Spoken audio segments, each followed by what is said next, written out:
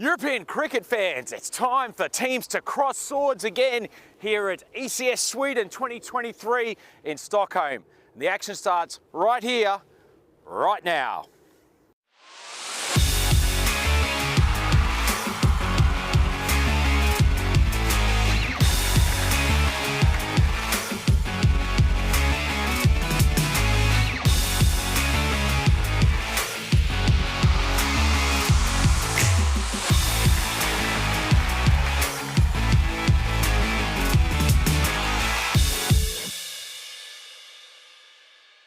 The European Cricket Series is proudly brought to you by HCL Software, FanCode, and Grizzly Bear Sports.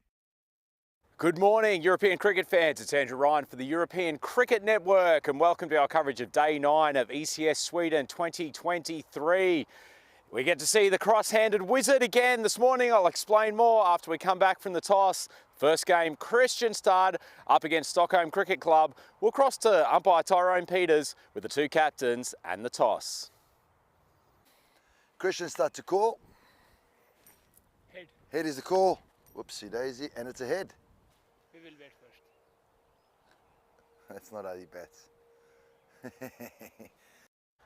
So there you have the result of the toss. The Kristianstad team, who only joined us yesterday to get their campaign underway, they have won the toss and they have elected to bat first, which gives us the delight of seeing the cross-handed wizard, isn't it, Waffa, come to the crease straight away. It's an extraordinary technique that he has that we've only seen on a couple of occasions here on the European Cricket Series. So instead of holding the bat in regulation fashion with the right hand down the bottom, he holds it with the left hand down the bottom and faces up like this, and somehow generates incredible power despite that non-orthodox way of playing. It's truly a sight to behold, is one of the great reasons for tuning in over the coming days to see his wizardry with the bat.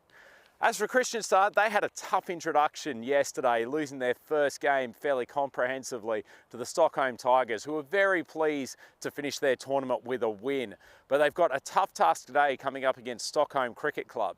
Stockholm Cricket Club, probably not one of the fancied teams before this tournament started, but they've managed to win a number of close games and have actually put themselves in a very, very good position to qualify for the semi-finals.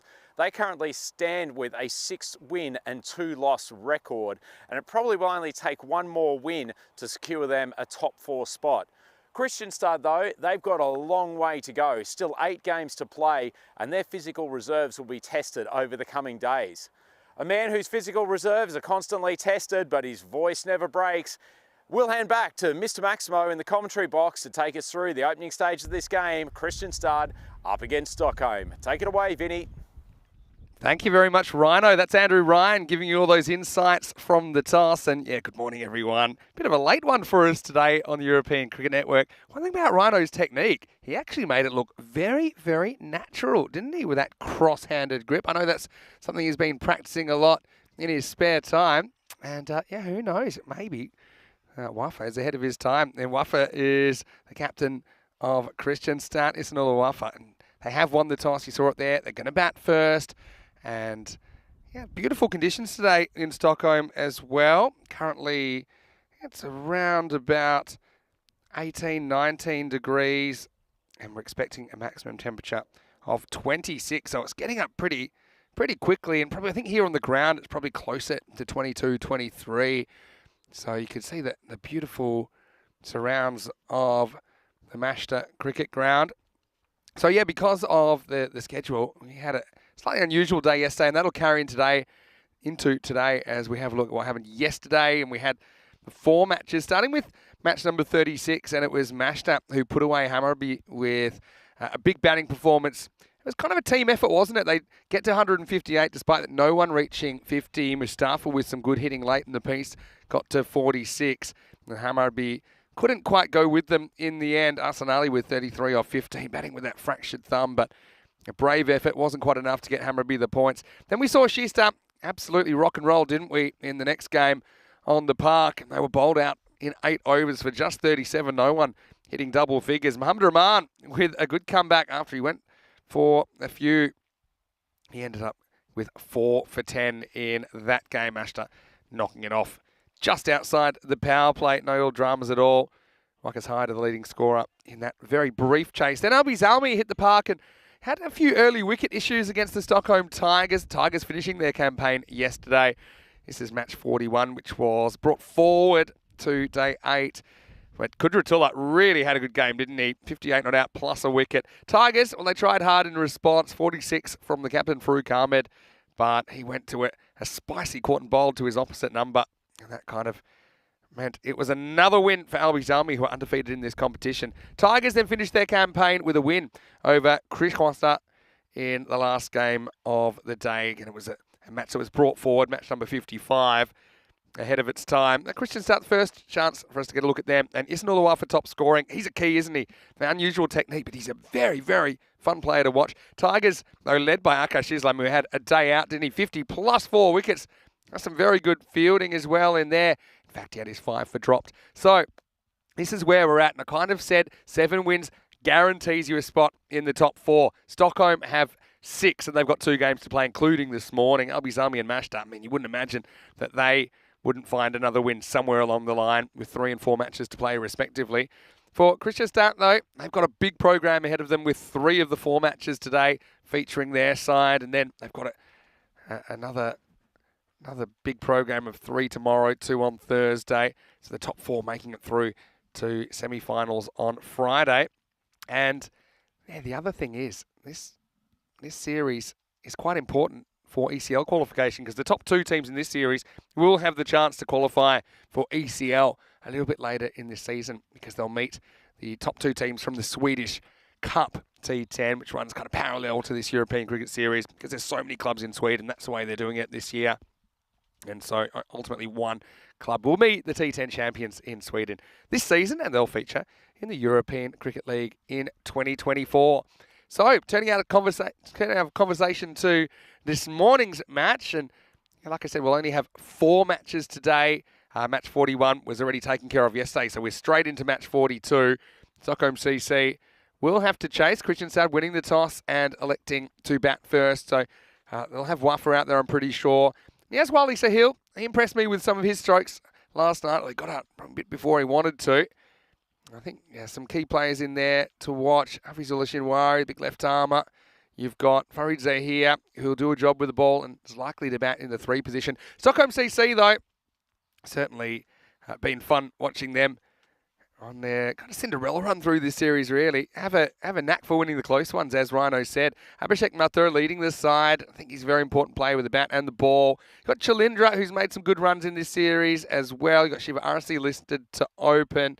You've got a decent amount of depth there when you're looking at that lineup. And I suppose, once again, we're seeing a team playing their second last round robin match against a team just playing their second. So it's a bit like last night with the Tigers playing Kristianstad in their last match. It was Kristianstad's first match. And just an interesting battle between those that are maybe a bit weathered in this series already against those that are pretty fresh, but maybe haven't found their touch yet. So let's see. Stockholm CC have had a bit of a layoff. We didn't see them yesterday, of course. So they are hitting the game, I suppose, as fresh as you could hope for.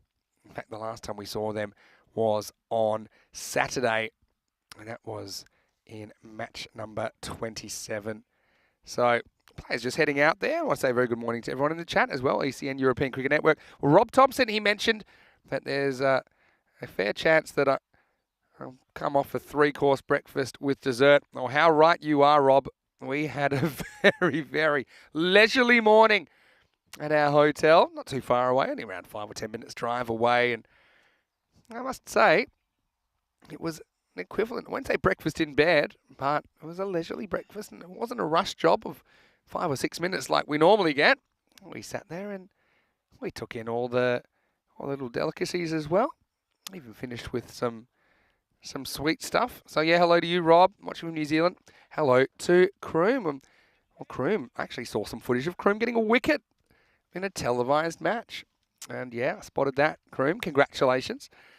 He enjoyed Rhino's impression of Waffa, but you'll get to see the real thing, although he won't be facing Sahil, who's going to face up first. I want to say hello to Dave B as well. Hello to Stephen Kelk, who's watching from the Netherlands.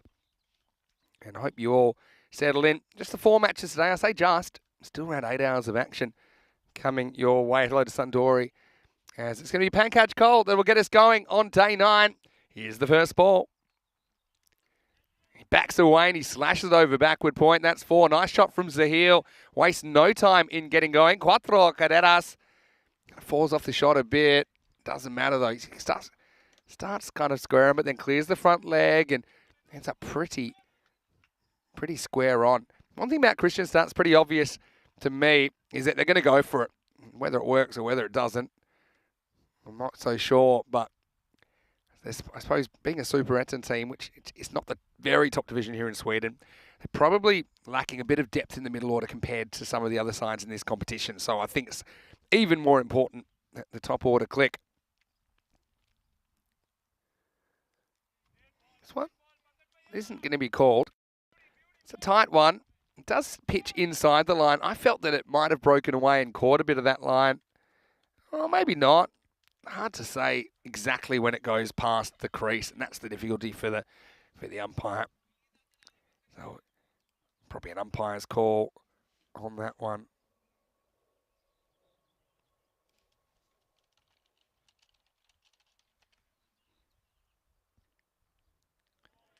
Once again, Sahil trying that kind of back away and slash. This one pretty much straight over the stumps. Cole keeps his poker face on.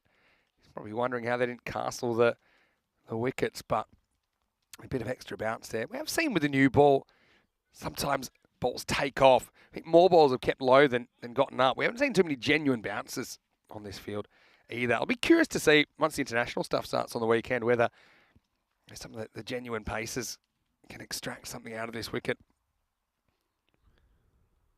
Now he does hit the stumps. Oh, well, as regular as the sun coming up in the east, you knew that Sahil was going to go for it. And Cole just kind of learns his lesson. He says, I'll get a bit fuller.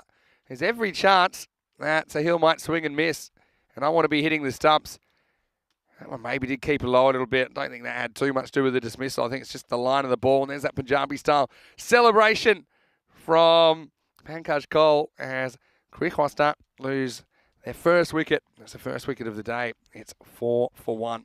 Yeah, Stockholm CC, for them, they'll be very, very happy if they can get a win here, bearing in mind that they will play a little bit later in the day against Sikif. And then if they could win that, then they'll actually go to the top of the table, although they'll have the chance to be caught up there. But you would love to also finish in the top 2, be the higher-ranked opponent. Bear in mind, those semi-finals are huge matches because the winners of the semi-finals have the chance to qualify for the ECL. It's Gujar who's the new batter. He comes out and deflects away for 1 first up. And so we'll get to see Waffa for the first time. And yeah, just look at his grip here. He's got that cross-handed grip. And he's ready to go. You see it there. Fairly open, deep in his crease. And this is a full ball, but it's going to be edged away for 4. Now, I did say yesterday that Waffa, the question will be, can he do with Yorkers? This is almost a Yorker, but not quite. The negative is, if they're not quite Yorkers, he does whack them. That wasn't off the middle, but still gets a boundary first ball. End of the over as well. The score is 9 for 1. Having a look at these. Oh, wow. Having a look at these expected scores. Well, Supercomputer, I don't think it is necessarily adjusted to our position on the globe here, because it's saying that Stockholm CC, who have a 6-2 record and have a chance to top the table, they are going to score 68. Wow, well, maybe know something we don't know. Christian Start expected to score 70. Yeah, I'm not so sure about those expected scores. I think perhaps they need to download the most recent update of Sweden 4.0. Anyway, here's Lagan to bowl over number 2. This one keeps down a little bit. Gujara swings and misses. So yeah, great opportunity for you to say hello to us. Hello to Ricardo. Where are you watching from, Ricardo? Nice to have you in the chat as well. Vinny Sandu here, Mr. Maximo for ECN. Andrew Ryan back with me shortly. Pitched up and hit, and this is going to go all the way. Maximo! It's a full ball, but not quite a Yorker. And Gurjia just kind of leans on it, doesn't he? Comes in, goes a bit inside out. It's not a bad technique. Might be a bit more effective than trying to hit across the ball like that, because you're pretty much effectively hitting it with a straighter bat. If you've got an in slanter. Vagan doesn't look particularly impressed with that. Gurjia with his hands the orthodox way on the bat. That's how you can tell these two apart.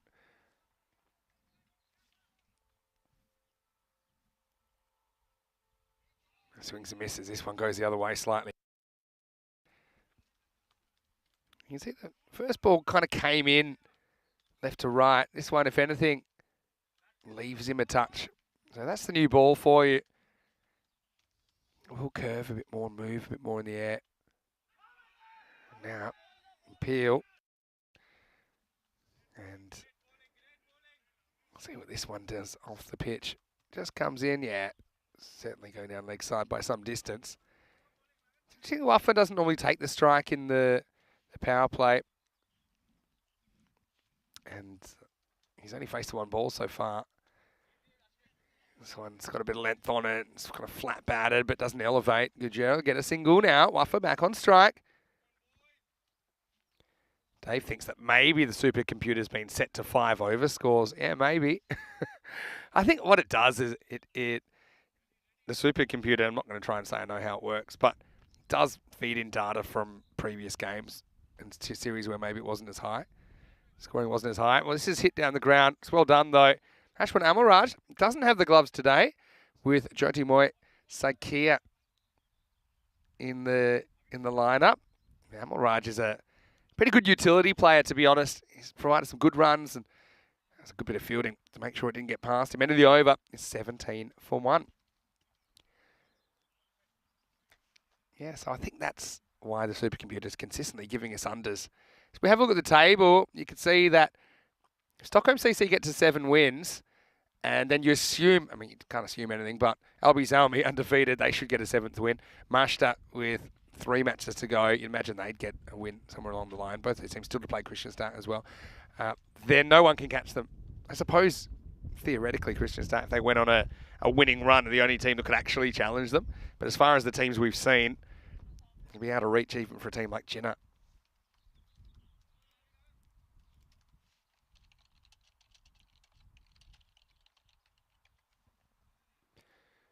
Pitched up and swing and a miss.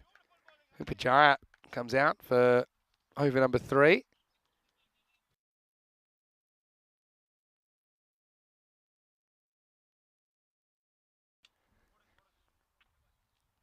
Yeah, there's that grip. We tried to pick it apart yesterday. And then this time, swings and misses.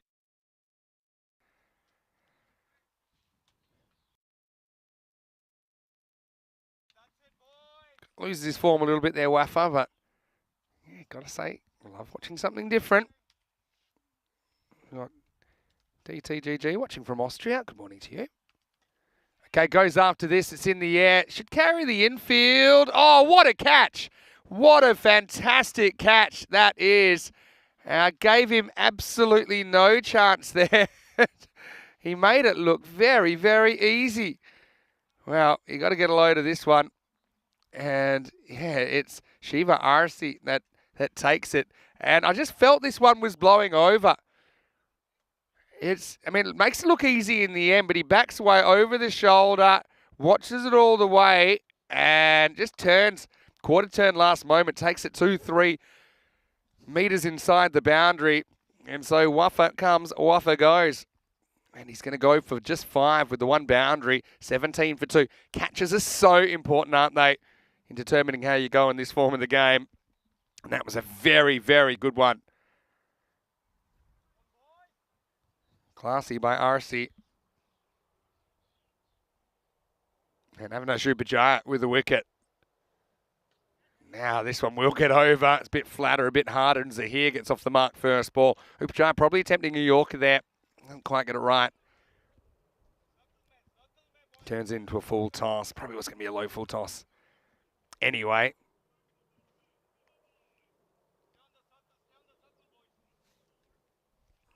Yeah, so this is going to be the test, I think, for Quijosta.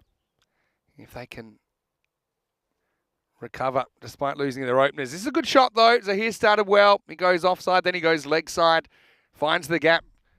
4 runs. Rashid has an itchy back. And I think Christian's done. They're itchy for some boundaries in this power play.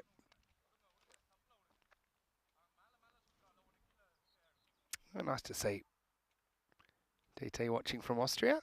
Slow ball, launches it, and that is going to travel the distance. Maximo!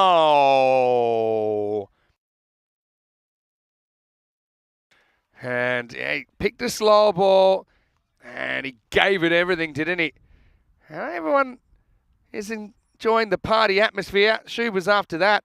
I tell you what, a good 6 deserves a good signal. And I've got to say, the umpires here, I'm loving the kind of swagger in that signal as well. Billy Bowden would have been proud of that. Anyway, it's the end of the power play. The score is 31 for 2. It's a good launch job from Zahir. He goes 4-4-6 off his 3 balls, and a wicket, if anything, speeds things up in the third. And so, yeah, probably a little bit less than they would have liked, but still turns into an acceptable power play. It looks like Pankaj Kaul is going to bowl over number 4, coming back after taking a wicket in the very first over. And coming back now into the commentary box for the first time today, in fact, is my partner. It's Andrew Ryan. Rhino, interesting start. Christian start, losing their openers, but on the counter-attack now. Certainly is. Thanks for the warm welcome, Vinny. Great to be back with you and all of the viewers for the first game today. See here, looking pretty good out there. 14 off 3, and with Wafa already back in the pavilion, they need these batters in the 3 and 4 position to step up. Good chat. Opens up, swings and misses. And how did you enjoy your slightly leisurely morning? You a bit of a late start today, of course, because we're starting at the time we normally start the second game. How did you spend it? Well, a bit of a late start, Vinny, but I didn't quite readjust my alarm in the same way that all of the other intelligent folks from the ECN team did. So early breakfast, a few morning stretches to get the body primed for 4 games of commentary today. Good way to start.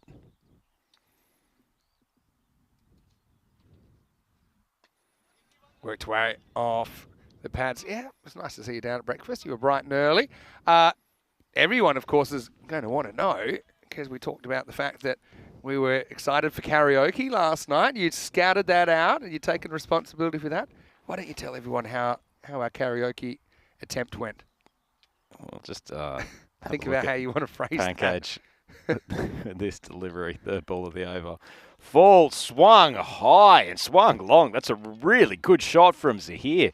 He's motored along to 20 off 4. Yeah, magical start, isn't it? And giving it both barrels, doesn't care about the extra outfielders. Yeah, so yep. we went there. We're all primed to go. Everyone was super excited. Yeah, talked it up. I think we were ready to give it both barrels on the microphone last night. So it turned up to the charming Anders Njagbar. Not sure my pronunciation is right there for the Swedish locals, which I saw last Monday night, chock full of karaoke superstars on a little jog through town. Fortunately, what I hadn't contemplated was that last Monday night was the day before National Sweden Day, and so it was a little bit of a special Monday night karaoke for the folks in Marsta. Pankaj come in. Yeah. And we were unceremoniously informed that no, there is Monday night karaoke at the bars. So we were 2 days. We were approximately 48 hours early to get a hold of the microphone. But after frequent efforts to talk up our abilities last night, they are pretty pumped about us coming on Wednesday. Yeah. So it turns out Rhino got the day wrong. So I've got the day wrong last night. I got my alarm wrong this morning. It's just been a buffoon-like administrative But the good news is, what I was worried might turn into a bit of a late night, of course, because we got a late start this morning. My head was on the pillow, I think, before the sunset. Oh. And so I had a very relaxing evening. Which, admittedly, contextually, could still be quite late, depending on what your version of sunset I'm not saying it was early. I'm just saying I was in bed before the sun went down. Before 1 a.m. Yeah. Long days. Over 18 hours of sunlight at the moment in Stockholm. Pankaj comes in now to Gujjar. Swings down the wrong line at this one. Nice bit of work from the keeper. Probably worth a look at the replay. It's the end of the over, but we'll still have a nibble at this one. Yeah, he's batter knew it was coming. And so he's watching and just has to get the bat down. I think he does just in time. Very casual dropping of the bat. It wasn't that far off. Yeah, I think the stumping, it's got to stay grounded. So they'll just check that it's grounded at the moment that the ball hits the stumps. You've got to be careful. If that bat bounces up, even if it's already been in, because it's not around, it's a stumping, then you do have to remain in contact with that area behind the line. Nice work from our crew there at Spring Productions. Last ball for Pankaj in his spell.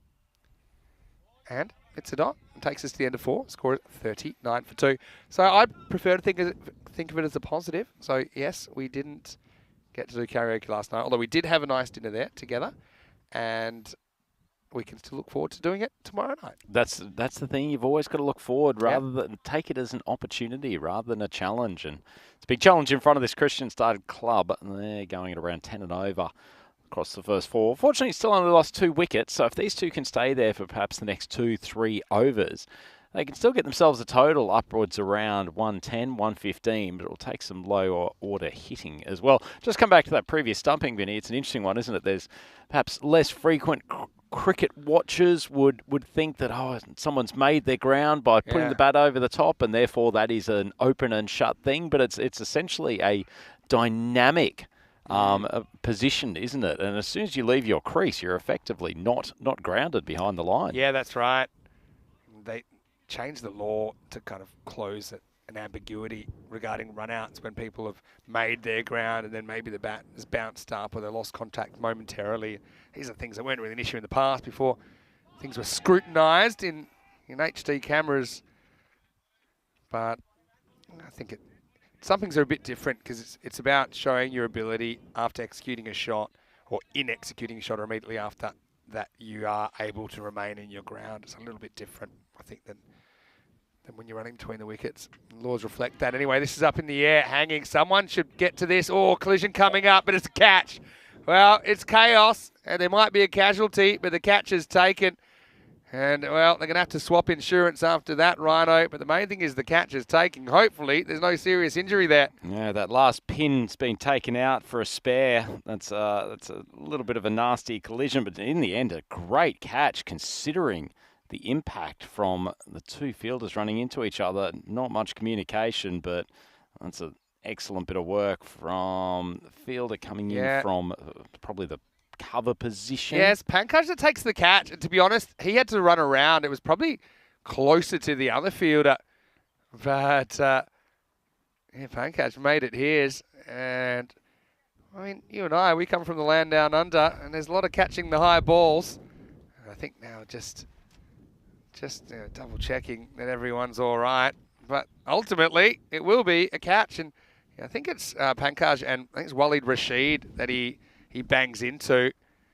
And he might just be coming off for a second. I think he's just going to come off and have a drink of water. I'll check him out.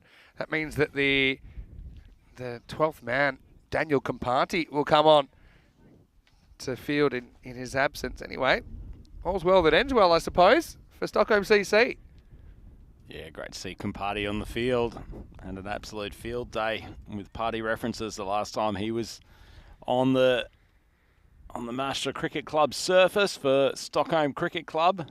Really, really good player. Surprised he hasn't had a few more opportunities in this tournament. But Big Matert, he just hits that good length, doesn't he, Vinny? And he's really hard to get away, particularly straight down the ground.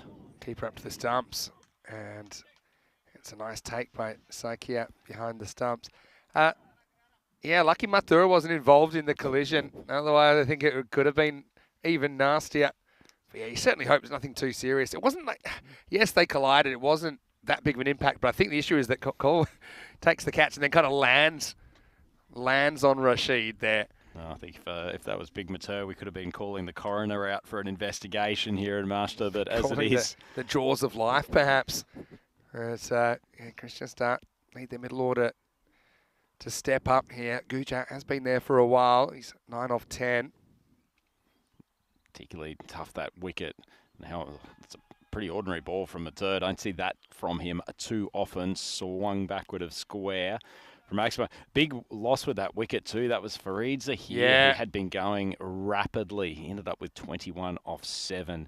Yeah. Probably the batter they really didn't want to lose out of that partnership. Exactly right. You know, I think it was 20 or 4, but a couple of dot balls, not finding the boundary for a couple of balls, went for it. And that's the risk, I suppose. It's the risk. It also shows what pressure can do. Just 1 or 2 dots in the T10 format, and just presses the batter to go harder than they otherwise might.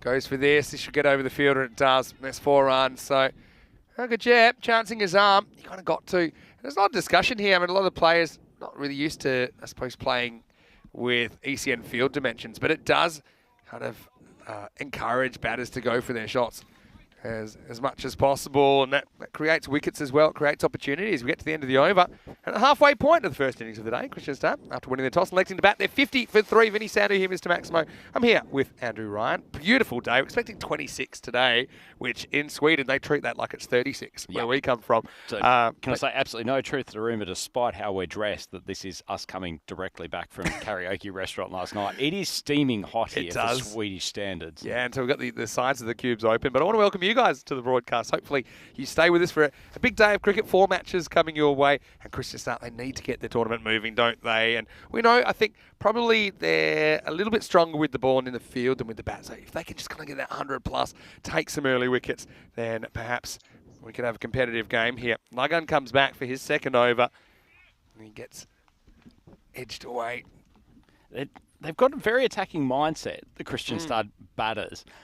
I just feel there's a little bit too much just swiping across the line, particularly on this ground here at Muster. It's such a quick outfield. Actually, if you just play the gaps, you will get balls going to the boundary without too many issues, whereas there's just too frequently big swipes to mid-wicket. Yeah, this one is going into a gap, and that will be 4.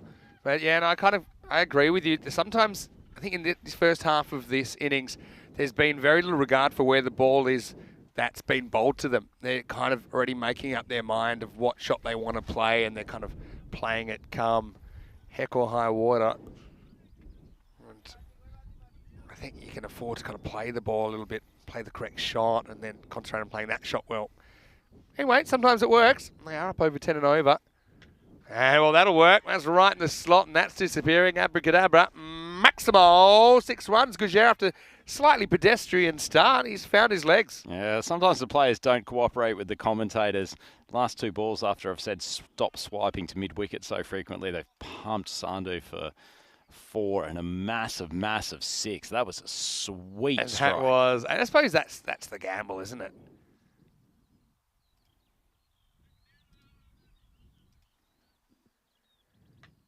This time he goes with the line of ball. That's a good shot, and that's going to go all the way as well. Maximo, good jam. It was 9 off 10, and suddenly he finds himself 35 off 15. He has found his mojo, and if he can continue this through the second half, could be a very competitive score on the board. Yeah, well, at least he opened up the body, and still big swing of the legs out to the leg side, but at least he opened up his midsection and carved that through the backward point area rather than trying to swipe it again over the leg side. Nicely struck shot, and boy, doesn't the ball ping off his bat. Hit down the ground, slightly awkward stop for Shiva. He's already shown he's an outstanding fielder. Make sure that's only a single. Yeah, he's really good in the field, isn't he, RC? Not a particularly tall man, but he helps him stay low and balanced to get to those balls. That ball is, probably notice, really kicks off the turf here. Tends to almost gain pace on that second bounce. Gets back with a dot. And it'll take us to the end of the 6th over, Christian Start. Yeah, they are 68 for 3 after 6. Well, not a bad position, are they, Vinny? And especially after a tough introduction last night against the Stockholm Tigers, in which they were beaten fairly comprehensively. They've got themselves back in order overnight. Fair play to them too. Long drive from the lovely Christian Start area, and they didn't have a huge amount of rest before that game yesterday, so probably to be expected that they wouldn't have been at their best. But they're actually looking good here against one of the teams that is very much fighting for a finals berth. Oh, for sure. Stockholm CC, mentioned they'll play twice today. So if they win at least one of those games, they'll guarantee themselves a spot in the final. if they don't win either.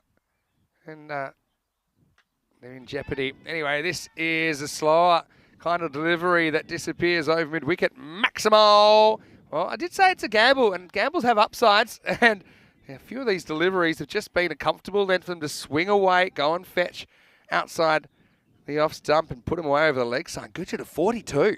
Yep, he is striking it nicely at the moment. Really, really cleanly coming off his bat.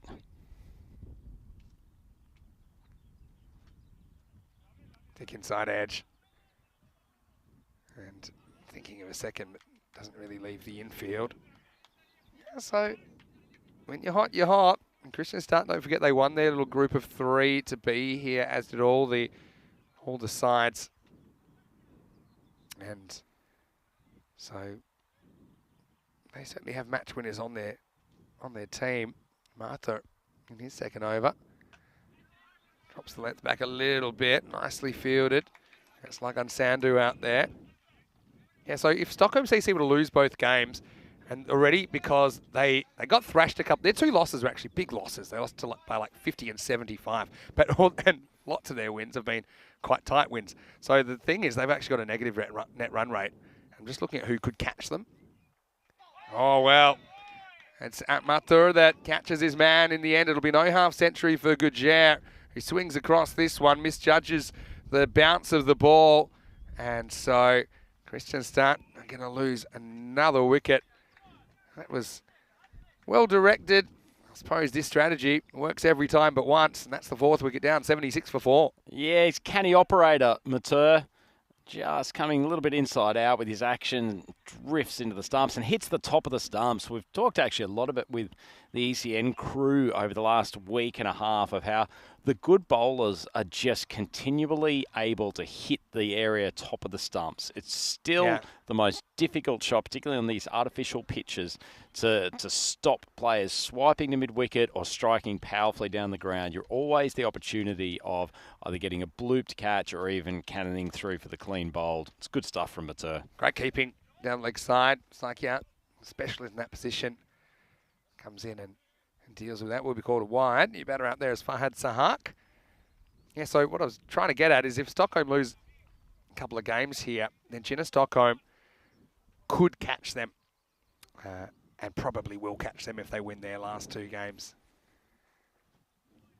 Nice change up from Matur there. Just the ball floating a touch. Just keeping the batters on their toes, not able to stand there and repeat the same shot again and again. Having said that, Chinna, their 2 games are Christian Start and mashed up. So we'll see them tomorrow. So Stockholm don't pick up any wins here. They've got a nervous day of cricket watching tomorrow. As long as they can pick up a win somewhere, I think we know they'll be in the finals and Chinna will miss out. End of the over? End of the over. Yeah. And Christian Start, 79 for 4. Rhino Rolling along pretty well, but plenty more action to come on the ECN, Vinny. So much more action coming in this tournament, but also, into the weekend with the ECIs. We've got Romania starting on Monday, and I'll be catching the overnight flight to bring the action from Warravlasia on Monday morning in the ECS. Now, we've also got some bonus content, and believe it or not, it's only about a week and a bit away from our Bulgaria T20 Internationals, which Charlie Hunt will be bringing you that action. Then he's going to be in Hungary with Rico for that ECS. A bit of Corey in Hungary as well, but then Corey's going to go to the Netherlands, back to his country of residence for the T20 National Women's Tri Series. That should be a very good one as well, featuring a non-European side, in fact, because Netherlands, Scotland and Thailand, I believe, are going to be playing in that one. More cricket in the Czech Republic, Switzerland soon after that. Perhaps even more cricket than that coming up in the next couple of months. So, join us for plenty more big summer of cricket, as it is going to be Shiva Arsi comes on for the death overs, over number 8, and it starts with a single. Hello to Binge Watcher as well. Nice to have you with us. And what do you guys think? Do you think that, let's say they keep going at this rate, the 110 or so, do you think Christian Start are able to defend that? Big Swing across the line. That's going to be 4. So it doesn't get a lot of it, but gets enough. RC probably doesn't put it in the right spot here. Check out the bounce of the ball. Just a little bit short, and only a little bit, but it gives the batter more options, doesn't it? And this outfield, all the way, it has been lightning fast, Rhino. Yeah, it's only getting quicker and quicker, Vinny. It's been very dry, long, sun-filled days, which is beautiful to experience, probably less enjoyable if you're a blade of grass. Steps across, cracks it to point, sends his partner back. Scramble back, probably would have got a run if they'd gone straight away. Was enough saying that the Christian Start batters are not consistent. They might not be consistent with their results, but I think their approach is pretty consistent. I think they're pretty much trying to attack every ball. I think they are premeditating a little bit too much. Probably just my only feedback. Steps across and pumps it for 6. And, well, case in point right here. And that goes miles over any boundary. Maximo. Sometimes they do, sometimes they don't. But when they do, it looks sweet. Yeah, well, consistency's not much fun to watch, particularly compared to smoking powerful sixes straight down the ground. That's a glorious shot. One just thing to note on that shot, just the whip of his wrist through the ball. And you see this from almost all of the Christian State guys. Their techniques are almost tailor-made for this T10 game, where it is all about just creating as much whip through the ball as possible. And they're generating a lot of power. I also think maybe the bowling hasn't been great when we've made those really early moves across in their crease. I think they could afford to go full on at the stumps and kind of cramp them for room. They're wanting a little bit of room to free their arms for those kind of shots. I think you can probably attack the stumps a bit more, maybe get a bit fuller. Once again, gives him some length to work with, and he pumps it out of here. Maximo! Back-to-back for Sahart and Christian Start, fighting for every run. And it's fun to watch. Yeah, that's like the issue with RC, even where if he hits the top of those stumps, normally it's from a decent short of a length ball, so the batters are feeling more comfortable getting back in their crease and slapping him over to mid-wicket. He's probably got to be fuller than the rest of the bowling lineup. Bit fuller, but not full enough. And it's adios pelota, Maximo. 3 in a row as RC goes magical. And Christian Start, well, middle order is responding, isn't it? And Sahak moves into the 20s. A magical start for him. 8 overs down, and the 100's up as well. It is 102 for 4. Yeah, easy for us to be analysing the strategy of the bowlers in the box when basically anything that's pitched on or near the batter is going to be at least attempted to be smacked away on the leg side. That Christian State run rate's got a nice boost. We were talking about maybe 105, 110 for them going back 4 overs. As it is, they're up to 102 for 4 after 8, so still 12 balls. And slightly nervous times for Stockholm Cricket Club. Yeah. They're probably 1 or 2 batters down today, and if they have a chase of 130, Kristianstad, with their bowling attack, they'll be really, really in this contest. 100%. And so go to the 9th. We say it all happens in the 9th. It's going to be Avinash Ubajaya to come back. Well, Sid's saying he's a bit sad because he's lost his green colour in the chat. I think that's because someone gifted you a membership, Sid. So are you able to become a member in your part of the world? I think it's available to some countries only. This is a wild delivery. And now it's very good heads-up play. This is almost like stealing a base in baseball. Just have a look at this. Sahak at the non-striker's end. He wants the strike, doesn't he? Sees the keeper, takes it and rolls and takes his eye off the play slightly. And then that was a good take by Sakia first up, but he can't prevent the extra run. Should see more of it, to be honest, Vinny. Pretty difficult for the wicket keeper to execute a run out when they've had to dive for a ball there, particularly when keeping back to a pace bowler. Yeah, it's going to be a wide. And yeah, once again, Sahak trying to control the strike. And then some people might say, okay, has he moved across before the ball's bowled here? I mean, not a huge movement before the ball's bowled, is there? Yeah, some people might be wrong, Vinny. I think it's a perfectly legitimate call from the umpire.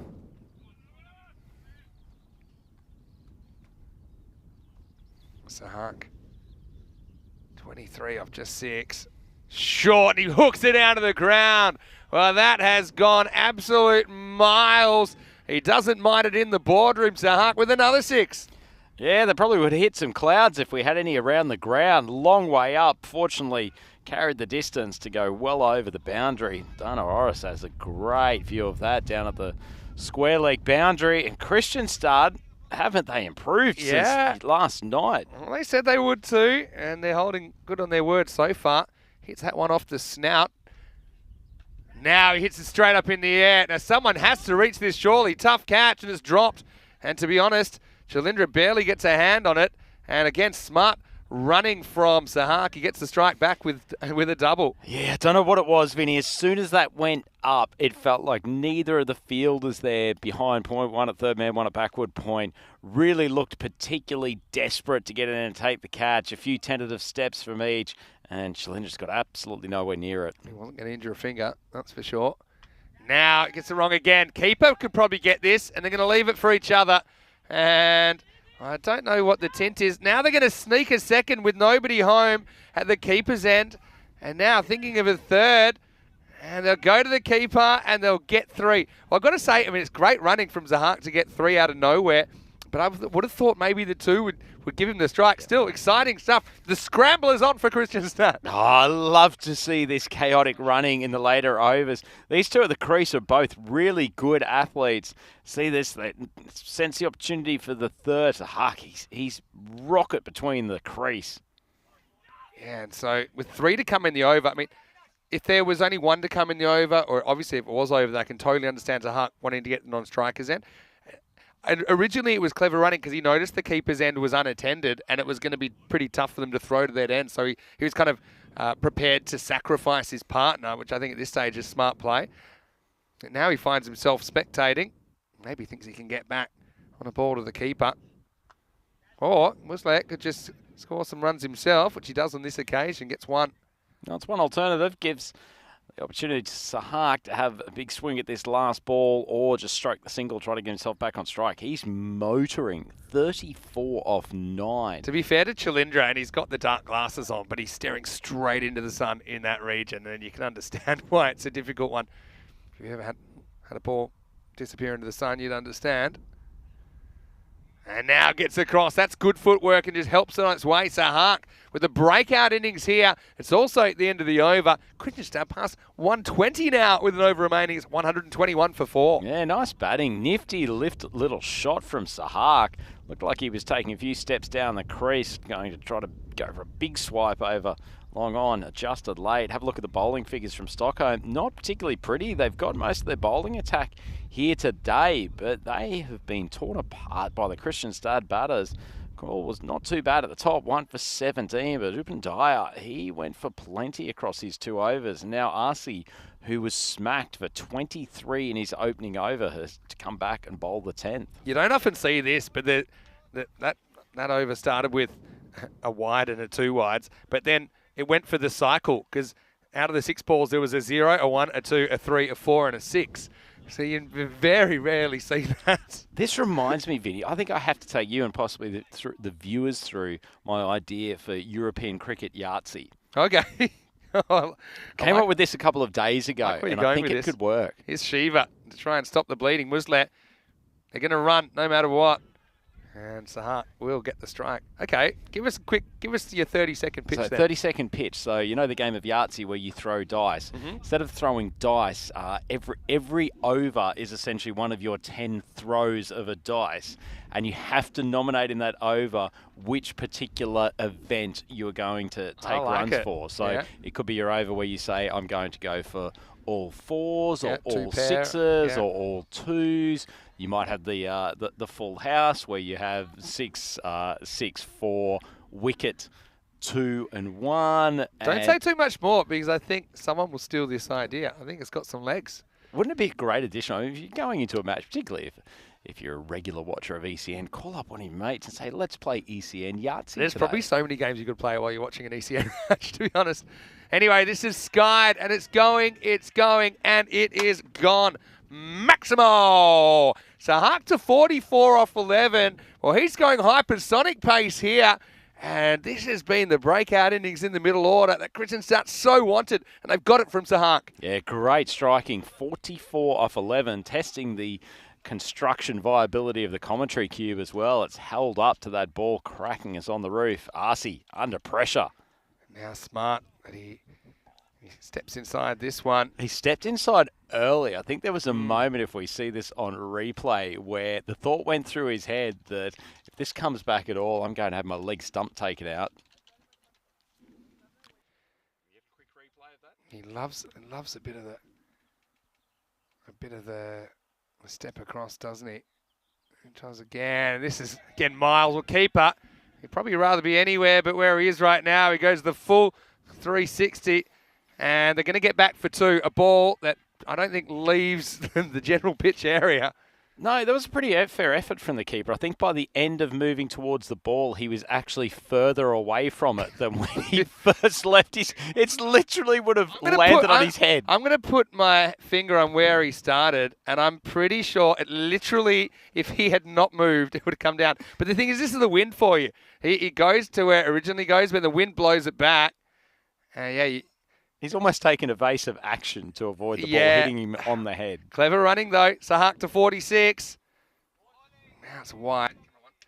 You see, again, he's got that trigger across, doesn't he, Sahak? I like the way he's controlled the strike, though, in this innings with some innovative running as well. Certainly has. Tell you what, he's quickly becoming one of my favourite players in this tournament. He's all action, isn't he? That's a good example. His pre-movement is one stump outside off. Now, even if you move the line one stump, it's straight over the line. It's still a wide. This will be a wide as well. But yeah, cat in a hot tin roof style, isn't he, at the moment, Sahak? And somehow this score's now 132. This has been a great innings from Christian Start. Fantastic entertainment to watch. Great way to get us kicked off on day 9. I see, he's gone for 35. Still 3 balls to go in this innings. Watches another one, gets another wide. Yeah, smart cricket from Sahak. That's 3 consecutive wides. He knows where RC is trying to bowl, and so there's a good chance that ball's going to end up outside the wide line, and it's done it 3 consecutive times. Most of them are right, though. He's been pretty good at the calls. He steps across this far, so if you move the line that far, still. So a few words coming in from Parkage, the experienced campaigner, just to settle RC down. This is one way of slowing Sahak down in a way. It's kind of cooled him off a bit. But he's got the immunity cloak really with 3 to come. Can he get them over the 140? Another wide. This is wide by a long way. Well, he may not need to get there himself. It may just be off the back of RC. I mean, he's trying to execute that plan. We know exactly what he's doing. He's just missing his target. And admittedly, it's not a particularly big target the way that Sahak is batting. I like the work from Dave in the chat, who's channeled Jaws, the movie, by saying Sahak attack. It is really, isn't it? Great. That's actually one of the better ones. He's going around the wicket now, trying something different. You don't mind that. For me, I still think, don't try and beat him wide. I'd just probably go full and straight here. See if he can sneak one through him. Instead, he does go wide, another wide. Oh, count him up. I think that might be the 6th wide in the over. Lucky this is the 10th over and not one in which the countdown clock was still there. That is true. But I think you're trying to beat him at his own game. I'd probably go and play my own game and try and take out his poles if he's going to get that far across.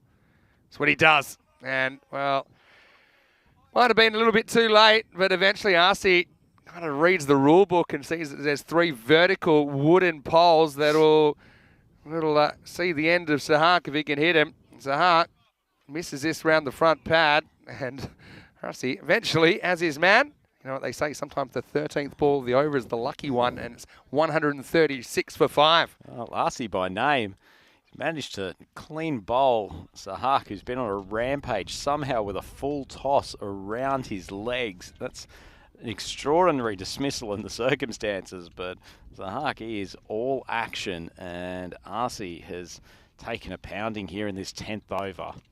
That is a really, really great innings from Sahak. RC 1 for 38. He's still got 2 balls to go. He's probably getting tired by this stage, Vinny.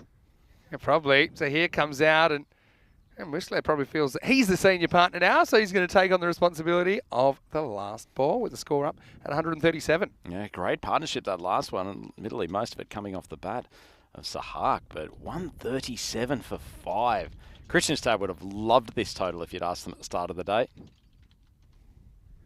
All right, Whistler hitting this. Yeah, end of the bat job. Don't see it being anything more than one, even if they were to try. And they won't try it. So it's going to end up 138 for 5. Christian start to winning the toss and electing to bat. The score to chase, or the target to chase, will be 139 for Stockholm CC to nail down a spot in the finals. And Stockholm CC, I think they will be confident they've got the batting to do this, but they are going to have to bat well. We have seen some chasers around this kind of range, but you're going to have to bat well. And Christian start, well, they didn't have an ideal start, did they? So he'll swing all round one. And he was out there with Wafa. Pankaj did get hit early, but then he hit back, didn't he, Wafa?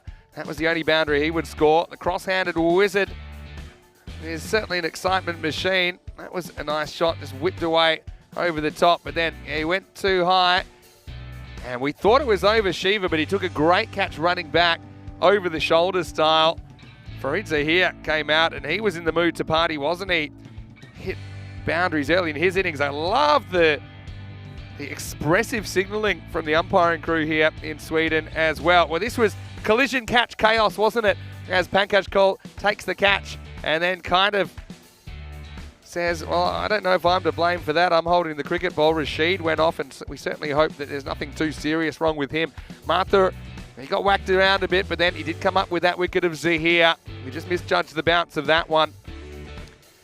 But this innings would be very notable for the turnaround job from Farhad Sahak, who ended up scoring 46 off just 13 deliveries. He seemed to be around for a lot longer than that. He was also very good at extracting wides and extracting extra runs, which just allowed him to control the strike somewhat. Shalindra just struggling with the sun that provides fuel and sustenance to all of us on planet Earth, but he wasn't too impressed with it at that stage. This is one that pretty much landed where the keeper started, but the wind blew it away and it blew him back as well. Sahak just kept kind of showing the treasure, didn't he? Eventually, RC was able to cash in, but not before he'd bowled 6 individual wide deliveries in that last over. 17 came off it, and after they were 79 off 7, they end up scoring 58, or 59 even, 59 off the last 3 overs. So just think of that in like a power play context, a 59-run power play, 59-run last 3 overs gets the Kristianstad side to 138. Gujjar with 43. Let's not forget his innings as well, as he broke out after a slightly slow start. Mention the contributions in there of Farid here, 21 off 7. But Sahak stole the show, didn't he? 46 off 13 with 5 maximos and 2 fours. As far as the bowling went, Pankaj Kaul held up his end, didn't he? 1 for 17 off his 2 overs. Also a good catch, although it resulted in Rashid leaving the field. Apart from that, we saw 2 for 22. Mathur put in a pretty good effort as well. Vijaya and RC with the wickets, but a little bit off, weren't they? In particular, RC delivering 6 wides during his spell, and yeah, that just made that Kristianstad score a little bit inflated, I think. So there was some good batting in there. I also think sometimes the bowlers didn't have quite the right tactics to counter the fairly predictable approach of Kristianstad, who like to go outside, take ball style, get deep in the crease, and trying to lift the ball up mostly over the leg side. We'll take a break. We'll be back in a few minutes with the chase. Stockholm CC. Can they come out and do the business? These are the kind of games, if they want to be a top 4 side, these are the kind of games they need to be able to find a way to win. Kristianstad, though, they're eyeing off the points here. First up on a Tuesday morning, Vinny Sandu here, Mr. Maximo, with Andrew Ryan. We're back very shortly from beautiful Stockholm in Sweden for more FanCode European Cricket Series.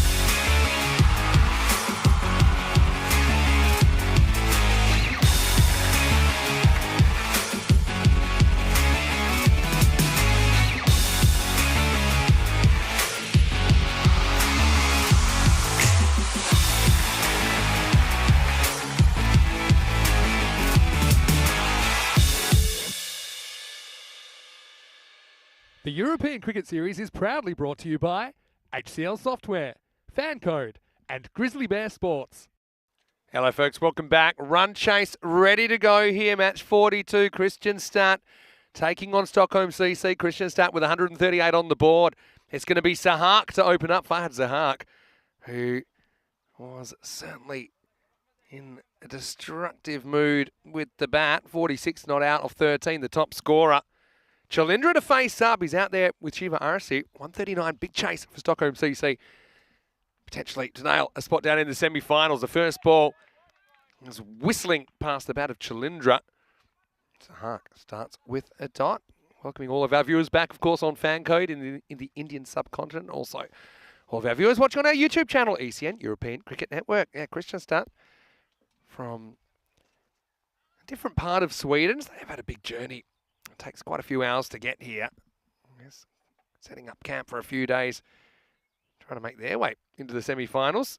This one has worked off the stumps from Chalindra, but well knocked down in the infield. They're going to take on a second, and they'll get there. It's a good stop. First up from the left armour, Hafizullah Shinwari. So I think the fielding's super important for Kristianstad in this chase. If you look at the score they've got, it's a pretty good score. I think it's about 15 over par. If you look at what's been going on so far over the first 8 days or so.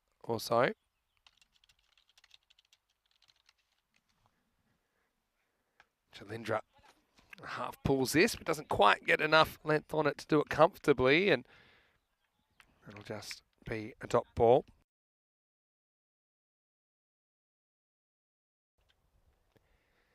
Yeah, so Hark's a lively character, isn't he? We saw him kind of outfox the opposition in that innings of 46. Now he's getting the ball to talk and really gets that rising. I have said that with the new ball, we have seen some taking off. I think it's a good surface. I think it offers something to the bowlers. I think that might be about running in front of the umpire or not getting off the pitch fast enough. Let's see what we gather here. Yeah, I think that's the issue. You see, it takes a while to get off, and the umpire's saying, hey, I can't really see. So if you do me a favour and get out of the way once you bowl, that'd be great. And that is good umpiring. Oh dear. This one gets away. It's actually a pretty good stop from Sahil down the leg side. That could have quite easily gone for that minimo, the 5 wides, but will be 2 wides in the end.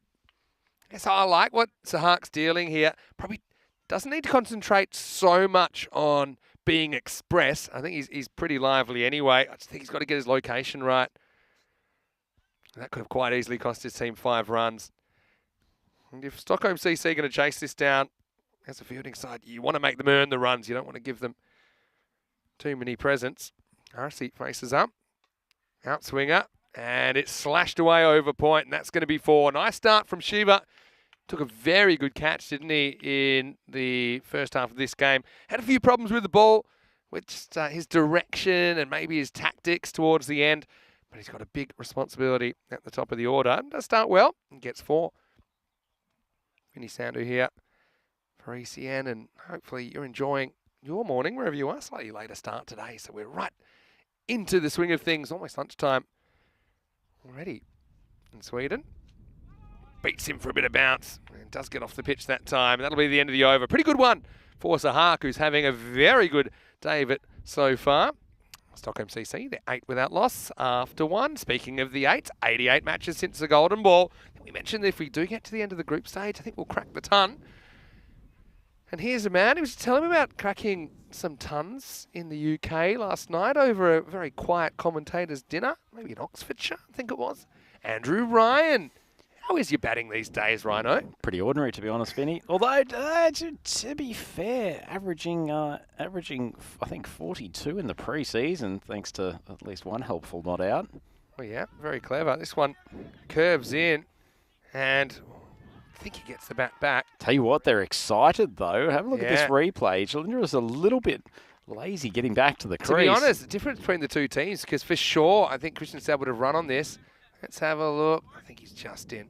Yeah, just in. Yeah, you're right. Kristianstad took every opportunity where the wicketkeeper was taken out of position, just showing the advantage of a young, fit, healthy team that's very quick between the wickets, ultra aggressive. They've started well, haven't they, in this bowling effort? There's just a little vibe about them. And one thing I loved, Vinny, this morning was that they were here early, got into the net, and just got some practice in for 15 or 20 minutes before the game. It's a minor thing, but it shows one thing, attitude and a desire to really get yourself prepped to perform well, but also just those little moments, even if it's 10 balls for a batter in the nets pre-game, can make a big difference. Yeah, that's true. Absolutely true. Shinwari. Sling it in. This is going to be a no ball. It's too high, and it's going to be dropped anyway. Good time to drop one if it is a no ball. But he just gets his length wrong on that occasion. So free hit coming up. Yeah, not a great ball. Probably the first major error they've made with the ball in hand. Shinwari coming around the wicket. Got to be able to find his Yorker now. Arcee's got a good range of shots. What does Arcee do here? Does he do something funky? Or he'll create space to off. He No, just stands that's complete still opposite. and doesn't. Oh, he does get it over the field. That'll be 4. Oh, again, that's one that it doesn't really matter if you catch or not, but you do have to get hands on it. Freudze here had to back out of the circle. Another full toss. This time not as dramatic, but does cost Kristianstad 4 runs. Yeah, Fielder probably should have done a little bit better. He tracked back well, actually, made good ground, but as he rose, just unfortunately the ball spilled through his hands. Obviously not a catching opportunity as such because of the free hit, but needed to stop the boundary there, Fred. Short and put away. This isn't a good ball, and Shinwari just hasn't found the handle so far. This is the over that Stockholm CC needed just as they fell behind in the first. They're making him up in the second. Yeah, RC, he's got that high backlift already set. It's almost the easiest shot for him to play. He's just transferring the hands across the front of the body, and it's all very uncomplicated. Said he's got a nice range of shots. Plays to the offside very well as well. Has quite a bit of power for a smaller batter, but Shinwari, he's under a bit of pressure now. 10 off 3. Needs to get back on track. Needs to get his location, just pressing across the top of off stump. Well, this time it's got to be a chance. It's not an easy one at all. Who wants it? It's taken. Well, he made that look very easy, and it wasn't. We've seen a lot of high catches spilt. So RC gets 12, and Shinwari gets a run eventually, and he gets his man. It's 18 for 1. Yeah, much better ball from Shinwari. Just a little bit of nibble away, pitching on off stump. Forced to RC to try to fetch it to take it to leg. And as you say, Vinny, that's an excellent catch. Good early call. Gave himself the time to get settled. Nicely snared. And guess who? Farhad Sahak does it again. He's been everywhere in this game. And you mentioned Kristianstad, coming out here trying to hit a few balls before the day's play. This is on a day when they've got 3 matches anyway, but they certainly want to be ready. And at the moment, I think that enthusiasm is carrying them a long way. One thing they would have wanted is a competitive score on the board or better. They've got that. And a very nice piece of fielding, especially after they kind of leaked to 4 earlier in the over with a ball that might have been kept in the field of play. But Sahak takes a good catch there. Hafizullah Shinwari gets it right for the first time, has success. But here is a big stumbling block for Kristianstad because it's the captain, Abhishek Mathur, coming out at the 3 position. Gets a thick inside edge first up and gets a run. Yeah, important wicket. He's been a mainstay in the batting lineup, and he can hit big and get a total racing in a short space of time. Tell you what, Vinny, it would have been very easy to write off Kristianstad after their performance last night. They looked all out of sorts and to a certain extent almost outclassed against the Stockholm Tigers, who had struggles themselves in this tournament. But haven't they looked great today? There's just a good selection of athletes. They move well in the field, and bowling's quick. It's a nice group. Oh, that just misses. Chalindra's lucky to survive. Doesn't quite swing back enough to take out the off pole. Have a look at this one. Lovely left arm over the wicket bowling. And this is why I love left armers just staying over the wicket to the right-handed batters as we see the end of the over and Stockholm CC 19 for 1. That's having a look at that table, Vinny. They're in prime position to qualify for the top 4. Yeah. But it is still very possible for them to miss out. And this is a game that they would have identified. Come here on Tuesday morning, get this win in the box, and then we can relax for the last one. That's right. Here's Waffa. He's bowling over number 3. And for all his unorthodox technique of of his batting, he's a fairly orthodox right-arm seam bowler. Sort of really want him to bowl off the wrong foot Yeah, or or to do something something like that. crazy. He's a fun player to watch, no matter what he's doing, though. Pitched up, has Chalindra reaching. Chalindra, a half century in the series, hasn't a bad series at all. Probably hasn't had the greatest day so far. He was in a fielding position, even though he had the darkest glasses of anyone on the side. He didn't get close to a couple of high balls that came in his direction. And he hasn't had a very strong start to this innings, though. He's still there. This one takes off a bit from Wafa and gets past Mathur. Yeah, they've got some pace in this bowling lineup, haven't they? Yeah. So Hark bowled the opening over. He rips it through, and Wafa gets some lift off the deck. Shinwari is able to swing it. It's a good bowling unit. You can see why they've had success in the local domestic T10 contests. Wicked away, but doesn't beat the field. They don't take the run. It's the over they kind of needed to steady. And already we've seen momentum swings in this game, haven't we? We saw just 2 runs off the first 4 balls, then we saw a bit of a flurry of runs, but now in the last 6 balls, we've only had 2 runs again. So you've had all those actual runs in the power play through the middle section. Yeah, that last ball, Vinny, if you're going to bowl that short of a length, bend your back and get the bounce, and that's precisely what Wafa did. Now I guess stroked away for 1, and it's decent power play for the Christian start, trying to defend this score of 138. Stockholm CC behind the 8 ball after 3 overs. The score is 22 for 1. Yeah, nice start for the boys from Kristianstad. And Stockholm, they've got a bit of an uphill battle to get back in this game. Happy they've only lost the 1 wicket. Certainly Chalindra and Matur have scored quickly throughout this tournament, but that's an excellent power play for the Kristianstad bowlers, only going for 22 off their 3 overs. One thing I'd like to pick up on as an important point here, Vinny, is the Kristianstad fielding group. How many of them are wearing fashionable sunglasses out there while patrolling the infield and the outfield? Yeah, very good observation. Yeah, they look the part. I like their It's almost like an uniforms. episode of Kristianstad Miami Vice, expecting Don Johnson and Philip Michael Thomas to come striding out of the dressing room. That takes me back. Anyway, this is gone. Zahir comes on and gets one to shoot through on Mathur, who plays all around it. And the captain falls. Kristianstad well ahead now. It's 22 for 2. Well, Zahir, not the easiest guy to pick up, as Sahil finds out, but he has picked up a big wicket. Certainly has. And while that's a little bit unlucky for Matur, the bowler awarded for hitting a good length and getting on the stumps. It looked like it jagged back a bit off that depression in the middle of the pitch, but a nice piece of bowling. And one of the big guns back to the dressing room. And this is looking like a boil over, Vinny. The Stockholm boys, 22 for 2, only 6.5 overs to go. They are running out of balls. Yeah, and so this guy has a lot of responsibility. For me, it's Ashwin Amalraj that's coming out at 4. I mentioned these are very good utility players. He's able to fill a variety of roles in this side. He's in the role of number 4 batter now and needs to put together an innings and doesn't have too long to do it either. Because, yeah, you can't spend too long before playing your shots.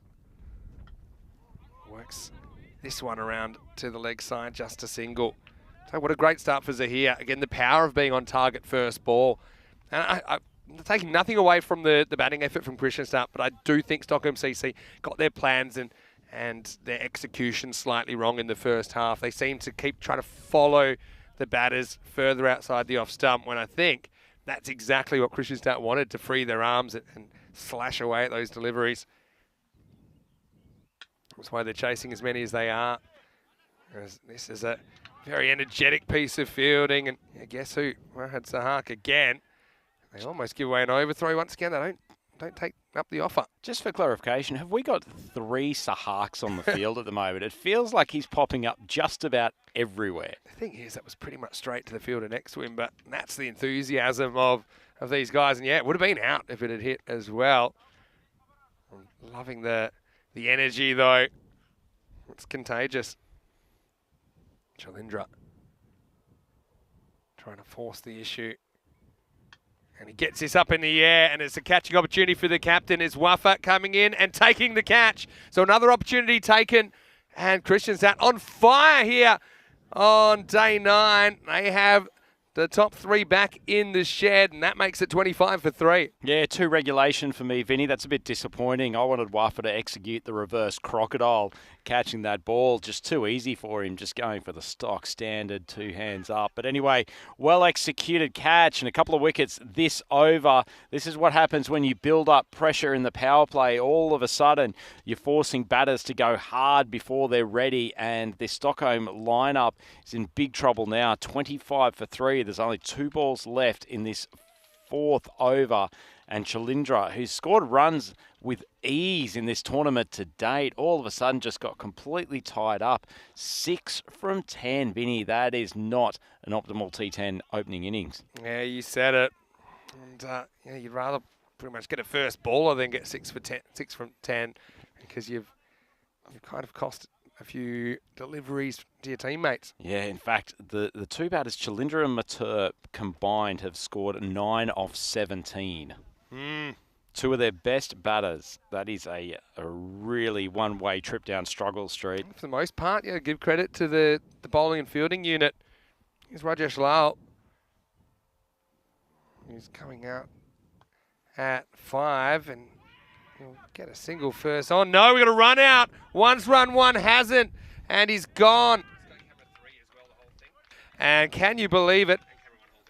Oh well, Lal hits it. He watches the ball, and he's run out Amalraj.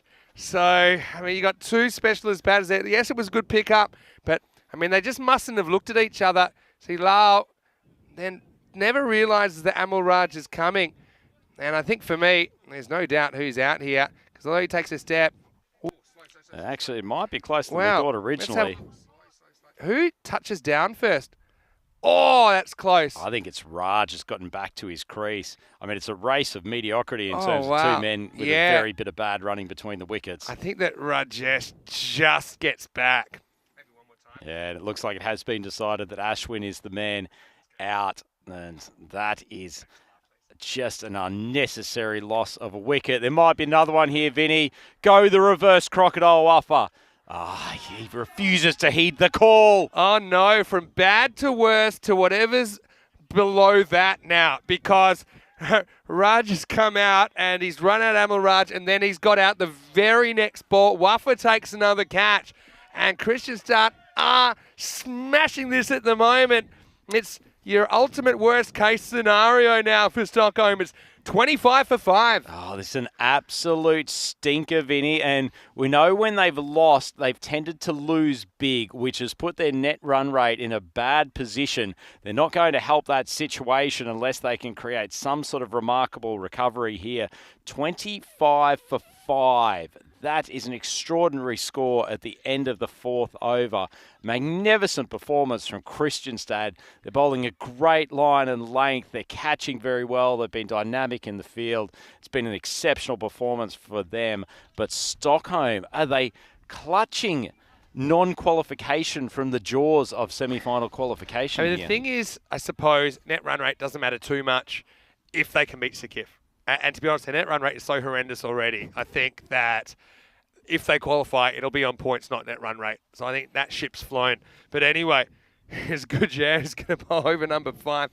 It's 25 for 5. I guess where net run rate will be very important is if they lose that game against Sikif and the boys from Jinnah can close the tournament well, the Jinnah will very likely have a better run rate than them. That's my point. So I don't think that whatever happens in this game will actually, for example, even if they were to push them all the way but still lose both matches today by short margins, I still think that Jinnah with 2 wins will have a better net run rate. So I think for them, it's all about getting a win at some point and qualifying on points.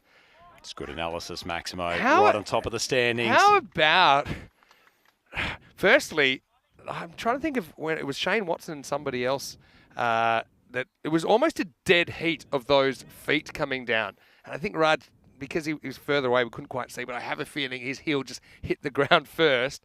But otherwise, Amalraj would have survived, which I suppose would have been a better result if you knew that Rajesh was going to get out the very next ball. This is wide. Yeah, we haven't spoken about the bigger evil here, Vinny, in the fact that I didn't hear a single call. And we sometimes refer to the ECS about they're not looking at each other and the like. There is one thing you can always trust, to use your voice and make sure it's heard by your partner. I haven't heard a single yes, yes, yes. The batsman's playing a pull shot.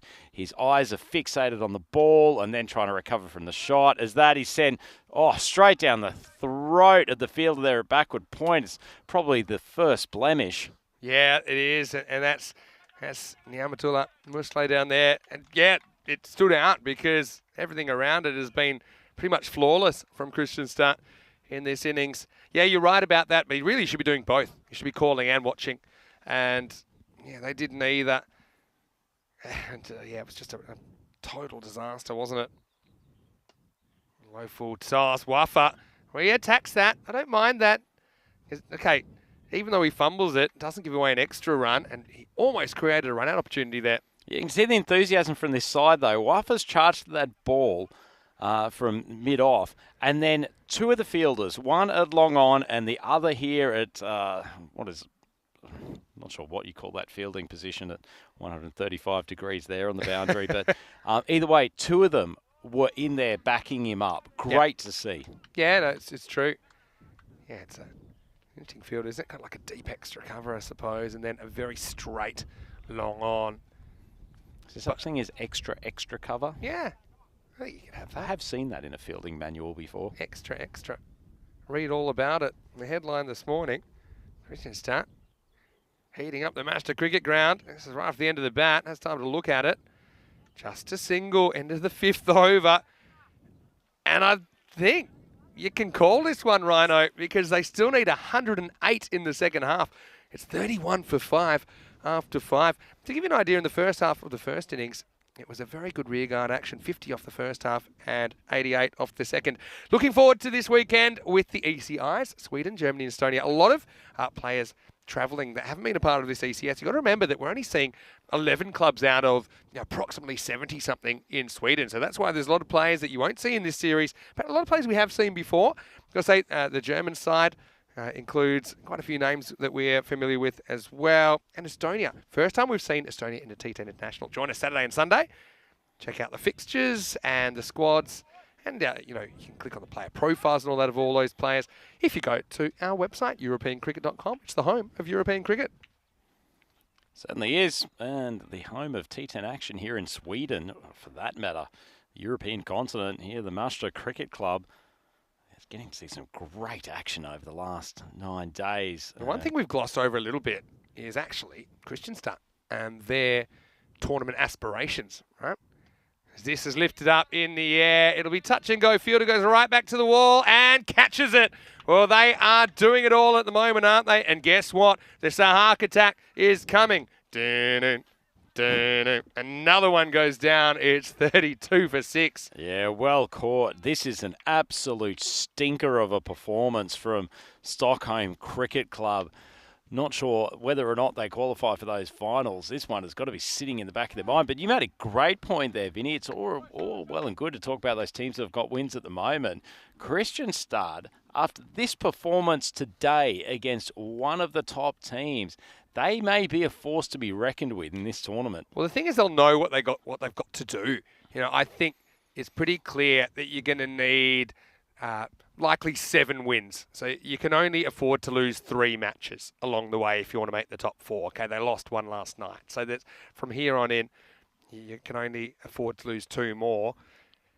Tell you what, Vinny, if you were Christian's dad, maybe playing a Hudinga or an Albi Zolmi last night in your first up game, getting to get the cobwebs out against a team that probably would have been a tough game regardless. Yeah. A draw may have worked against them. This one's whipped away and should just be 1. Excellent pick up on the boundary and quick throw. Yeah, but I suppose, if you're going to be the best, you've got to beat the best. I don't think you can hide from these better teams. There's no point just getting the semi-finals and that's it. Your idea here is to win your semi-final as well, and then you keep yourself in the frame for ECL qualification. Yeah, well bowled in swinger from Shinwari. Yeah, and so with Christian Start, them and Shista are the two teams. They're not in the very top division here. So it's a bit of an FA Cup. If you know kind of the FA Cup in England, it's a little bit of a story like that. A team that come from, let's say, the Championship, coming in and performing very well against top tier teams. We'll probe that in a moment, Vinny, as that one swung across. Oh, geez, that would have been a sharp catch at square leg. It went like a rocket. Yeah, but still makes the stop. That was Akmal Popal. Kind of got it on the wrist, didn't he? Yeah, the FA Cup comparison? The FA Cup comparison. I guess that first and second tier, I assume that's decided on, is it 40 over games for it's slightly for the national games, competition? Yeah. So, yeah, it is longer form cricket. We call it longer form. But they'll have the Super Return, which is the top here. But, I mean, they're a team that, I mean, they're obviously not far off that. I suppose maybe a difference between them and some of the other teams might be, I suppose, their temperament, if you want to call it that. But, yeah, I do think they're well suited with their approach to this form of the game. Into 6, the score is 35 for 6. The other thing is, can you do it against better bowlers that are, I suppose, outfoxing you a little bit, not giving you so much of what you want? You can have the most attacking approach if you like, but you still got to have the technique and the ability to put those better bowlers away. Harrison with 12, the top scorer so far. This, for me, Stockholm, is a bit of a write-off now. It's a little bit irrelevant. For Kristianstad, maybe not so much. If they can really hammer Stockholm CC here, that's a good net run rate boost for them, and that might come into play for them down the track. We don't really know at the moment. It's too early to say. But, yeah, like I say, can afford 3 losses. I think if you're Kristianstad, you've lost 1 already, so you can only afford 2. Tell you what, in the next couple of days. Fortunate that they are a young and fit team, isn't it, Vinny? Because they have got a bulk number of games to play yesterday, today, tomorrow. But I think they wouldn't want it any other way. I think they love being out there. Obviously, long time between drinks for Kristianstad as well. We saw them 3 years ago in one of the first European cricket series. And so now we're seeing them back under the bright lights. Here's Gujarat. Sneaks off the pad, running away towards the boundary. And another collision. Well, hopefully this is all right. Looks like they've almost tackled each other to fight over who gets to throw that ball back. Yeah, I mean, I've noticed this a couple of times. More than one fielder going for the ball. Let's just have a look if it's a clean stop. Yeah, I think so. Yeah, good hit. Ball and all tackle. Yeah, I think there you can't say for sure that his foot's on the line. That seemed inside anyway. But, yeah, the old boot and cuddle job. And then the ball never touches the line. The desperation of the Kristianstad team has been fantastic this morning. Yeah, that's true. Yeah, I think they're confirming no boundaries. There's doubt it's not a boundary. Yeah, just you don't want injuries, because I know that they're kind of, let's just say they don't have too many backup players ready to come in because they do live so far away. Pitched up and driven. Not a bad shot. Field just seems to be well placed as well for Kristianstad, whether it's by luck or design. A lot of balls have found the outfielders so far. I think they've bowled better than Stockholm CC bowled in this game as well. I think that for the most part, they've been on target. Okay, the odd one's gotten away. And the fielders have really backed them up. That's a pretty good shot, but he might find the fielder, and he does, but it's dropped. And so Friedzer here puts that one down. Disappointed with him. So, I mean, he got to that ball really easily. Probably maybe just stayed a little bit upright, needed to crouch, take that just a little bit more in front of his face, got into an awkward spot. Just talking about their team numbers as we see Gujarat continue short of a length through to the keeper. Did I spot them sizing you up for a Kristianstad jersey this morning and a little bit of chat about Maximo's availability? Well, they were in the nets, so yeah, I didn't mind having a run around with the later start. Obviously, you've got the on-camera responsibilities today. But I think I'll leave it to them. They look primed and ready to go. They do like to give the ball a crack. Well bowled, full, wide. Pacey missed. too. Yeah. Look, if you're going to drop a catch, by the way, just going back to Zahir, now's not a bad time to do it. Not that you can ever really want to drop catches. I think catching's a confidence thing, just like batting or bowling. And we saw that yesterday with Akash, didn't we, from the Stockholm Tigers. He was just catching everything. But Yes, a very comprehensive performance all up. Yeah, I think Akash would have gone home and bought a bunch of lottery tickets with how he went yesterday. Just everything stuck. His What a batting game was he was having. amazing. What was it, 4 wickets in the end, and should have had a 5. Should have had a 5. One of the one of the least glorious catches on a potential 5 we've seen. As that is the end of the over, Vinny, and Stockholm have made their way up to 40 for 6. This is what's coming up in match number 43. So Sikif are back. And yeah, for Sikif, they've got their last couple of matches today. I think they needed the break. We talked about that a little bit, didn't we? But Christian Start, I mean, they're up and they're firing. They're going to be a bit of a force. And look, they've won the toss again. They've elected to bat. They'll be looking to copy and paste this performance. As Sikif are a side that we've seen for the first time on ECN during this tournament. And I'm sure that they'll want to put in a good couple of performances to close out their ECS. Yasser Ikram is a bit of a revelation for Sikif with his batting and even his bowling I've liked along the way. So good to see them back out there. That game is starting in around about 35 minutes time. Anyway, right now we're going to see a change of bowling and it's going to be Faridullah Kauri, who is their kind of variation bowler. But this is a ill-directed, shall we say, the first ball. Gets outside the batter's front pad and he has no problem putting that one away for 4. Yeah, variation both in terms of now bowling spin and also misdirected ball. There haven't been too many of those at all from Kristianstad bowling attack. They've been so disciplined throughout the course of this game. And yeah, Stockholm haven't put on the greatest batting performance, but so much of it has been generated by an exceptional bowling performance by the Kristianstad bowling corps. See if Corey can get it right. It's a good opportunity for him to come and bowl. Minimal pressure. Try and get it right. This is better. It jumps a little bit, but it'll fall safely in the infield. Just a single. Yes, they have got a little bit of variation in that bowling group already. It was Shamwari coming in with his left arm seamers, but most of the teams that have sustained success in T10 have the option of 1 or 2 spinners to turn to as well. Nice bit of flight, actually. Yeah, That no, one drifted. I say he's something different, isn't he? Good running, though. I like that, even though at this stage, you know, the game's long gone. Ashwin Albert legs it back for a couple. Now, Stockholm will keep fighting. I think the game's out of their hands now, but these two will want to get in a little bit of batting practice. They've still got 1 game, at least, in this tournament, and one in which they were fighting for their collective qualification lives, as that is spanked. Lovely timing from Albert. Didn't look like he went particularly forcefully at the ball, but has timed it beautifully. Yeah, what a shot that is. Absolutely smashed away. So, yeah, consolation runs nonetheless, but it all helps, I suppose, going on into what feels like it's going to be a do-or-die match for Stockholm CC against Sikif later on today. This is Wafa. He gets a free shot at the stumps and he just misses. Gee, that was close. Nice bit of fielding from Wafa. He's so quick to come in on that mid-on position, standing back at the 30. Doesn't give an easy single away at all. I like the attacking nature of Kristianstad in the field too. They've been pretty good with their catching, Vinny. A couple shelled in more recent overs, but they go hard at the ball. They don't give away easy runs. Anyway, this is in the air and Curry should clean this up, and he will. Oh, does he? All right, I think that's wow. Has he? No, I think he's shelled it, Vinny. Yeah, well, remarkably. Because I want to see this again. I thought he was just going to go throw it away, but didn't he hold it? Oh, okay. It was obscured by his body. I thought he kind of got it and threw it away, but he has dropped it. You're exactly right.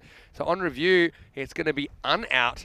And well, they have dropped a couple, but they've kind of done after the game's dead, I suppose. At the end of 8, it's 55 for 6. It goes into the category of can't blame anyone but yourself. Return catch, and that should have been easily taken. But it is not going to cause too many dramas because Stockholm are still a long, long, long way away from that required run rate. And unless there is some form of miracle, are going to go on and lose this contest and be put into a must-win game against Sikif. And Kristianstad, they are hurtling towards a well-deserved victory.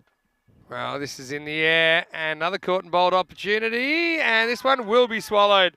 So, Nice work from Zahir, who does his own work. And how about his figures? He's got 4 for 3, Rhino. Yeah, this is getting up towards Andrew Ryan 5 for 5 territory. This could be an amazing analysis because he's going to be bowling to the lower order here for the final stages. This could be a big haul. Well, believe it or not, yeah, well, let's have a look at this first because he's actually on a hat trick. He took a wicket with the last ball of the 4th over, and now he has a wicket first ball of the 9th. And the other thing is he's got 4 for 3. So if he was able to take another wicket here, how many out are they? They're, you know what? This is a very rare, I'm going to say it, it's a very rare chance at a 7-wicket haul, which we've never had. There's 3 wickets remaining. He's got 5 balls left. And I've said it'll happen one day. Now, yeah, I know the guy's only got 4, so it would have to be dramatic. But, I mean, this game situation, batters with not too much to play for, probably just going to throw the bat.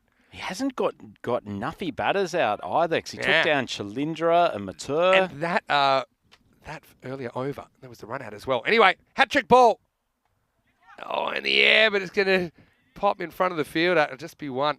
So, yeah, that over earlier went wicket, 1, 2, wicket, run out, wicket. So he doesn't get the credit for the run out.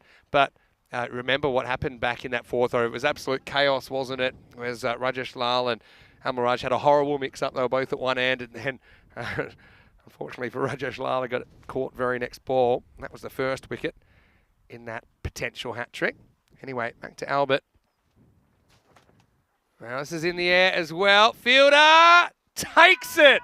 Well, there's the 5 for Zahir. And the 7 for still on. And again, don't want to get ahead of myself here.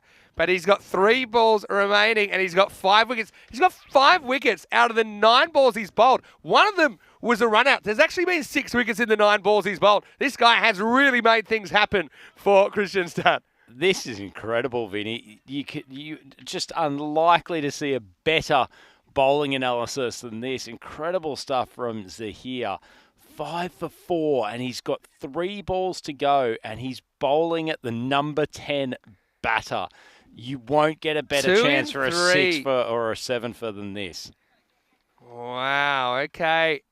So, and also you got batters that they're not too worried about how long they bat for, given that next one will be the big one. All right, can he get a 6 for? Upajaya, the batter?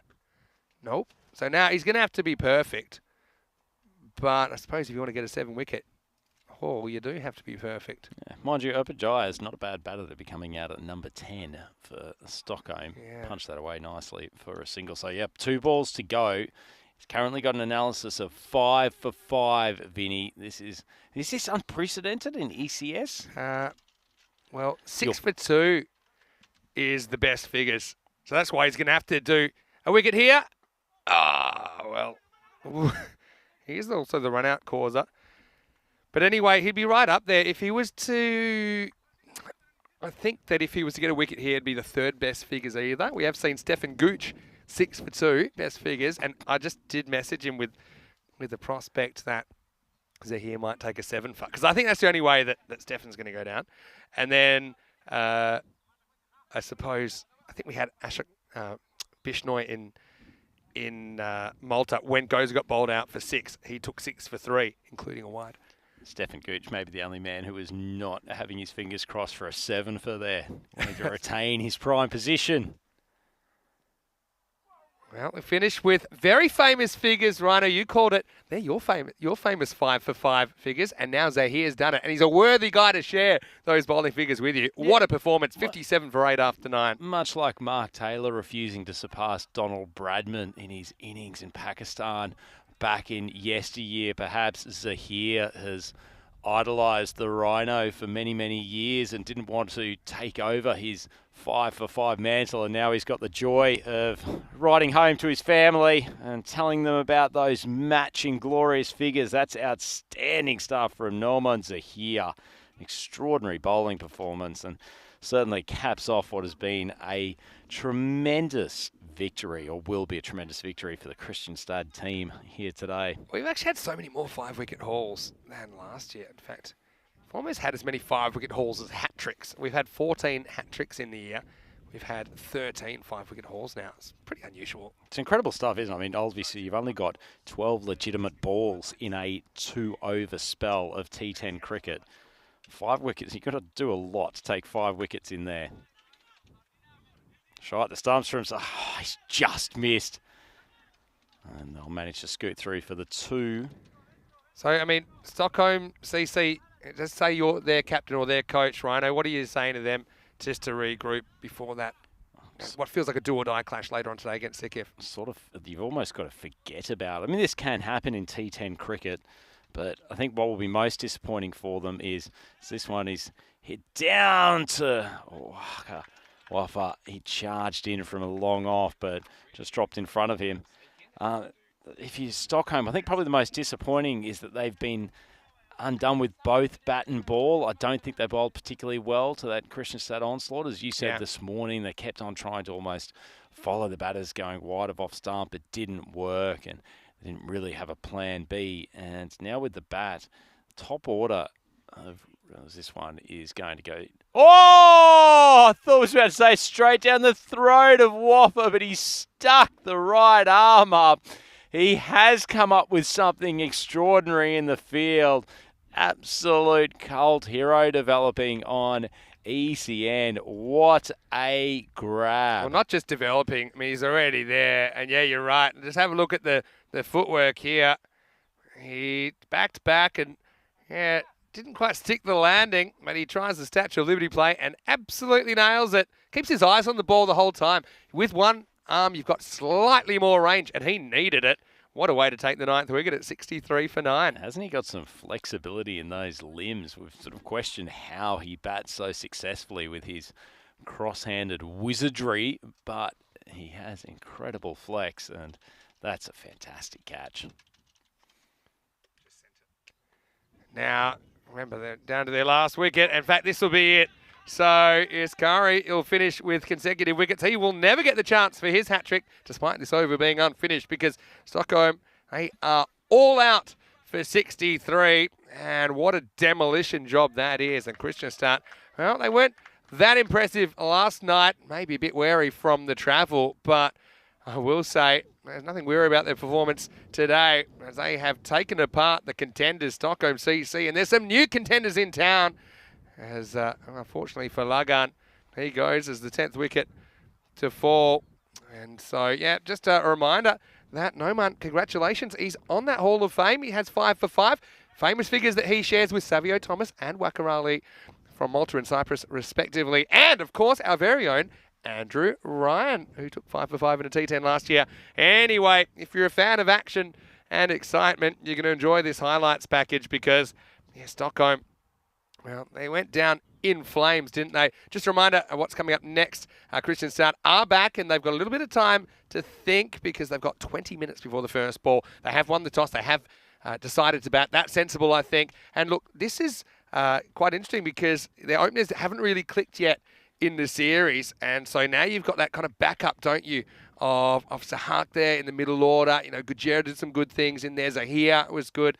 So let's keep an eye on them. Sikif, though, I mean, they'll be hoping to finish with a flourish in their own right. That game 20 minutes away. Well, take us through the highlights, Rhino. They did have the runs on the board. But despite the early attacking instincts of Stockholm CC, they were just picked apart. And it all started to go wrong a little bit after this. When the wickets started to fall, they fell in a heap. Yeah, certainly did. RC was actually pretty good early on, but when he went, Matur came to the crease, a couple of big swings, but he was eventually taken out by ball shooting through off short of a length. This was the sort of dynamic fielding, and that man Sahak felt like he was everywhere. There were probably 3 of him on the field. Sensational stuff. Wafa, he's like a gravitational force, so the ball just couldn't get away from him. A couple of great catches from him, particularly that last one. And this was just a tragic run out. Just no communication from them. The race to be safe, wasn't it? I mean, their feet came down almost the same time at the safe end. It just got from worse to whatever was below that. Whereas Lau went the very next ball. And it was an incredible over. They actually saw 4 wickets fall. Okay, yeah, they spilt a few down the stretch, but it really didn't matter. I suppose you've got to pick your moments. If your fielding's going to go off, that was probably a good moment to do it. There are also some very good ones taken along the way, though, as well. Yeah, some great catching. Just pure energy in the field from Kristianstad. And obviously, the 2 overs from Norman Zahir were just incredible. Just adding to his 5-wicket haul, also had a run out in there. So 6 dismissals within the space of his 12 balls. Sensational stuff. Decided to take it off his own bowling there towards the end. Excellent work from him, and just in general in the field, I really liked what I saw from Kristianstad. Yeah, I mean, I suppose it sounds weird. It's easy to play well when you're playing well, but can they do it, I suppose, when things aren't rolling their way, when they're put under pressure? But as for now, well, Harlem Globetrotters, they want a game. They're on the phone, I think, because there were all kinds of highlights there. That catch from Watha was ridiculous. And then he even had the perfectly choreographed combination of, almost like something from Swan Lake. 3 fielders going one way, the bowler with the ball going the other way. And it's a game for Stockholm CC to forget, really. 14 for Albert, the top scorer. 3 players do reach double figures, but plenty don't. And only 6 extras in more or less the 10 overs with 3 wides and no balls. So pretty disciplined stuff from Kristianstad. Also held their catches for the most part. Like I said, took some very good ones in there. I suppose they took the ones when they were under pressure, and that's a really good sign. Well, there's one man that stood out amongst his peers, and that is Noman Zahir. 5 for 5 of his 2 overs. At one stage, he looked on for a 7-wicket haul, which is something we've never seen before. And apart from that, Shinwari with 2 wickets, Kauri for 2 wickets as well. 63. All wickets lost with 2 balls left on the table. We'll take a break, back in about 15 minutes. And Kristianstad will try and double down against Sikif. I'll see you very, very shortly. Until then, it's Vinny Sounder here, Mr. Maximo, with Andrew Ryan. Back with more action after the break on ECN. You're watching the FanCode European Cricket Series.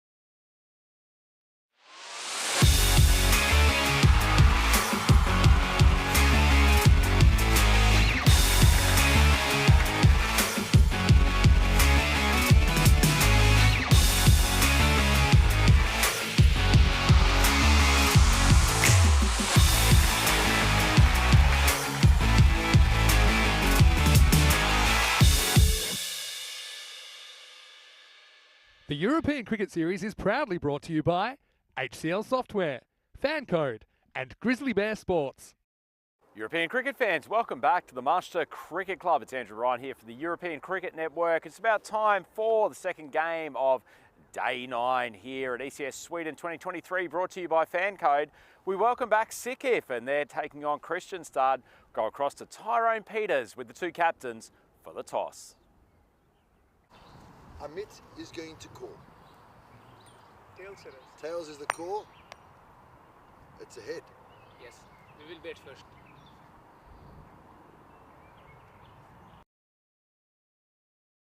They've elected to bat first. It helped them in the last game, I think, to take a little bit of that pressure off, getting to bat first, and they did really, really well. In particular, Sahak down the order showed his destructive capabilities after they lost a few early wickets, so it was an excellent recovery for them, and they'd love to put the same sort of total on the board again today. They are up against Sikif, who were right in the hunt for a finals spot early in the tournament. A couple of surprise nail-biting victories for them, but they dropped off over the weekend, and in particular, I think having to play so many games in a short space of time really took them down physically. They looked absolutely cooked by the end of their set. But it's good that they've had a few days break here over the last few days, and they'll come back refreshed, and I'm sure be ready to put on a good performance today. Their captain Amit has been really good at times with the ball. He's taken some excellent catches in the field, and I think he's ready to lead them with gusto and end their tournament with a much better showing. Should be a really, really good contest. Kristianstad, they're still working their way through the tournament, but they're looking to rack up a win here against Sikif. We'll hand back to Vinny Sandhu in the main commentary box. Take it away, Vinny. Thanks very much, Andrew. Rhino doing a great job there out in the middle. And I tell you what, it's pretty hot out there. It was pretty hot in the kitchen as well for Stockholm CC in the first game of the day, as Kristianstad really hit their straps to rout them for 63. New challenge, though, for Kristianstad, the men from the Skåne region, which is a good 6-7 hour drive from here in Märsta. They're taking on Sikif, or Stockholm's International Kultur- och Idrottsförening. SIKIF for short. And yes, if we haven't seen them in a while, yeah, they looked like they'd pretty much had it, to be honest, because of the schedule in the first week. First time we've ever seen them in the European Cricket Series, and it is quite intense. And so I think we certainly noticed that when we last saw them. And I suppose, they've got the opportunity to finish off their series in style. Let's have a look at the two teams. And it was a good toss to win, I think, for Isnur Wafa, the Kristianstad captain, and elected to bat. And so I suppose you look at some of the players that performed well today, and it has been the middle order that clicked on the way to scoring 138 in the first innings of the day. And Kristianstad actually 2-1 record if you include that win that they just secured just moments ago. So you got Fridza here with a good little cameo, had a good share as well, scoring some runs. We had the Sahak attack, as we were calling it.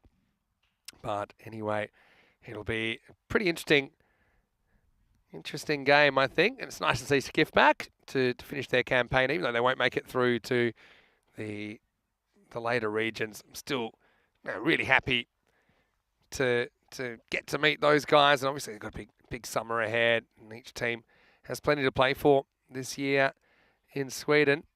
So yeah, this is the start of match 43. It's the second of 4 matches that we'll see today. And that is because of the slightly rejigged fixtures. All right, ready to go. And it's Amit Pangal, the captain, to get us going. And he always has his head taken off first ball. It'll be 1. Yeah, this was hit pretty well. We know they only know one way. It's a very Yazwali Sahil shot as well, first ball. Just noticing that Sahil isn't listed with the gloves, with Yamatullah Muslet listed as the keeper this game, so maybe giving him a bit of a breather. Middle game for Kristianstad today. This means that Wafa is on strike. And yeah, Sikif. Don't know how often they would have played against Wafa, but yeah, he's cut from a different cloth, isn't he, with that cross-handed technique? And we do kind of highlight it every time, don't we? Now, cut away, that's 4. Really good shot.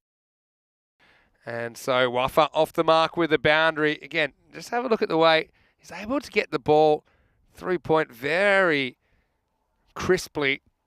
And The result is 4 runs, and Kristianstad have their first boundary.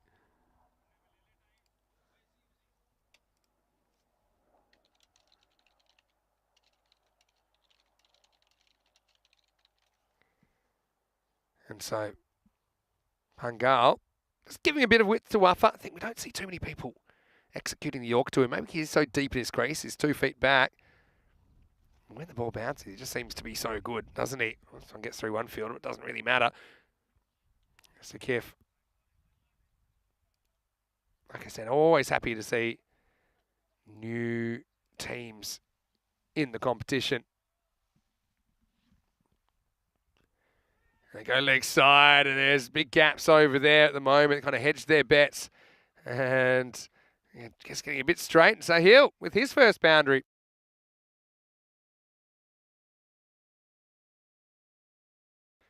So Hill gets a bit of length to work with. Puts it away.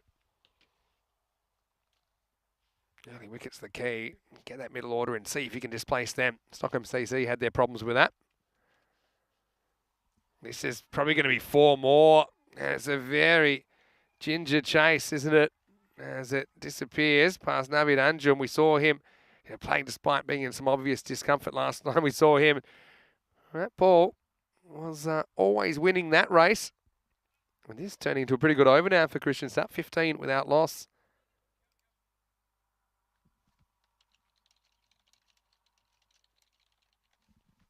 So Hill, last ball of the over coming up.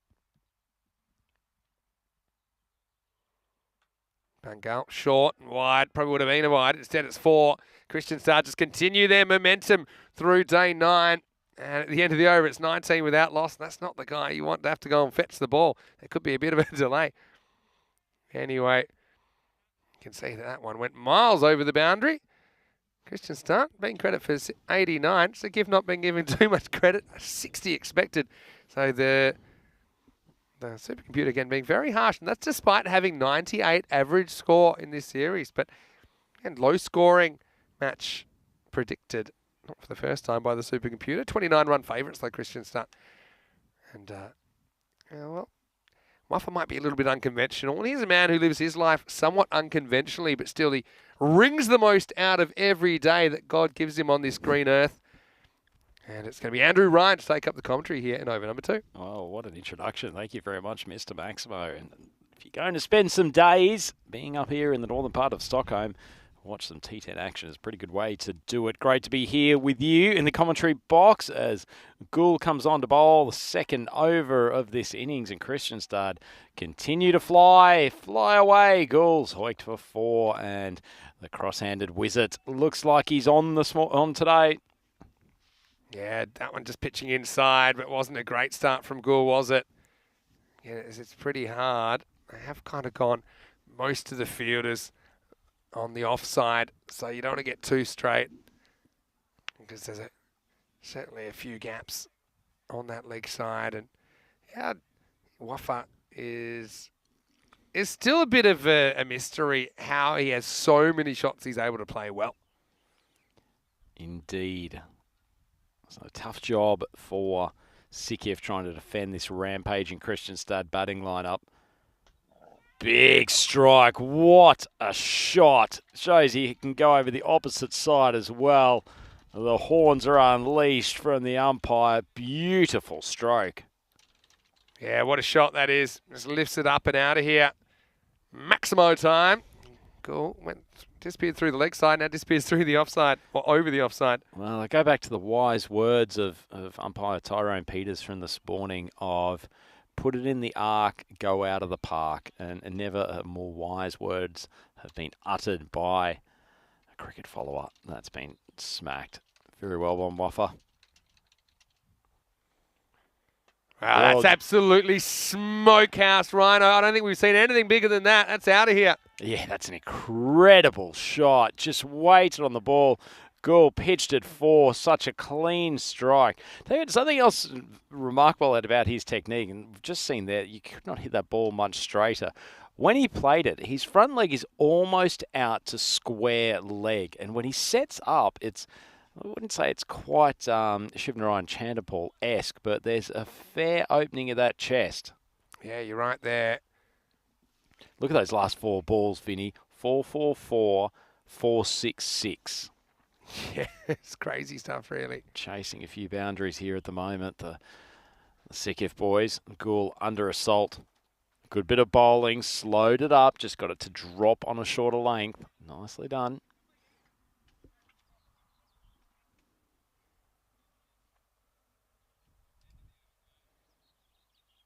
Waffa, he's going. You can see as soon as that ball was in the air, he got his front leg prepared. He was always going to the leg side and swats another maximum. Yeah, they just keep on coming, don't they? This is a big early assault. It's a team that's ready in the swing of things. I think against a team that has come out a little bit short of a gallop.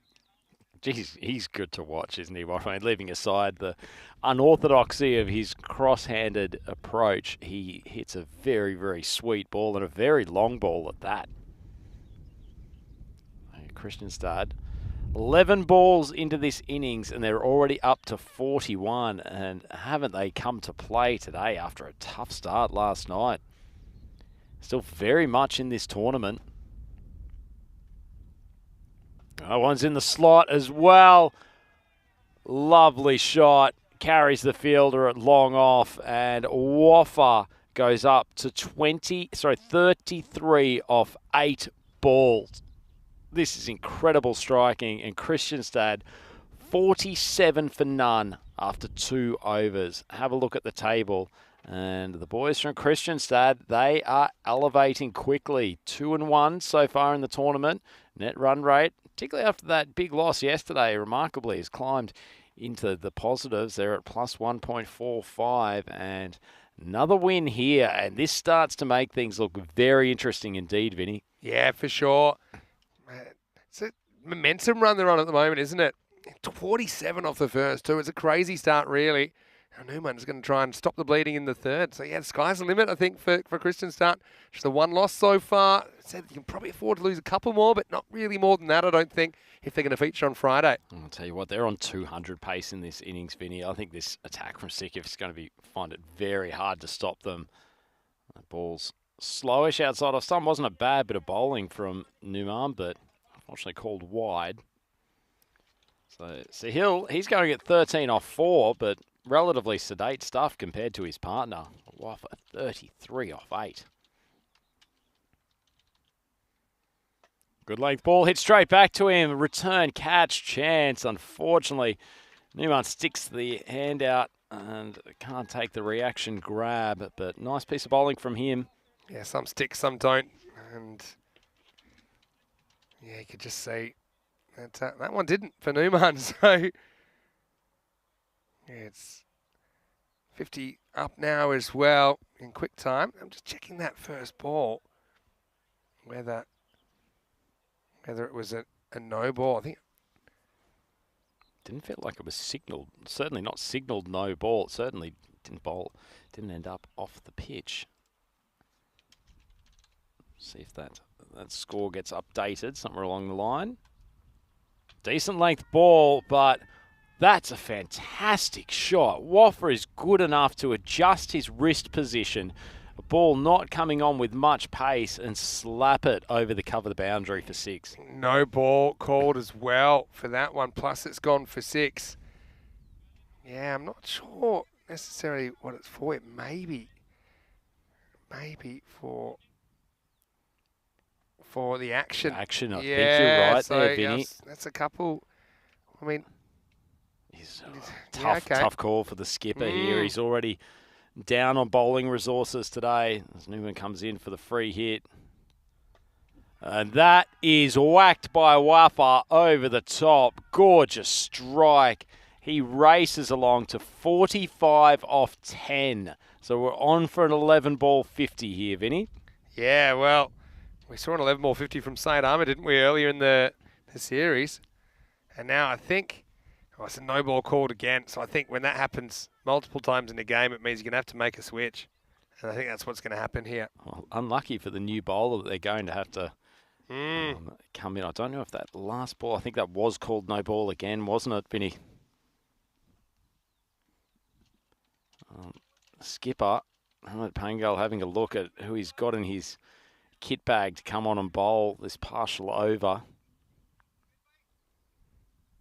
Yeah, it's not a situation you like to see, but I suppose the integrity of the game is important as well. I mean, if they've gone through the process and said, look, you know, we have concerns about this guy, and if you bowl him again, and we're going to kind of regress the laws of cricket, which say that if we're not 100% sure that the arm isn't being straightened, then it's going to be called. I don't think makes much sense for the skipper to come on and bowl this over. You want to retain him for a full second. So he's going back to his position at cover on the 30. This might be Anjum coming on to try to complete the over. It looks like there's only been one legitimate ball in the over so far, so he's still got a fair bit to get through.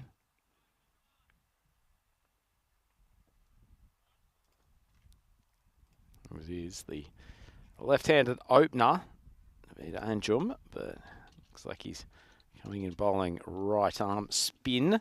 Get through this final stages of this third over. Bowls it wide. I suspect this is still a free hit, Vinny, on the expectation that previous ball was called no ball. We'll try to confirm. Yeah, I think it would be. Smacked across to long off. It's only a single. Unfortunately, Waffa destroyed his opportunity at a 11 ball 50. He goes to 46 off 11. This partnership 65 off 16. This is rapid.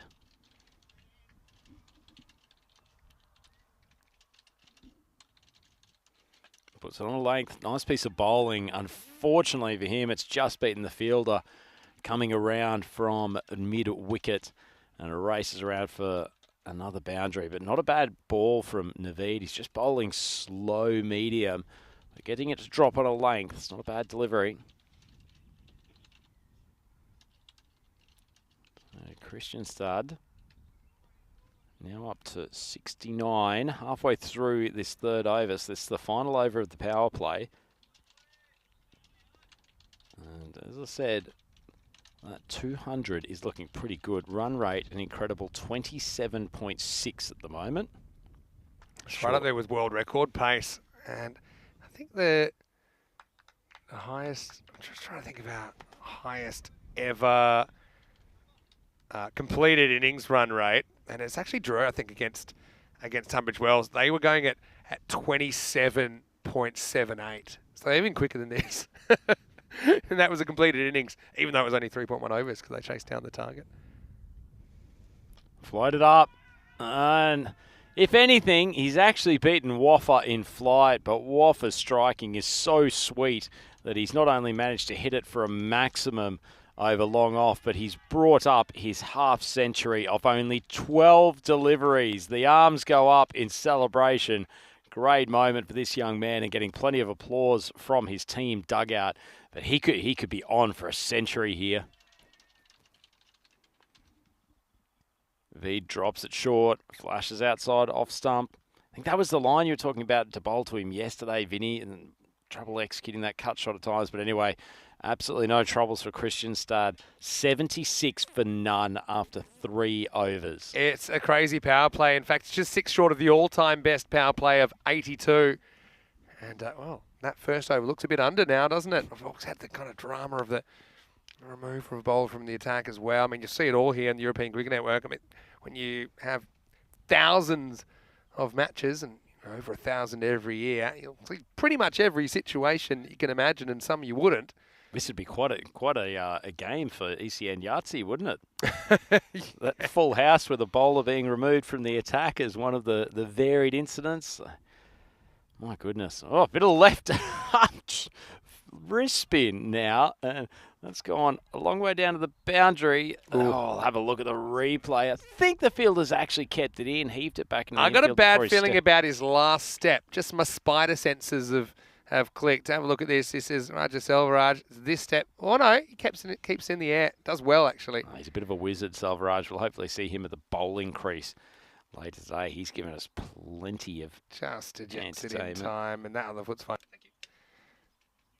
And so, yep. Get on with it, says the umpire.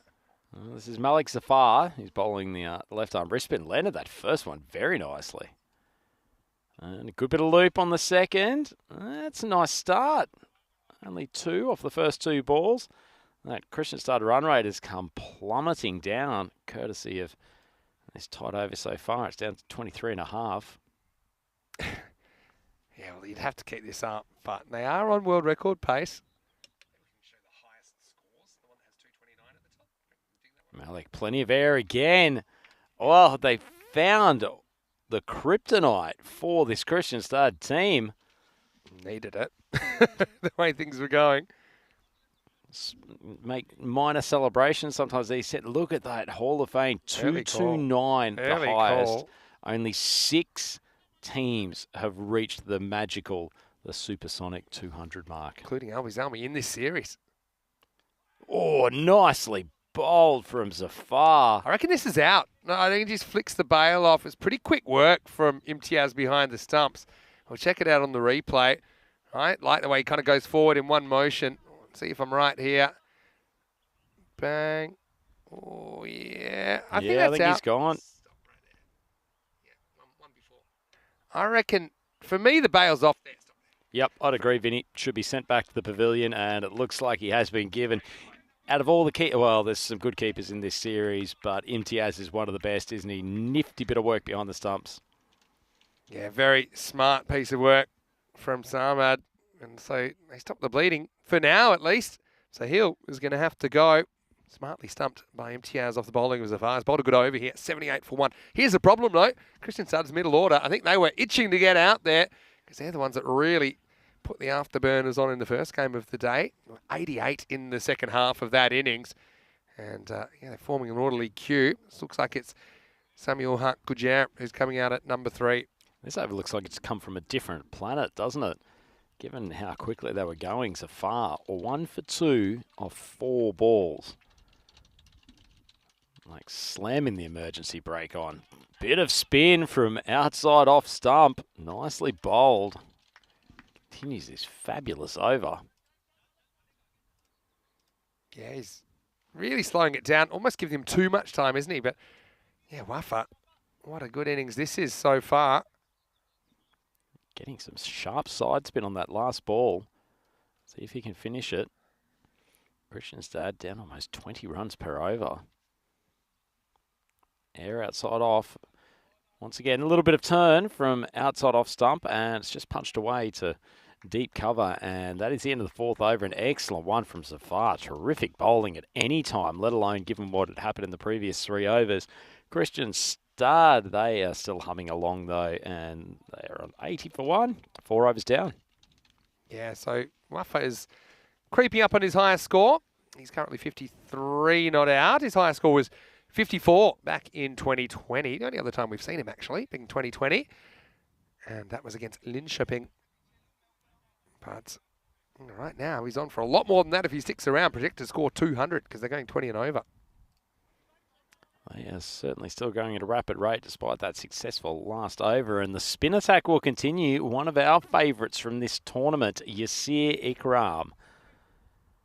He bowls with good loop. A little bit of side spin with his right arm leggies. And after the way they dealt with the last over from Zafar, not at all surprised that they've gone for leg spin for this over.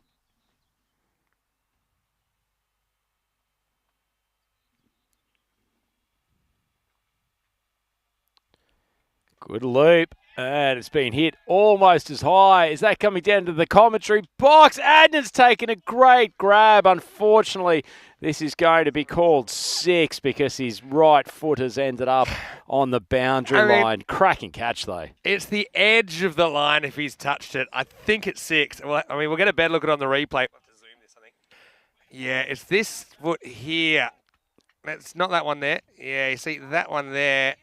For me, that's touching the line just. The second right foot definitely comes on. Yeah, the right foot's definitely there. And so that's going to be 6. But great effort. Really, really good effort. And literally, he wasn't over the line. He was on the line then. No. But, give him some credit there. Adnan Azir. Remember, he started with a great catch in this series. But unfortunately, things not getting much better at the moment as Wafa Well, he earns that 6 as well as he swings his way into the 60s. Maximo time. Yeah, the swinging 60s for Wafa. A little bit of a lull in that last over from Zafar. Had his heart in his mouth when Adnan was underneath that ball down here at long off. And fortunately, that's how it rolls in these T10 games. It can be a matter of inches at times, and they could have seen Wafa walking back to the pavilion. As it is, he's swatted a pair of Maximos to start this 5th over. Wow.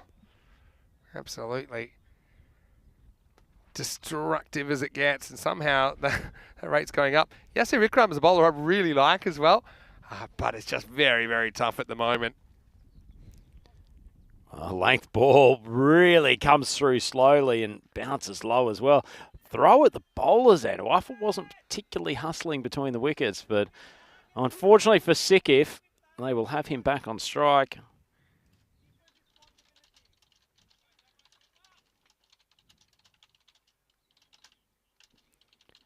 So you see here, under pressure here. Big wide outside leg stump. So it's Innings unlike I don't think one we've ever seen, to be honest. Again, you're seeing this issue with teams very late in their campaigns against teams pretty early. The ball whipped over behind point. Oh, it's a boundary 4. Yeah, this would have been a wide, but just smacked away for 4 runs, and so 99, and they do look on that 200 pace at the moment. We'll see if they can keep it up. And Wafa, he's on for a you-know-what, because he's 69, and we're not even halfway through this innings. Quick check, Vinny, as the man who keeps all the stats in his head. What's the quickest ton in ECS history? 27 balls. Oof. So Wafa, he requires 31 and 8 balls to break it. Hamid son in Barcelona late last year, I think. Had a couple of 28s. Oh, big swing. This one's going to be another one for Adnan to try to juggle on the boundary. Does very well. The second great grab of the over, and at least this one counts in the scorebook too. Nice bit of bowling from Yasir. Gave the ball some flight, really challenged Guja to go hard, and ends up with the wicket. Great fielding. Yeah, in fact, it's Wafa that's going to have to go because he did hit the boundary last ball, remember. So, no credit to Nazir. I think he's a very good fielder, and he's been in a tough situation. He did pull off a great catch before, just stepped on the line, but this one he'll get credit for. Wafa going for a lightning 69. We put the double commentary jinx on him, which is not easy. We started talking hundreds and fastest hundreds. But still, what an innings and what a start this is. It'll be a wide. I just didn't want to believe that he was dismissed there, Vinny. I was enjoying the Wafa walking. As it is, Ikram is rewarded for continuing to flight the ball. Now has Zahir come in. Certainly no slouch with the bat either. Bit perplexed with the leg spin as that one spun away from him, and Kristianstad just creeping above the rate they need to hit the 200 mark. They are 101 after 5 overs. And Vinny Sandhu, this is some remarkable hitting, and yet it was less than 24 hours ago. Kristianstad came out, stumbled at the first hurdle. They look $1 million now. And we were saying, oh, you know, with the batting, are they going to be able to kind of compete? And we were obviously seeing them do that very well here. But it just shows you how much T10 is a momentum game. Momentum within games, but also across games. And right now they're on that 200 pace. Whether they can keep it up, I'm not sure. But they still have a lot of middle order players that have been in good form today. So sticking with the slow stuff. I think Malik Zafar likes this. And well, certainly try to sell it to the umpire. Yeah. Well, he's running away from the decision maker. I think he might have hit the ground there. Again, it's good keeping by him, Chaz. Yeah, it didn't look like your typical nick through to the keeper, to be honest, but he was confident. Continuing to bowl beautifully. That one's giving him the chance to let go of the arms and super strike over the cover boundary. Beautiful hit. Yeah, that's absolutely smoked over backward point. I will say, not much has gone right at all, but I do think they've been slightly more effective with the slower bowlers, at least creating chances to take wickets, which I suppose is is the quickest way to to slow this down. Certainly the name of the game. Well, I don't think they're going to see anything less than some free swinging from this Christian Stud team. They are feeling confident and things are going their way today. Flights the ball up. Then the finger goes up. Little bit of spin off the deck. Big swing from Gurja, and he's on his way. Nice grab from Imtiaz. He's so tight with the gloves. Well, I don't know if Malik Zafar's from the future, but yeah, he was appealing for this 2 balls ago. And What is that dance move as he goes down the deck?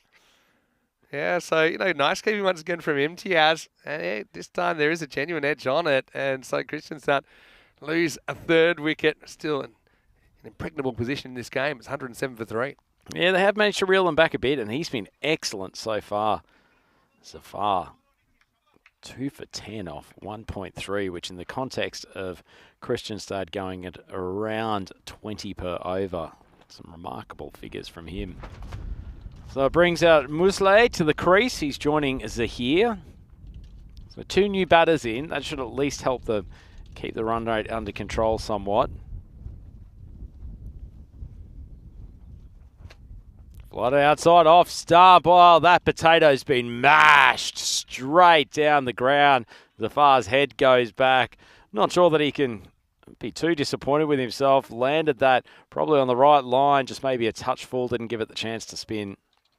Yeah, that was a good shot. Maybe a little bit full. And Muslat comes out and says, well, it's my time to shine. And Muslat will have the gloves for Christiansen in this game as well. So they're giving Sahil a run out in the field. Short ball scoots through pretty low. Probably the first one that Zafar's really dragged down in his spell, but worked out okay. Yeah. Pretty good spell in the context of this game. 2 for 16 with ball to go. Yeah, and just nibbled away. Evidence of Musleh desperately trying to farm the strike. That's the end of the over. Christianstad, 114 for 3. So I'd say normality, although I wouldn't say it's actually slowed down to anything normal yet. Still 190 pace, but they're into that middle order. But look at the batting still to come, particularly looking at Sahak, who we haven't seen yet. He was dynamic in the first game of the day. Tell you what, if Sahak gets 10 balls at the end of this innings, watch out. He is a hitter of some magnitude. And after this over, they'll be through the 2 major wrist spinners. You see it coming on for his second here, 1 for 19.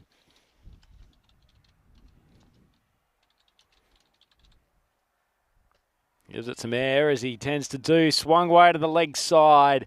And I think that's just crept over the boundary for a 6. And look at the arm from umpire Tyrone firing that back in. Yeah, well, Tyrone is a pretty handy cricketer in his time. Whether it's still his time or not, I'm not so sure. Just want to say a quick hello to Yassine Khan, who's in the chat. Hello, Yassine. How are you? He's asking, is Vinny the commentator? Yes, I'm here, Yassine. Here with Rhino. And, yeah, hopefully you're well, and we see a bit more of you before the week's out. Let's as this ball's gone off the top edge and keep it tracking back, won't have any chance to take the catch. And I hope Yassine's got his parents' permission to be using that. Yeah, that that's computer right. Because he's a young man. Yassine, the youngest man to ever take a 5-wicket haul. And we saw another 5-wicket haul today, didn't we, in the first game of the day? Nice bowling from Yassir. Big swing across the line. It's holding up in the breeze a touch, but it will still carry by a good 5 metres, and Musleh is finding his range. Yeah, he is. And so he's a guy I'd like to see a bit more of. We didn't really see him getting going in that first game when they made 138. He kind of played second fiddle to Sahak. He scored 8 off 11, but well, he certainly made a much brisker start this time around. Can you say someone's playing first fiddle? Because if anyone's doing it, it's Musleh. He's just yanked another 6 over to the leg side, 27 off 7. He's a virtuoso at the moment, really. Musleh, he just picks this up off all length.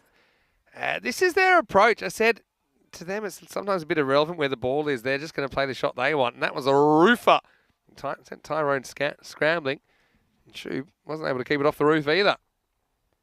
Oh, it's a decent length ball from Yasir. Takes the pace off it. That's one of his most effective weapons, and it just squeezes out to the athletic Anjum down there at third man for a single. So brings Zahir onto strike. Given the way that Musley's monopolising the strike at the moment, he may as well make the most of this one ball. Oh, doesn't he? Hits it high, carries the boundary. Two fielders plus Tyrone out there trying to scout around for the catch, but it goes big again, as does that over. They're up to 141 for 7, still on 200 pace. Oh, boy. Let's give you the overs by overs. Maybe I'll wait to do that and give us a chance to catch our breath, but we never really have time to catch our breath here on ECN because the cricket keeps on coming, and we're going to be multi-screening as early as next weekend. Not this weekend, but next weekend. We'll have the ECN Bulgaria T20 Internationals alongside the Romanian ECS, and then during the week of the 10th of July, we'll actually have 3 games going on concurrently with the T20 Internationals for women and men, and the ECS going as well. So stay tuned for that. Anyway, right now, let's watch another 6. It's short. Selvaraj comes on, and often he's been the standout for Sikif. But Christianstad all over him. That's just a flat bat smack, and says Carreras Mas. That forehand wouldn't look too much out of play on Roland Garros's courts over the last few weeks. That is just a big forehand swat straight down the ground. Oof. Oh, it does it again. Consecutive Maximos to welcome Selvaraj to the crease. Look at the gazelle that is umpire Tyrone pursuing that with gusto. Oh, wow. Well, Shub's been busy. He's been sorry, covering Shub, it's not. No, I saw the tall figure. I thought it was Tyrone. Yeah, they do look pretty similar. Let's have another look at the highest team totals, and I don't want to call it too early, but they are right in the frame for this. Oh, ball goes high, catching chance for Anjum, and he misses it. And not only that, it spins away to the boundary. Oh, and poor Naveed Anjum, he's not that mobile. This one does kind of get pulled in by his natural gravitational force, and unfortunately straight through the hands. And I thought I put the jinx on, but it was the over jinx, and to create the opportunity also created the boundary. Rhino's just taking a moment to compose himself. I'll take over. Musley to 44. And a good piece of keeping. They have actually had some good pieces of cricket in here, believe it or not. It's, yeah, right now, it's looking tough.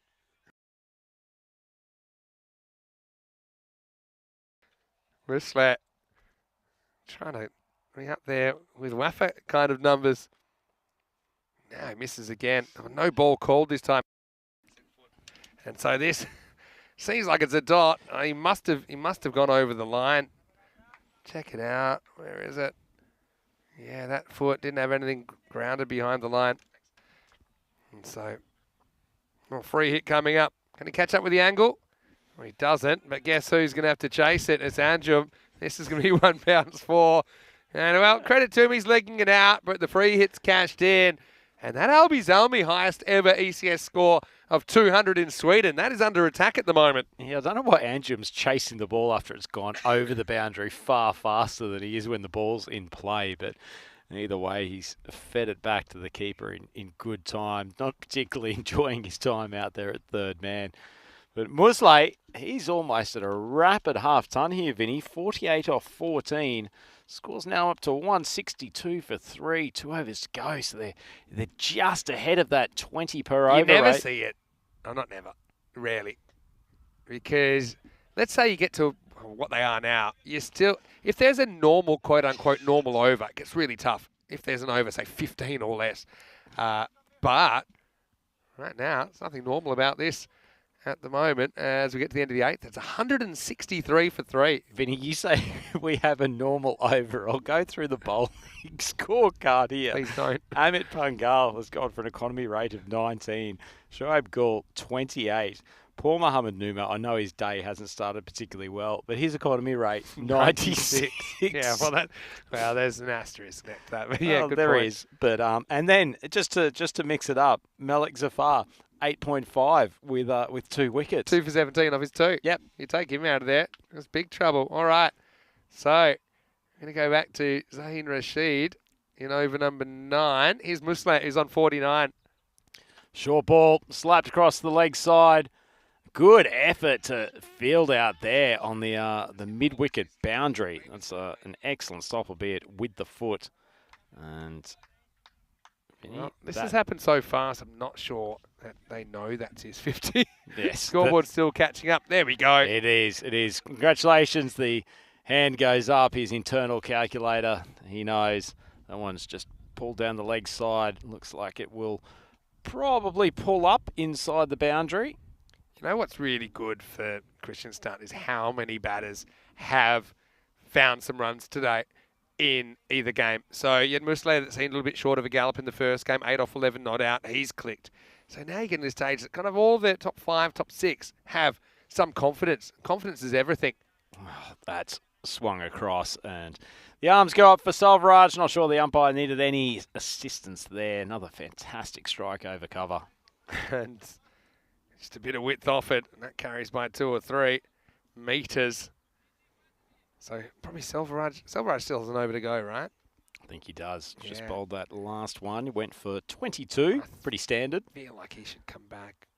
Oh, that's gone off the pitch, and it will probably go down to the boundary pursuit.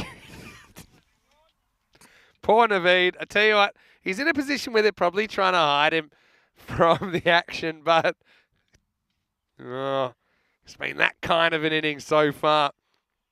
And they're on 208 pace at the moment. Well, scenes of Switzerland in 2020 when Andrew Ryan would have to occasionally chase a ball to the boundary.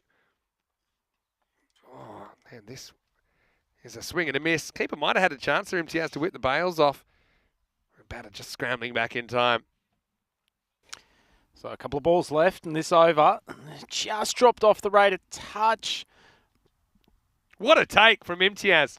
That's it. It's just too much.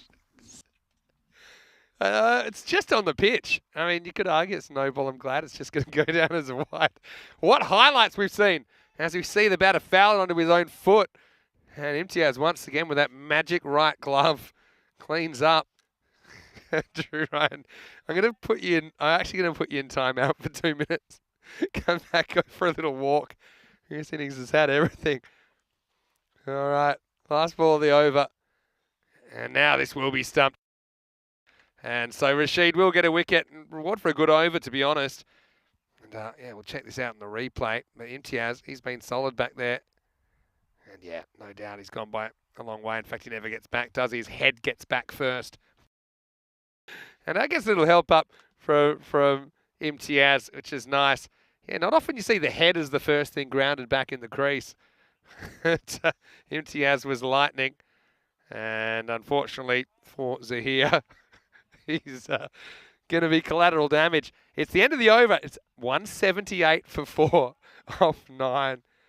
And ECS moments coming thick and fast. So they need 22 for the magical 200. Play 23 to grab that Sweden record off Albies Army. Selvaraj to bowl. Now, it should be the established batter on strike, right? Because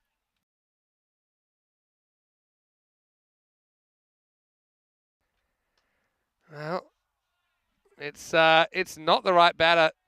That's, oh no, it is part of me. It is Muslet who's facing up because Sahak is the new batter. And so, yeah, Muslet, he smacks the first ball for 4. Takes it up into the 180s. So they need 18 off 5 for that 200 or 19 if they're going to beat that record. Do you think they'll make this, Vinny? This feels like it's going to be neck and neck, almost like a swimmer over the final 5 strokes of the 100-metre chasing the world record line. Swatted. Now it's mid-wicket. Just going to be the one. Should they be pushing this, Vinny? Maybe trying to get a few overthrows. Look at this. The Hall of Fame is so close. So close. So close yet so far. We've also had a bunch of scores kind of 180, 198, 199. It was a while before we cracked 200 in ECS cricket. Anyway. It's a huck on strike. Not a bad man to have with the willow in hand. Oh, it's a lovely shot down the ground. Doesn't quite carry the boundary. It's bounced probably half a foot inside. Lovely shot. Probably expected it off the bat to carry, but just dropped in for a 4. Yeah, so that one doesn't quite go for 6. It bounces just inside. Change of signal from the umpire. Call made correctly with the support of 4th umpire V. Sandhu. Selvaraj halfway through the over. Managed just to squeeze off the throat of the bat and will fall down, and he won't push for the second. See how hard that 200 is, though? And Albie's Army found a kick. 2 6s will get him there. 2 Maximo. So we're on Maximo watch here. Albie's Army had some luck, remember, the last ball and last over with some extras, helped him get there. All right, here we go. Oh, well bowled from Selvaraj. Gets it in the block hole, and unfortunately our dreams of a 200 and those of Kristianstad unfortunately dissipate unless there's some horrendous no ball that comes from Selvaraj. And he may have gone for 33, but he's pretty reliable. So final ball coming in. Sahak on strike. Good ball. No chance for an LBW, but they will scoot through for a single. And that is the end of a fairly brutal display of batting from Kristianstad. They end up 190 for 4. Yes, they don't quite get the 200 in the end. Yeah, it's a little bit like the kind of mirage in the distance, the 200, isn't it? The closer you get, the further away you actually are. But early on, it was carnage, wasn't it? Wafa in particular was incredibly destructive. 69 of 19 balls. Of those 19 balls, 9 disappeared over the boundary. 3 4s in there as well. As there was a lot of efforts that didn't really count for too much. Well, that was a good one from the fielder down there. I think Imtiaz has been pretty solid behind the stumps. Adnan, well, this is an unlucky one, wasn't it? Just stepped on the line before he could throw the ball away. It did kind of slow things down to an extent in the middle overs, and that sounds funny when they've conceded 190. But yeah, in particular, I think that Zafar was a standout. Adnan did get another chance, and he held on to that one. And Zafar, he was a standout with the ball. But really nobody was safe, to be honest. In fact, there was more action off the field than on the field for a fair bit of that innings. It's an innings that saw, how many? Let me count them up. 18 sixes. And we also saw 11 fours. And so, well, Zaheen Rashid came on and he got the one over. Smart work from Imtiaz to affect the stumping. Good technique. And he could get back. Got a helping hand to get up. But in the end, it's a huge task for Sakif. And I think that we're going to see them, I suppose, try and get as many as they can. I can't see them getting too close to this total. 69 of 19. Wafa was incredible early. Musler, what a breakout innings for him in the European Cricket Series. 56 off just 19 balls. A few supporting hands from Sahil opening up and Zahir at 14 while he was there. Sahak didn't have to do too much. Just had to face the 3 balls in the end. And yeah, I suppose a few too many extras. There was some issues, I suppose, with an action being unacceptable during that innings as well. That's why Newman couldn't complete his over. But, you can see 2 for 17. Let's focus on the positives for Sikif. Malik Zafar bowled a pretty good spell. And I think Rashid a pretty good over as well in the night. 1 for 11. Just meant they wouldn't get that magical 200. So we are going to take a quick break and we'll be back very, very shortly. And Zakif chasing a target of 191. I will say that we have seen a team batting second chasing a score in the 190s get to 187 before. That was in Barcelona last year. So maybe we can see lightning strike twice. Until then, it's Vinny Sandhu, Mr. Maximo with Andrew Ryan. Hope you're enjoying your day. Day 9 will continue after this. You're watching the FanCode European Cricket Series.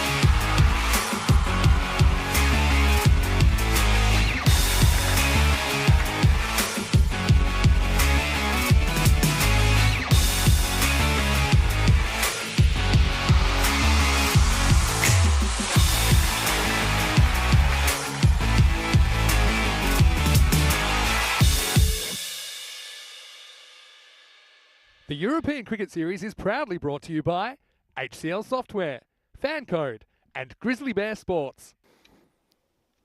European cricket fans, welcome back to the Mashta Cricket Ground in northern Stockholm. We are here for ECS Sweden. We have had plenty of entertainment here so far today, most of it provided by the Kristianstad Cricket Club, who look like they are well on their way to a second win from 2 games here in this contest, thanks to a very, very strong first innings performance from them up against the Sikif Cricket Club. They scored 190 for 4. So just waiting for the teams to enter the arena to get going again.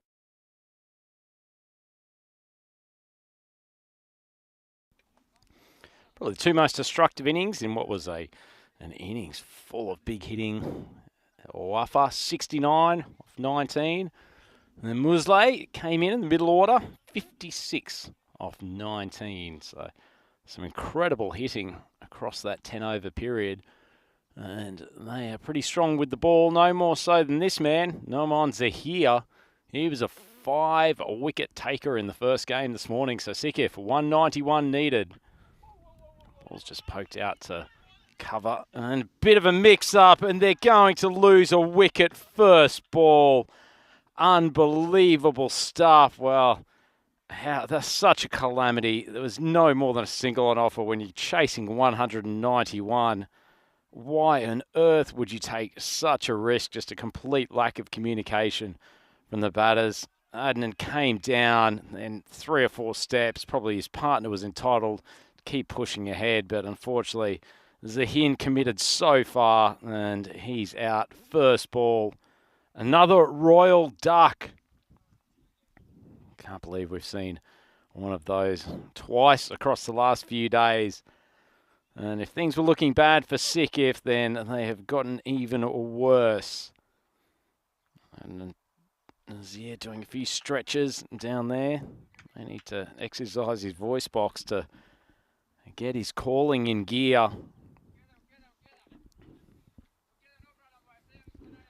Noman keeps on taking wickets off his overs. You won't get credit for that, but it's a second run out that's been affected off his bowling, just to add to the 5 wickets that he took himself in that first game today.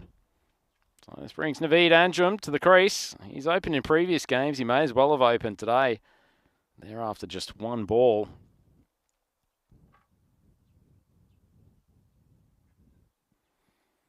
Big wide down the leg side. Fielder comes around from fairly fine third man position. Picks it up before it goes over the boundary, but it's a bit of a surprise for Noman. He was so accurate in that first game. In fact, the entire Kristianstad bowling team was very much on the money.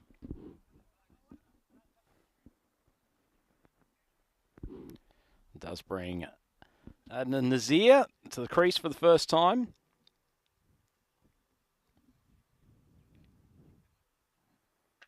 Short ball, just punched. Well, there was certainly probably a better chance of a single on that ball than there was on the first ball of the innings, but Adnan taking the conservative approach this time around.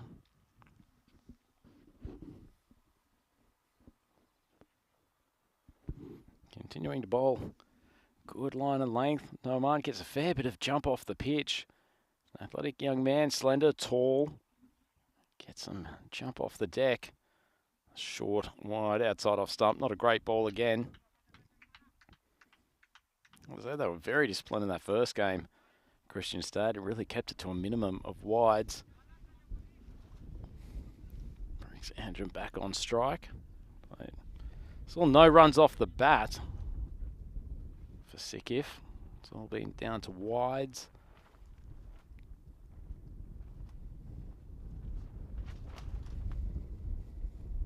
Good ball, hits the back pad. I think it's just going down leg side. No interest from the umpire. Nice piece of bowling though. And Andrew was in a little bit of discomfort. Might have just hit him in an awkward spot just above the knee roll of the pad. Gives the hand up to say that he's okay, but rubbing a little bit of a sensitive area.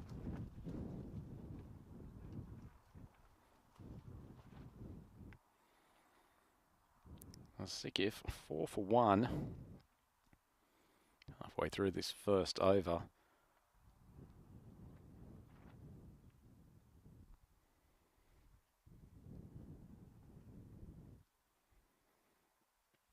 Struck him on the pad again.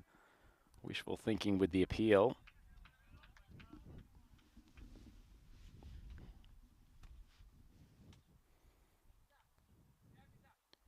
And I'm trying to turn that one behind square, just curving back into him. Once again, pretty good length from Zahir. Anjum loves to swivel and play that pull shot to the leg side, just not quite short enough for him to do so, and a little bit of extra pace from Noman, just making life difficult. Short ball, tennis swat down the ground. Wafa, who is dynamic in that mid-off or long-off position. Not that far away from taking a catch, or at least having the opportunity to take one.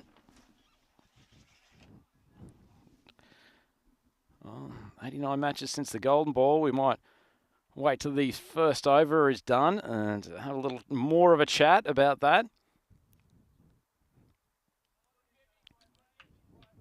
It's a wide called. So they still haven't scored a single run off the bat, Sikif, but they've been helped by a few extras this over.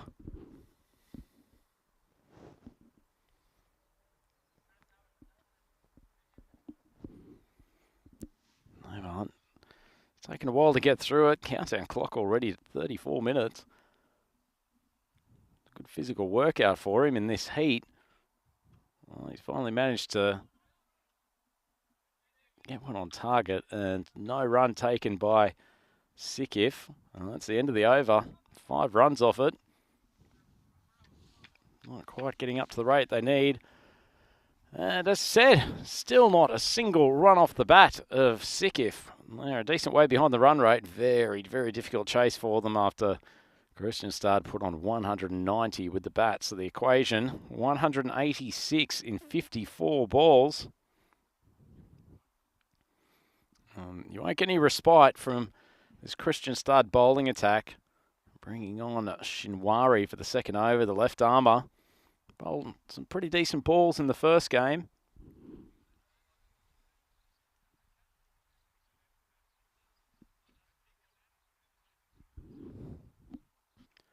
Drifts on the leg side, yet another extra. This is extraordinary stuff. Sikif can't score a run with the bat, but Kristianstad giving them enough charitable donations in the form of wides.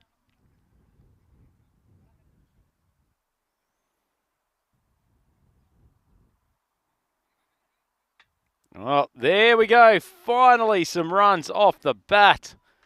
Shinwari is in the arc. It's out of the park, as Big Tyrone says to me. And that's nicely struck from Adnan Nazir. Just waited for it to come into the slot. There's Maximo just enjoying some time with the folks from various teams who are here around the ground. Good crowd in attendance here at the Mushta Cricket Ground. That one's short of a length. Adnan tries to go big over deep square. No contact and cracks into him.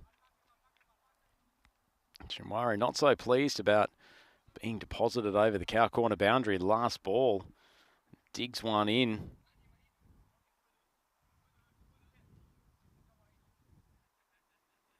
Good bit of bowling from the left-hander. Not a tall man, but gets some climb off the pitch.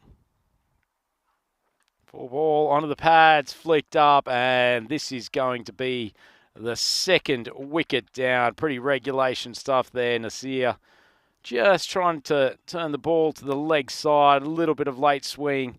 Turned his wrist before the ball reached him, and ball flies off the outer edge of the bat. And that is the second wicket in the hatch. Only 12 runs on the board for Sikif, and that chase wasn't pretty difficult to start with. It is looking mighty difficult now. Can't keep that man Noman out of the game. No wickets off his first over as far as the bowling was concerned, but takes a catch there. Won't get too many easier grabs than that one. And the upside for Sikif, it does bring Imtiaz, the wicket keeper, to the crease. He's been very good throughout the tournament. Shinwari hits him on the pad, clearly going down leg side, probably pitched outside leg as well. MTS will scoot through.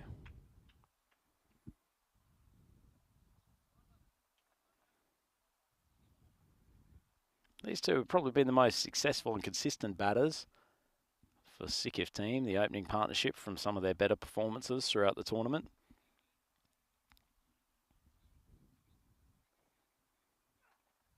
Ball on a length.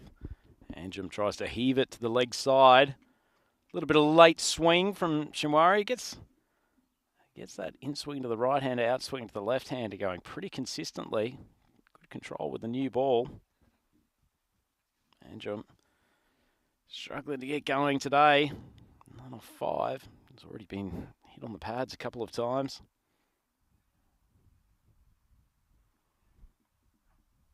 Oh, it's on off stump.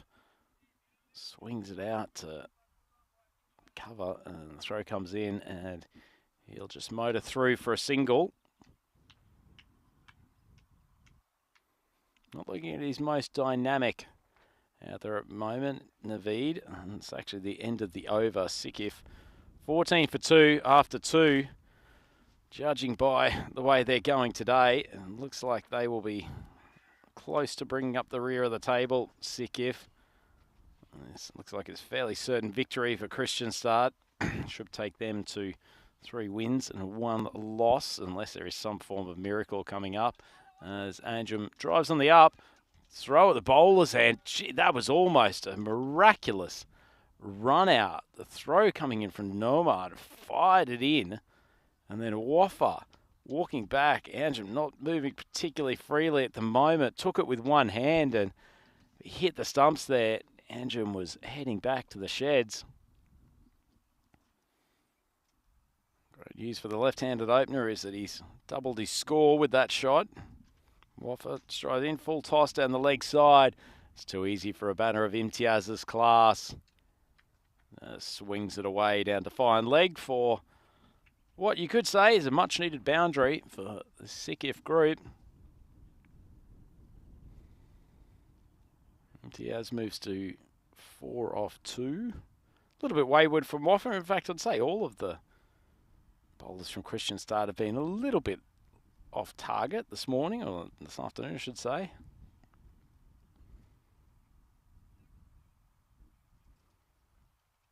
That's a nice ball.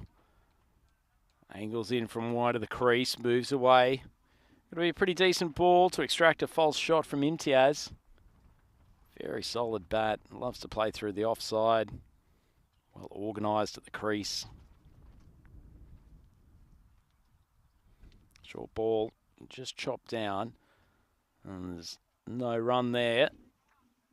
Naveed Anjum not looking particularly desperate to get back on strike. Clearly having a few mobility issues at the moment. It's been a long, long week for this Sikif team. They had a big batch of games in a short period of time. You can see it's taken out of them physically and mentally as Imtiaz shows that he's still fresh enough. That's a cracking cut shot. Gone a long way, probably some 20 metres over the boundary. Beautiful shot. He's managed to hit the long grass on the full, which from a cut shot is no mean feat. Offer's been a little bit expensive here. 11 runs off the over. Still 1 ball to go. Sikif 25 for 2.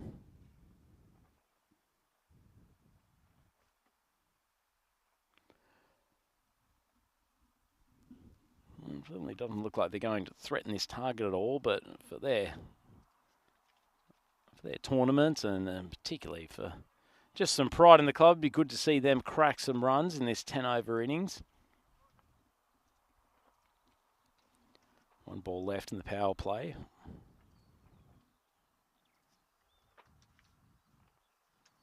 Short of a length, Imtiaz onto the back foot. Anjum's the one who's pressing down shy at the stumps. And they don't hit. Would have been in trouble otherwise. And that's the end of the over. And Kristianstad to have Sikif. Fair bit of trouble here, 25 for 2 after 3. It's a good pick up and throw. I think Anjum was a dead duck He had a hit, but fortunately, the opener has another reprieve as far as the running between the wickets goes. Look at those comparative charts. Definitely the Sikif score is escalating. But look at all of those mega overs in the Kristianstad batting innings. 28, 29 in the power play. Multiple overs of 20 thereafter.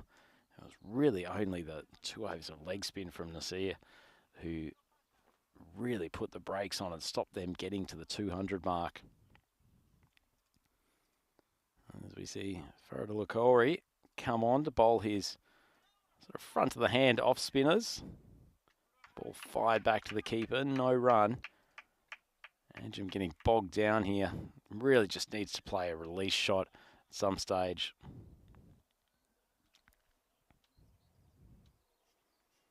Goes down the pitch, swings hard.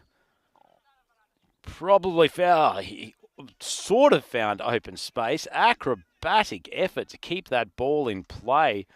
Have a look at the replay. I think he was elevated when he stuck the mitt out and has taken this ball in mid-air and then thrown it back. Yep, kept in the field of play. It's exceptional work in the field. Don't they look bouncy? This Kristianstad group.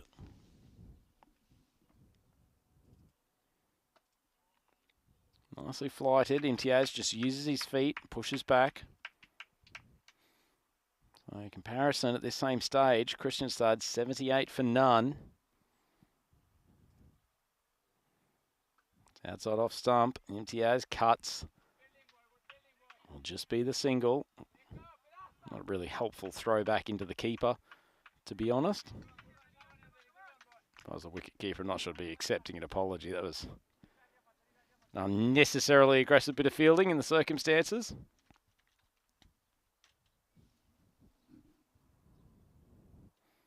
Anjum swings handsomely over the leg side.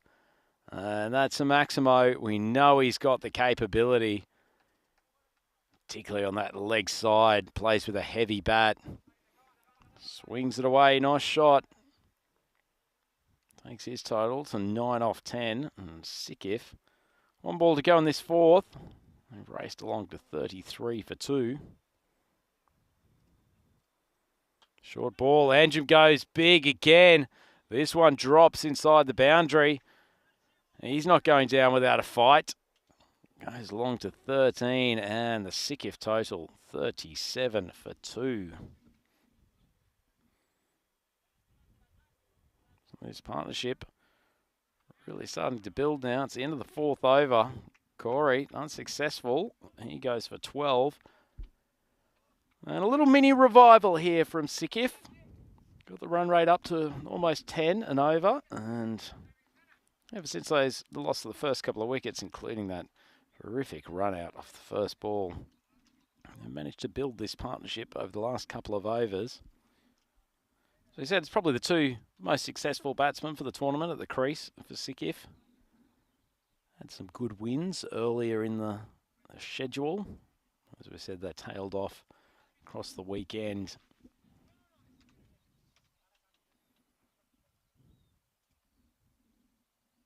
So Imtiaz back on strike. This will be Guja to bowl the 5th over.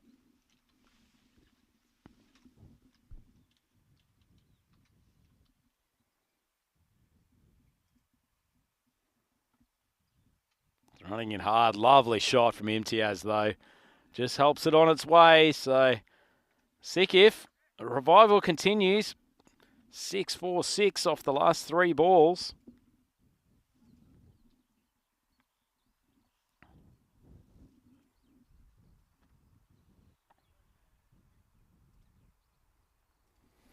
And so Imtiaz races up to 17 off 9. Just a little bit of delay while the ball comes back.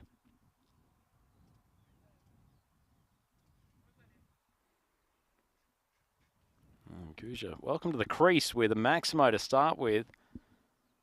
That run rate's just creeping up nicely in favour of Sikif.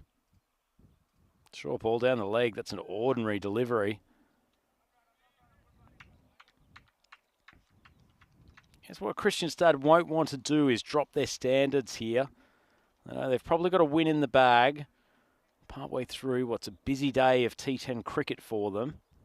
They'll get a rest next game, which is helpful.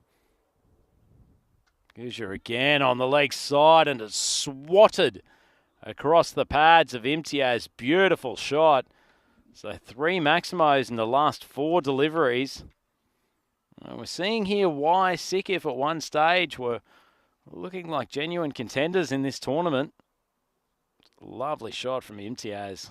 He's got some class. Races along to 23 off 10. This is a good move while we're waiting for the ball to come back. The skipper, Waffa, just going and having a word to Guja. He's missed his line and his length every ball this over.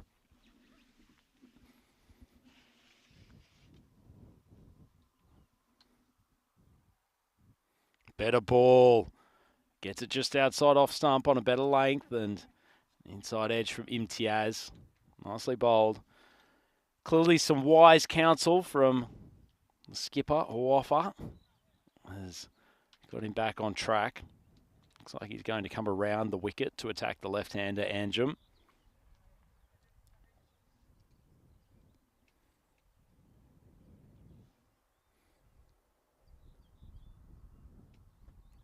Full ball right in the block hole. Anjum can only dig it into the deck, and no run. Trying to practice the little opening of the face shot. It's really hard to deal with that sort of length.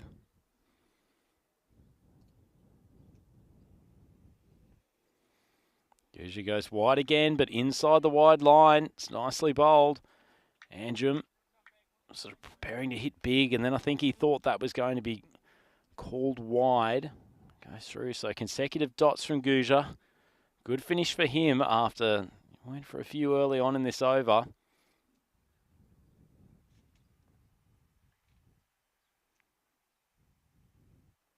Similar line, similar length. 3 consecutive dots to finish, and Sikif halfway through this innings. 51 for 2, and they still require 140 runs to come out as victors in this game. Having a look forward, the European Cricket Championship. Be no shortage of quality T10 action there. Might have a think about one group that we haven't talked much about. Group D. The Ireland 11. We've seen some very good teams from Ireland turn out at the ECL the last few years, and fantastic cricketing country. We've got Austria. He's the home of Mark Simpson-Parker, who's been so successful across both the ECL for the Austrian club side and also in the most recent T10 there a few weeks ago. And there's some very good players there like Jamal Zadran, the Wild Thing. Some pretty good players here in Sweden as well, as Imtiaz takes a couple of steps down the track to Kari and lofts him over the boundary. Nice footwork, wasn't a bad ball, and the athletic figure of Maximo there, as he's just moved in and around to lurk around the commentary box, almost able to stop it, and excellent shot. Well, Imtiaz, he knows his total's out of reach, but he's not going down without a fight here. 6 and 4 to start this innings. A little bit of chat from the Kristianstad fielders.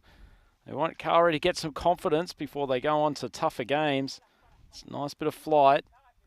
Juices the inside edge onto the pads. So they've hit 2 boundaries from each of the last 4 overs. Each of them's gone double figures. So a bit of momentum from Sikif. That one's floated full onto the pads, but just driven down to long on. I'll take a single. So certainly not the worst batting innings here from Sikif. Certainly not racing along by any stretch, but 62 for 2. 2 balls left in the 6th. And that should have been the most tame dismissal of all time. But somehow the wicket keeper has completely lost concentration. Anjum looks around almost, please put me out of my misery. It's a glove. It's popped up, and as I said, it should have been an easy catch. But Musleh, the wicketkeeper, has just, I don't even think you'd call it, he shelled it. Anyway, Antrim finally allowed to go back to the pavilion, lofts the ball on a decent length, and his game is now over. Fahad Sahaki is not going to drop a catch that easy. And nice first wicket there for Cowrie, and that actually ends the over. And Sikif 63 for 3. Well, it may not have been the tightest contest, but there has been no shortage of entertainment during this game between Sikif and Kristianstad. So 4 overs remaining. Sikif needing 129 runs. Certainly not impossible. 32 and a bit per over needed, but not too far off it. So Samad Imtiaz, he's keeping this innings alive. 35 off 15. And Yasir Ikram, who played a couple of really good innings for Sikif earlier in the tournament. Enjoyed watching him operate with his leg spinners. Full ball onto the leg stump and just pushed across to mid-wicket. Unnecessary exhibition of athletic fielding from Noman there, but that's what happens when you're young, you're energetic, you've got desire. They are certainly 3 words that describe this Kristianstad Cricket Club group. Waffer coming on to bowl his second over. It wasn't his most accurate effort from his first. Oh, Imtiaz, he's just dragged this straight. And that's a very well taken catch from Samil Haq Guje. Made good ground. Nice piece of bowling from Waka, just hitting that good length. Ball just risen out of control for Imtiaz. And nice catch from Guje coming around from mid-off. And that is the most dangerous batsman back in the deck for Sikif. I should say one of the most dangerous batsmen because they've got a few guns in this team. And Imtiaz is still there. It's actually Yasir who lofted that ball that was well taken by Guje, and it brings Gul onto strike. 4 wickets gone now. Well, he's not going to die wondering. Big heave off the first ball from Waffer. To be fair, it was in the slot.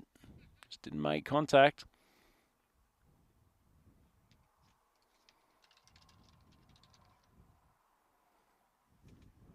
Short ball. Tries to move around to pull it. Fortunately for him, just struck. Gets up some reasonable pace, Waffer. Hugely entertaining innings from him with the bat earlier. Really looked like he was on his way to 100 at a rapid rate at that one. Oh, wide outside off stump, nice piece of bowling. 69 off 16, that innings from Waffer earlier today. 3 4s and 9 mighty maximos. Tremendous hitting. Doesn't really matter where you place your field when someone's hitting maximos with such regularity. Gul makes contact, but it just pushes out to cover. And scratchy start for him, none off 4, but nothing scratchy about this performance from Kristianstad. Sikif 63 for 4 after 7. Gives us the opportunity to look ahead. So this all-important contest between Stockholm and Sikif. Sikif have won the toss and they've elected to bat, so they get the opportunity to put a target on the board. And Stockholm Cricket Club have put themselves in a squeaky situation. They need to win that final game to, I wouldn't say stay in contention. There's all sorts of permutations that could happen depending as to how Jinnah CC go, as to how Kristianstad continue to go throughout this tournament. But Stockholm can win that game. They'll go a long way to securing their spot in the semi-finals. It's well fielded down there. Fine leg. I think it's Shinwari coming across and stopping the inside edge from making it to the boundary. So Sikif rattle along. 65 on the board.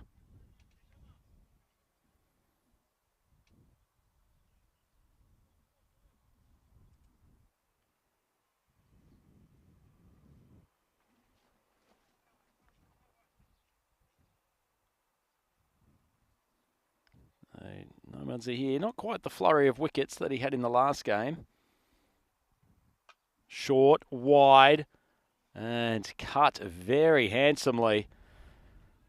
They're not learning their lesson against Imtiaz. Plays that cut shot very well, very elevated off the bat, but exquisite timing, and he hits the ball a long way to that section of the ground. Noman, after bowling a beautiful spell this morning, has been unpredictable with his line and length in this second game. Imtiaz up to 44 off 18. Much better ball, although the line's wrong. And Imtiaz flicks it behind square for another Maximo. He can be very happy with how he's played in this tournament. Really set himself out as one of the better players in this part of the world. Brings up his 50 too. So the consecutive Maximos score racing along, 50 off 19. Excellent innings from the wicket-keeper batsman. Be very proud of his performance.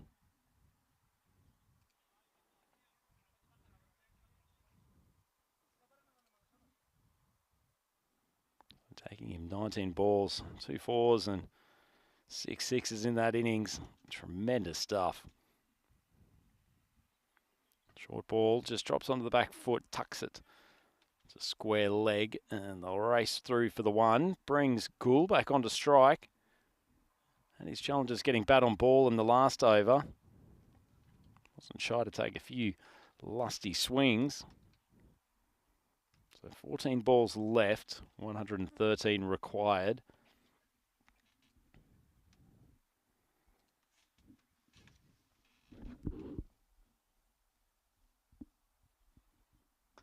Short ball, and Gould pulls straight.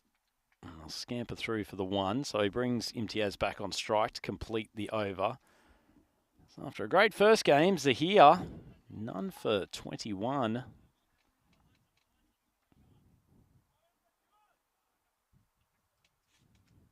Taking his time with his bowling, just doesn't look to have the same rhythm as he had in the early game. Wide outside off stump, off-speed ball, but Imtiaz is good enough to wait for it. Not in complete control with that shot, but races away to the boundary. Yet another 4 runs to his total. He ends up 55 off 20 and Sicker for 83 for 4 after 8. So they're going along at a passable rate, just above 10. Obviously, difficult job when you're chasing a score that requires you to go at 20 runs and over for the whole 10. But not a bad performance from them, especially against this strong Christian stud bowling lineup.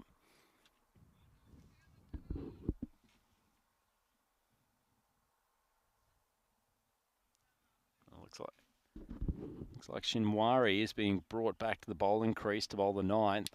Seemed to like him bowling one of the later overs. Got a little bit of a change of pace and capable of bowling those Yorkers consistently. Also helpful having the left arm angle pushing across the right-hander. And they've got the fielder down at third man on the boundary. Always sensible when you've got someone pushing the ball across the stumps from the left arm over the wicket pace. He does exactly that. Doesn't get the full face of it. And Sahar continues to just suck up the catches. Nice grab from him. Good wicket from Shinwari. And that's the end of Shoaib Goal's fairly torturous innings. He goes for 1 off 6. And Sicker for 83 for 5. So this brings the skipper, Amit Pangal, to the crease. Shown some capability with the bat throughout the tournament. Bravely led this Sikif team. Really, as we said, had them motoring earlier in the tournament. A couple of really good wins. Unfortunately, they haven't been able to carry that momentum through.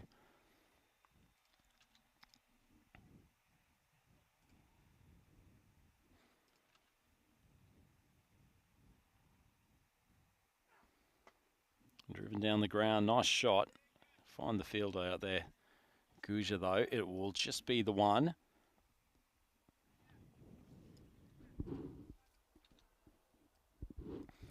Nice over from Shinwari so far. He's bowled well, probably been the pick of the bowlers in this innings, taken 2 for 9, but his location's been much better after a little bit of a wayward start to the day, at least by his high standards.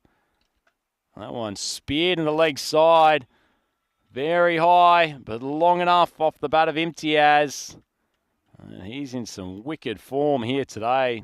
Look at that, just the simplicity of basic backlift, just clears the front leg. And a sweet strike through the ball. Excellent timing. He gets to 61, 22 balls, going along at a rapid rate. Short ball, that's gone a long way. He cuts magnificently. It's almost the second time he's reached the long grass with a cut shot. Just rides the bounce of Shinwari. Got to know your scouting report, Shinwari. You do not bowl there. So Imtiaz, he races along. He's on 67 off 23. A cracking innings. He's got 2/3 of the runs for Sikif here. Full ball. Dragged along to long off. I'll just take the one as Fareed comes in from the boundary. Not a bad bit of bowling from Shinwari. Off-speed ball. Imtiaz seeing if he could sneak back for a second. Skipper having absolutely none of it. He wants to get a little bit of strike before this game's over. So 1 ball left in this 9th. Sikif up to 97 for 5.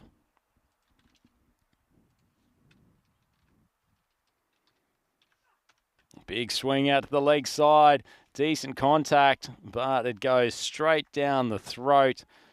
The fielder at deep backward square leg. That's an unfortunate end to Pangal. Thought he'd probably done enough. Made pretty decent contact at the outset, but unfortunately just dropped inside that boundary, and he's on his way back to the pavilion after a relatively short stay at the crease. What about bowling? Bit of bowling from Shinwari though. Just tailed back into the right-hander. Cramped him for room. Nice catch there from Sajid Khan too. Made good ground. Been very good in the field, Christian Stud, both games today. This does bring Raja Salvaraj to the crease.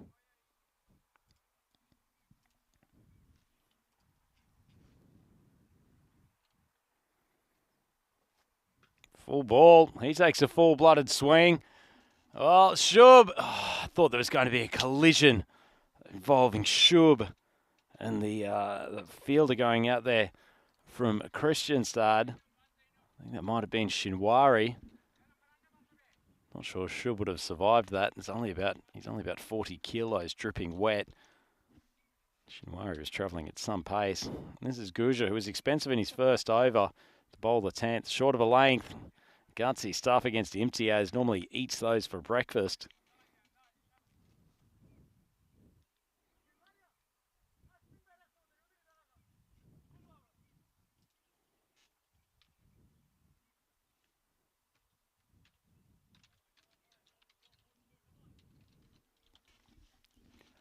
Imtiaz up to 74. Excellent innings for him. Swings it down the ground. Gorgeous shot. So easy. The ball was in the slot, so didn't have much to do, but has swung sweetly through the ball and deposited it 20 metres over that straight boundary. Tell you what, he probably deserves a ton here, Imtiaz. 80 off 27. Unless there's a no ball, he's not going to reach it, but it's been an exceptional innings from him. Full toss. He goes big again over the offside. Maximo. Guja's getting spanked. And the wicket keeper, he's continuing to play an innings of exceptional quality.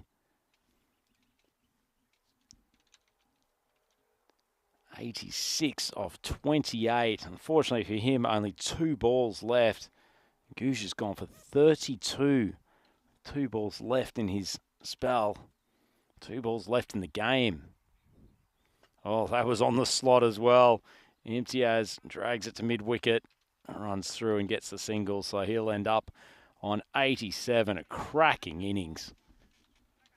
That's a huge percentage of runs for from the team score. Only scored 29 aside from his 87. That's including quite a few extras. Slapped out to cover. Salvaraj, he's run out on the final ball. Sahak continues to rack up the fielding fantasy points. Fantastic throw from side on. Unfortunately for Salvaraj, he goes. That was his first ball, so a golden duck. I'm not sure Derek's going to come out of the cage for this one. Decided only to run at the last moment. Didn't expect such a committed effort from Sahak, but he's missed a 110% up here in Sweden. Gutsy effort from Sikif. 116 after their 10 overs for the loss of 7 wickets. They never gave up, and in particular, sum up Imtiaz. 87 off 29. Wonderful innings from him. And he really did hold that together for Sikif. This was a disaster first ball. Adnan comes a couple of steps down, and his partner was left absolutely barbecued. And of course, it was Sahak completing the dismissal. Fantastic start for Kristianstad. It was going to be a difficult chase for Sikif regardless, but once the hit went first ball, it wasn't great news. Then an easy catch for Noman, and 2 wickets down early. And Big Andrew, he came, found the boundary on a couple of occasions, was stopped from scoring a boundary, including an acrobatic roll after that. But he managed to swing a couple of big balls, and probably was the second most successful batter. How on earth he wasn't dismissed there. Keeper just absolutely losing sight of it. But there's one man who loses sight of absolutely nothing and seems to drop nothing either, and that is Sahak. However, it was Imtiaz who was really the one that kept pressing them ahead. After the dismissal of Yasir, he just went on a rampage, and it felt like everything off his bat from that point on went to the boundary. Sahak, yet another catch. An incredible set of fielding dismissals from him. He's got 2 run-outs and he's got 2 catches. Just outstanding stuff from him. Great grab down on the backward square leg boundary as well. Guja, but Imtiaz finished things off. Started whacking Maximos for fun, and to be honest, he wasn't that far off a century. As we said, 87 from 29.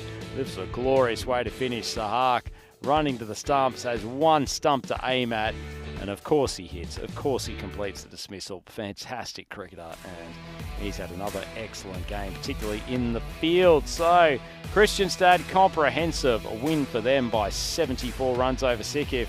Sikif, no rest for them. They are back out on field against Stockholm Cricket Club, and this turns into one of the biggest matches of the tournament.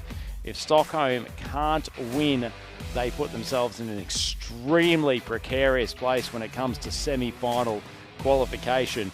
Quick look at that card. Sikif led by Imtiaz, 87 off 29. Only one other batter in the innings scoring double figures. That was Naveed Anjum, who wrestled his way to 13 off 16 balls. Nothing much coming from the lower order, and they end up on 116 off their 10 overs. Not the sharpest bowling effort from Kristianstad, particularly compared to what we saw from this morning. Shinwari was particularly good though, 3 for 22, and then a wicket each to Waffa and Corey. Guja going for 33 off his 2. He'd want to tidy that up before they get against some of the bigger and better teams. So a comprehensive win from Kristianstad, 74-run victory. And they were powered by Waffa and Musleh with the bat. And as I said, 3 wickets for Shinwari with the ball. Imtiaz excellent for Sikif, but ultimately wasn't enough. And that's all she wrote for match 43 of ECS Sweden 2023. We will be back for the clash between Stockholm and Sikif in 22 minutes' time. It's Andrew Ryan on the European Cricket Network here all day with Vinny, Mr. Maximo, Sandu. We'll be back for that match 44 in just over 20 minutes, so please join us then.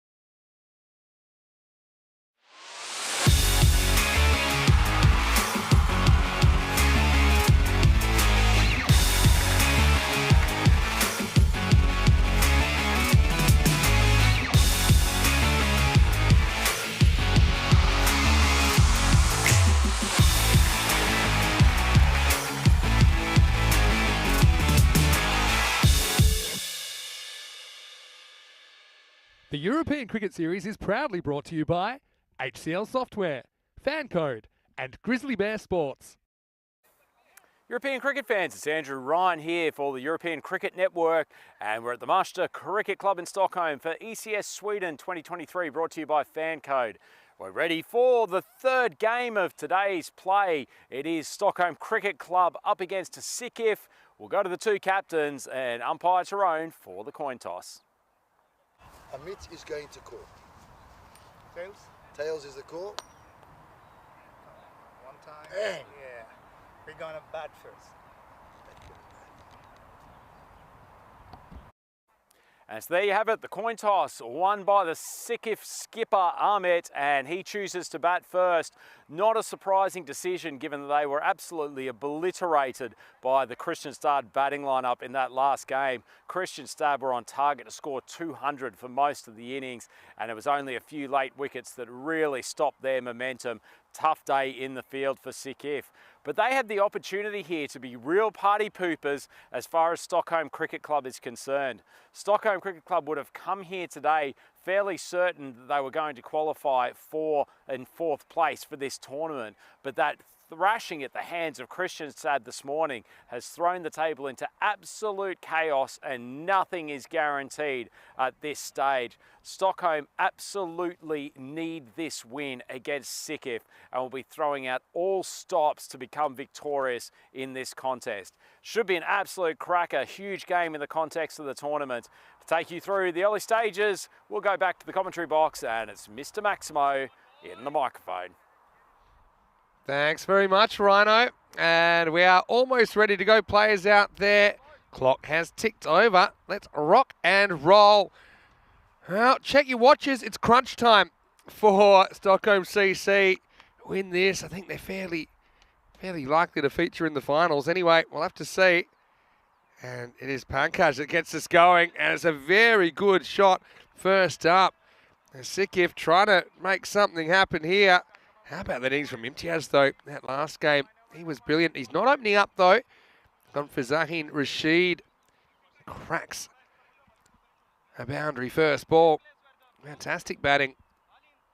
Yeah, Imtiaz was so good, wasn't he? Came in at 4 last time. Let's have a look at the two teams. And I would have thought maybe just keep him out there, considering how well he batted. Get him while he's hot, but I suppose he's got a bit of a free shot with some other players in the power play. Stockholm CC 6-3. We do feel that 7 wins will get you into the 4. It's all said and done. Still a few possibilities, but don't think that if Stockholm CC lose this, they'll be able to make it. Pankaj Cole. This is one to bite away a little bit from Rashid, so 400 not so far.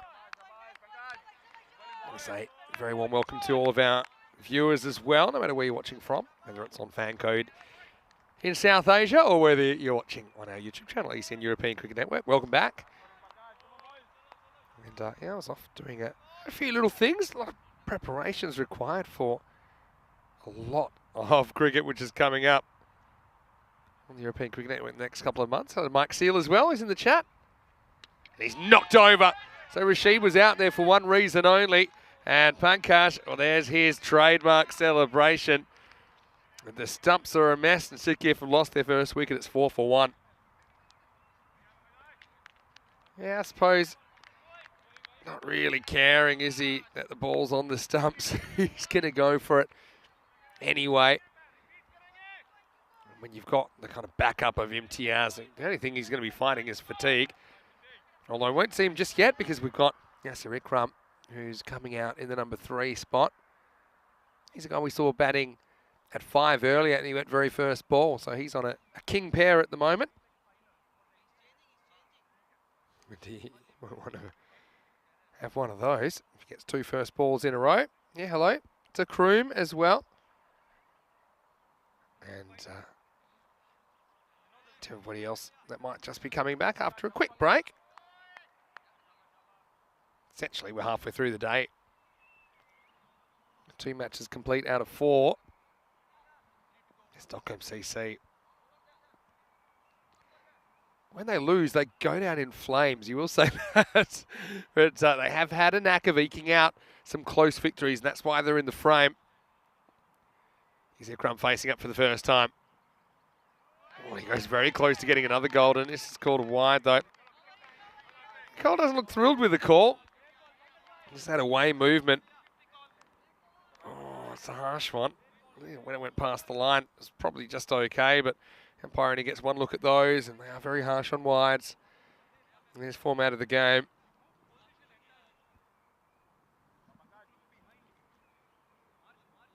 Ikram has had some good moments in the series. Has have a lot of his teammates. Sikif for a team that have only won 2 games in the series. Now he's going to get his first run of day 9. Gets off the mark with a little push. This will bring Nazir on strike. Nazir's really impressed me with his fielding in particular. We saw that from the very first ball of Sikif's series. And let's not forget, it was just over a week ago when we first saw them on the park. That was against GC Stockholm. And they kept Gina to a score in the 90s. Couldn't quite overhaul it, though. It would have been a handy one to get them going. Still have had a couple of highlights. This is in the air, holding up, and he's got it. That's a brilliant piece of catching. And yeah, this guy, Shiva Arsi, is a brilliant fielder. We've seen it today. Took one running back over his shoulder earlier on today. This time, he kind of had to deal with the distraction of the fact that it almost went to the fielder next to him. It just lopped over him. But he takes the catch, and well, Stockholm CC having a bit of fun early. And that's disappointment for Nazir, who's going to go for a very first ball duck. And Golden Derek, he's been lurking in the shadows today. There's been a few of them. Anyway, probably a bit warm for ducks, if I'm honest anyway. Anyway, it is Imtiaz who's coming out in the 4 position. You might as well have opened him because he's coming out in the first over anyway. I mentioned that he was brilliant in that last game. He racked up 87 runs. Didn't get dismissed, so 13 for a quasi-100 for Samad. That's where the ball goes down the leg side and called wide. I suppose he's had a lot of responsibilities with all the keeping he's had to do as well, and he's a brilliant keeper. We were talking about some of the best wicket keepers you've seen in ECN, and he certainly was in the conversation. I think he's just solid behind the stumps there. Pankaj with 2 early ones. Catching is important so far. Stockholm CC creating a catch and taking it. Goes after a wide one. This one isn't wide. I don't think that's a good call. To be honest, I think it's the same ball that was called early in the over, but I think that's good. And Pankaj high fives his keeper. I suppose teamwork makes the dream work. Yeah, this one, maybe it was slightly further inside, but nonetheless, it's a good call. We've got to call it at the crease. That's the key. As we get to the end of the first over, 7 for 2. Well, you know that when the supercomputer thinks you're going to score 100 plus, it's high praise in this series. Stockholm with 6 wins out of 9 games. They are considered 17-run favourites over Sikif. But you can see for a team with a 6-3 record in the series, they're averaging 111 and averaging conceding 125. So it's very unusual for a team with a 6-3 record, or even a 6-2 record, which was the start of the day, to have a negative net run rate. And that's because when they have lost, they have been pasted. So they're not really going to get in on net run rate. They've got to get in on points. And to do that, they need to move from 12 points to 14 and get past Sikif. But these 2 banners at the crease, they'll be significant obstacles.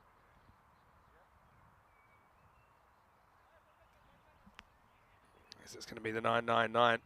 Deep Jagan Singh to bowl over number 2. Yeah, a lot of people in the chat appreciating that catch from Shiva. I also think earlier on, when they got picked apart by Christian Stud, the Stockholm CC bowlers didn't particularly bowl well. This is good swing. It's actually a pretty good job from Amal Raj behind the stumps to get a glove on this. So that's a change as well, isn't it? Because earlier on we saw Jyoti Moy Sakia with the gloves, but he's not in the side. It's nice to see Sakia though for a game. I know he's had some work commitments that have prevented him from getting on the park. He's pretty well bowled. Yeah, it's going to sneak in. Yeah, Amal Raj has done a pretty good job though behind the stumps. I mentioned he's a decent utility player. Another ball, yeah. You can see that sneaks inside. Look, okay, by the time the keeper takes it, it's a bit wide of the line, but that's kind of irrelevant. Dave's asking, when will Royal Derek get a crown? Well, I've put Kirill's on the case. Kirill's from Spring Productions. This one probably would have been a wide, but he steps across and hits it and spoils it. Don't get a run there. Yeah, well, it's in the pipeline. Yeah, the Royal Duck.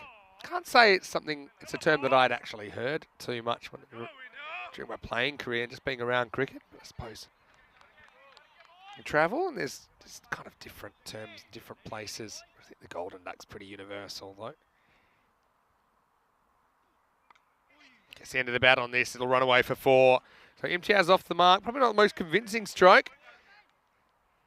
But I think if he reaches into his pocket, he'll know that he holds the key to this batting innings for Sikif. And so they get their second boundary of the innings. The first was struck by Zahid Rashid, but they're all the runs that he got in his brief stay at the crease. Here in match 44. Mike Seal saying conceding an average of 125 is not good.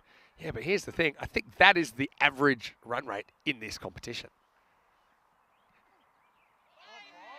Swing and a miss this time. Good movement from Deep Jagan Singh.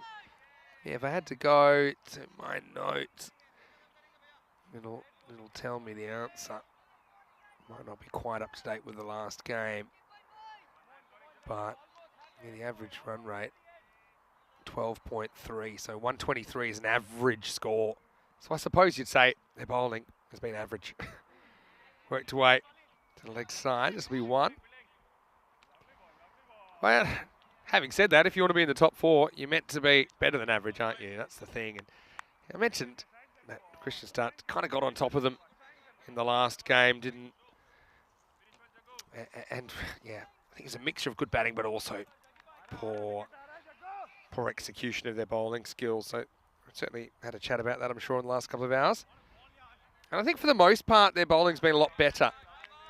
Not those bad balls. Also, I suppose they're playing a team with a slightly more orthodox approach so far. As we get to the end of the second over, as Teep concedes 7, the score 14 for 2 after 2. Looking at the table, you feel that 12 points won't get you there. Because with Albi Zalmi and Master on the prowl, with Jinnah potentially catching Stockholm on 12 points. And then the other team that are lurking, Kriegwasta, who are towards the bottom because they've only just started their campaign. But they'll be on the march and they'll hope to secure enough wins for qualification. So I just don't really see it that likely for Stockholm CC to lose and make it. It's not impossible though, I don't think, mathematically. They really like this. If they want to have a look at it, but this will be an interesting replay. Certainly should have made it. Let's have a look at this on the replay. See if Ikram makes his ground okay. Oh dear. Oh dear. Oh dear. He's gone. And he just doesn't quite get the extension. They liked it and he's going to be out. Oh, just cantering in. And you could just tell from Stockholm CC that they had a feeling, didn't they? They had a feeling that he hadn't quite extended. He just had to reach out. Very quick work from Amalraj. I'm going to give him some credit there. He whipped off the bails in a flash.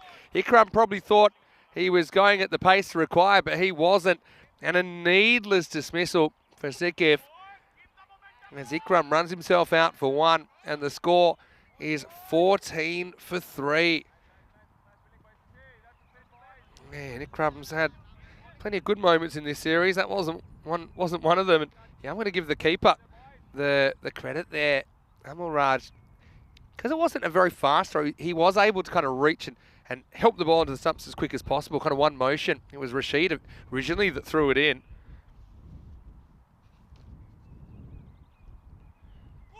It brings a new batter out there.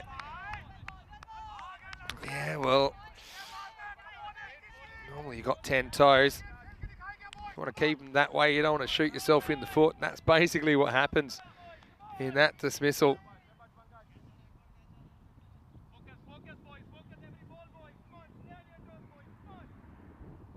A few discussions about what the ducks are called. Yeah, some people think it's a platinum duck.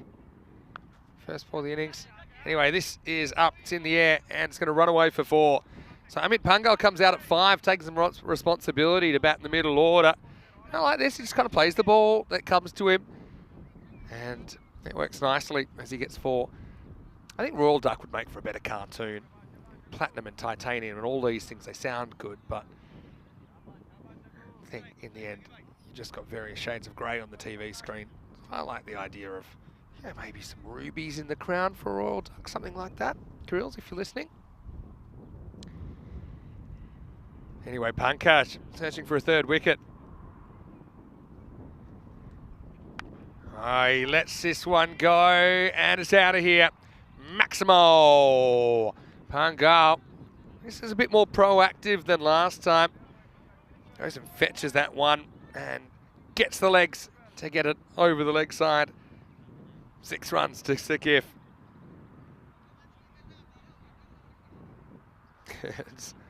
Yeah, I know that Kroom was playing some cricket on the weekend. I mentioned that I spotted on his social media that he took a wicket, a televised wicket. Congratulations, Kroom. Proud of you. And also, Mike's still talking about not getting a bowl. Oh, why is that, Mike? Dave said he hasn't played since he was 17. Well, probably is a while ago, isn't it? Anyway, this is in the air. It's a catching chance. He's got a good set of hands, Tomar, and he's going to grab this one. So Pangal goes 4-6 out. And Stockholm CC, once again, their fielding's been outstanding here. They've taken what's been handed to them and also created a couple. Manoj, he's a good fielder down the ground. He's in the circle because it's the power play. But it's all academic at the moment. Stockholm CC, they've recovered well. I mean, to be honest, they're 2 teams that both got a thrashing in the earlier games. I think Stockholm CC have had a bit of time to recover and gather their thoughts. And that was nicely done by Manoj. I will say that if you do get out first ball of the innings, just to wrap up this duck discussion, it still is a golden duck. You just might also refer to it as a royal duck. Just like a golden duck, it's still a duck. I think there's some overlap between them. I heard that if you get run out without facing a ball off the first ball of the innings, that's called a titanium. But now we're just getting crazy. Here's Naveed Anjum, who sees out the first one.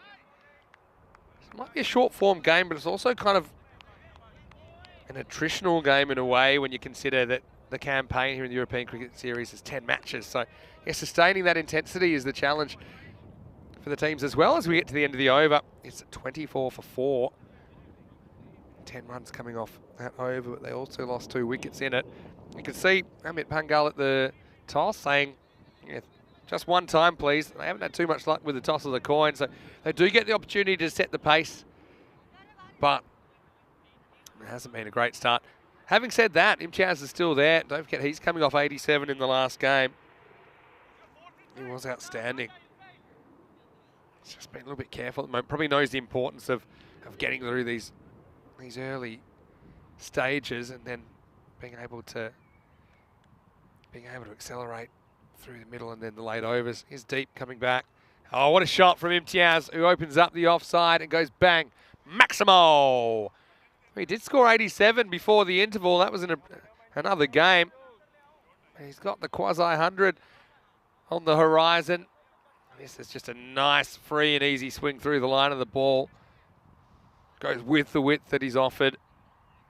The thing about Imtiaz, he's a completely different kind of character compared to what Stockholm CC ran into early on, where the Kristianstad guys pretty much playing the same shot no matter where the ball was. Imtiaz, let it come to him. Now get something that he might be gone. He's caught at the second effort. Here's Pankaj, who dropped his sitter. Life doesn't always give you second chances, but it does that time, and he grabs it with the left hand. And that's a huge moment in the game because that's Imtiaz that's out. 6 and out for the keeper. And Sikif are now 30 for 5. Have a look at this. It's dropped it, then caught it. Stuff from Pankaj. And Imtiaz makes the long walk off. Yeah, disappointment. And he won't make the the pseudo 100 in the end.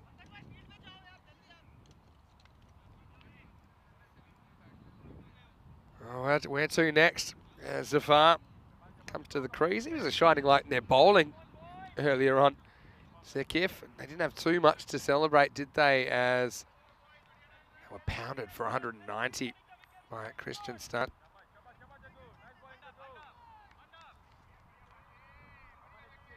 But now he gets an opportunity with the bat. I mean, Sekif obviously playing for pride, and they know they don't have any chance of making the finals. They're running into a team, Stockholm CC, that kind of have the inkling to make it. They need to win this. If they don't, it's safe to say this will be their last appearance. So you can kind of sense the different energies. It's just one of the things about tournament play. You get teams that have, I suppose, different goals and different situations that they're faced with. So both batters yet to score. And Package really wouldn't have wanted to drop that. That was an absolute sitter, especially such a key player. Brady got it with the left hand. It's too wide from deep. He tries to make the adjustment to the left hander, but just kind of overdoes it a bit, doesn't he? European Cricket Series, you can't take your eyes off the action. Mike was saying it looked like Imtiaz might be left stranded again, but yeah, he's gone, and yeah, Mike's saying it's a big moment in the game. It sure is. Well, this is up, and it's out of here. Maximo. So Zafar, he's been good in the face of adversity today, hasn't he? Gets this one in at the body, kind of cramped for room, but he gets his hand through it and does very well. 6 runs to Sekifu. Like I say, they might as well just keep swinging the bat here. It's a game of moments, winning the big moments. That's what Stockholm CC have seemed to be able to do. I wouldn't say they've eked out their 6 wins, but they've been tight ones. Big swing and a miss this time. Stockholm CC. Yeah, their wins have been some real nail biters. Yeah, they started their campaign with 2 big losses. They would have never thought probably they'd be here. Or maybe they believed, but if you saw them go down to Albies Almy by 49 and then go down to Mashta by 76, you'd say, well, good luck from here. But then they beat Hammarby by 15. They beat the Tigers with an over to spare. They beat Hudinga by just 6. They beat Shista by just 3. And they lost, they beat Chita CC by just 4. And those really tight victories have just put them in the frame. It's a tight call. Again, you go with the angle there. Maybe that's fair enough. Grabs a bit of the light on the way through. Yeah. Then Stockholm CC, if they do win this, they do qualify. They'll get a couple of days to recover and I suppose study up. So they might be playing. This is a nicely executed cut shot from Anjum, who gets off the mark with 4. So you get 2 left-handers now at the crease. That was just a little bit short, a little bit wide, and put away. As we get to the end of the over, the score is 43 for 5. Looking at the run rate, well, the biggest story is that they continue to lose wickets. So they didn't lose any in the second, but they lost 2 in the first, 2 in the third, and 1 in that 4th over. It was a big one, wasn't it, with Imtiaz going. You know, he's been carrying the batting for Sekif through the bulk of this tournament. Change of bowling now. It's going to be the Stockholm CC captain, Abhishek Mathur. He's very focused, I think, on what needs to be done. Just one step at a time. You got to tell yourself, you know, you're getting the 4. You're just 2 matches away from the trophy. But even more significantly, if you make the semi-finals, you are 1 win away from making that ECL qualifying day. 4 teams will take part in that in a few weeks' time. The top 2 teams from this tournament and the top 2 from the Swedish Cup T10. This is in the air, and it's holding up, and Manoj will probably swallow this one too, and he does. I won't say it was the regular way to take a catch. He goes with 2, and almost looked like he yawned as that ball was coming in. And I don't know if we got this. Look how he catches this. Goes with 2, and grabs it with 1. So Manoj suppose making it look easy, but in another way, he made it more difficult than it was. Right. Just like when the doctor bangs you in the knees and there's a reflex. When that ball went into the right hand, it gripped around it. And another wicket goes down for Sikif. The score now 43 for 6. Probably the other thing I would say, even though I don't think there's any way that Stockholm CC would tie another team and have the better net run rate. I suppose if they could completely thrash Sikif here, it improves their net run rate to a degree. Whether it's enough to beat out another team on a countback, I doubt it, but you never know. All right, this is a full toss, and Shiva, it's a good fielder, and he swings and misses at that. That was a little bit of the wax on, wax off, paint the fence style fielding attempt from Shiva, who basically tries to batter back in, but comes up with thin air. And it's Selvaraj that comes out and hits the boundary of his very first ball. And he's done some good things with the bat in this series as well. I think mostly it's been his bowling, which has been the main weapon for Sikif at times. Yeah, 47 for 6. Things not looking great, but he's still got to swing the bat. Maybe he can get a partnership here.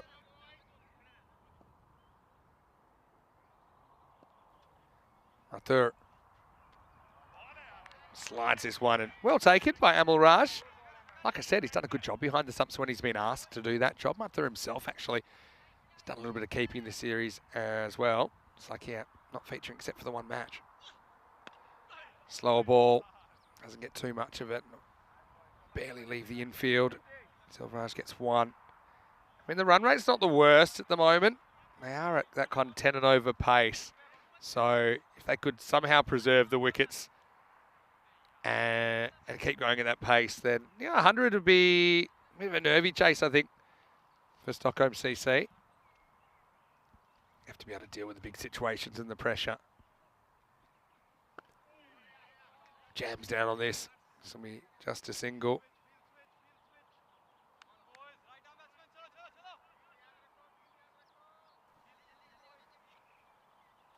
Last ball of the over coming up. Silverage. He has another go and he gets a lot of this. It's high. Is it staying in? Maybe, maybe not. Maximal. Silverage rolls the dice and it comes up with a 6. He threw that into the lap of the gods and it came down the friendly side of the border as we get to the end of the over. The 50 comes up and it's 55 for 6 after 5. Vinny Sandu here, welcoming back Andrew Ryan to the commentary box. And Rhino, great to have you with us. I mean, Sikif, they certainly have had a great experience, I think, in this European cricket series. I know it's been tough at times. That's what this cricket's all about, isn't it? Providing new experiences and essentially pushing players to their limit and trying to professionalise things as much as possible. Yeah, completely. And I guess we've unearthed a new star in the European Cricket Network in the form of Imtiaz, the wicketkeeper, who's been extraordinarily good. Very unlucky not to end up with a century in that last game, and probably deserved it given the tournament he's had with both the bat and with the gloves. I know you've enjoyed his wicket keeping. I really have. So the fact they lose him, and it was a funny one, wasn't it? Because it was kind of dropped by Pankaj and then he got it one-handed. You feel like that's a catch that might save them 30, 40 runs in this innings down the stretch as Lagan Sandhu comes on to bowl over number 6. And it's edged and gone. So Anjum just kind of flashes the bat at this, and around the wicket plan of attack works. Worst possible start to the second half of this innings for Sikif as they lose another one. And it's 55 for 7. Yeah, nice piece of bowling. Sandhu's been very effective, and credit to Stockholm Cricket Club here, Vinny, because they got absolutely belted in the first game this morning by a rampaging Kristianstad side. This game was crucial for not keeping their tournament alive, but winning this puts them definitely in the box seat for that final semi-final spot. And by winning this game, such a comprehensive performance with the ball, they've certainly put themselves in the box seat to win this game anyway. New batter, Shoaib Gul, swings and misses the first one. I think with Sikif in this situation, I think you'll still see them going for their shots. I mean, in a way, they're kind of on a hiding to nothing. I think that they'll say, look, let's just hope for a miracle kind of partnership for someone to get going. Got Selvaraj out there. He's just hit a 6. Gul 35% more careful as he pushes this away for just a single. Yeah, but it's different from a situation where, if Sikif, for example, were, if you switch the situations and you said that they needed the win, they're probably trying a bit more to bat out the overs and at least get to maybe that 90, 100, 100 at this current run rate. Selvaraj is having none of that, swings and misses at this. And then, you can perhaps defend 90 or 100 with an outstanding bowling and fielding effort, but Sikif certainly have enjoyed what they've brought to the table in this ECS. First time we've seen them on ECN. In the air, doesn't carry, it's well fielded. I mentioned the fact that the margin of the 3 losses that they've suffered, Stockholm CC, is actually bigger than the combined winning margins of their 6 wins, but they can get a 7th one here. It'll be hard to displace in that 4. Kind of talked about it all along, didn't we? We talked about because teams play their matches at different rates and different times. As we get to the end of the 6th over, the score 58 for 7. That I was always looking at that loss column. I think that once you get to 4 losses, it's pretty tough to qualify.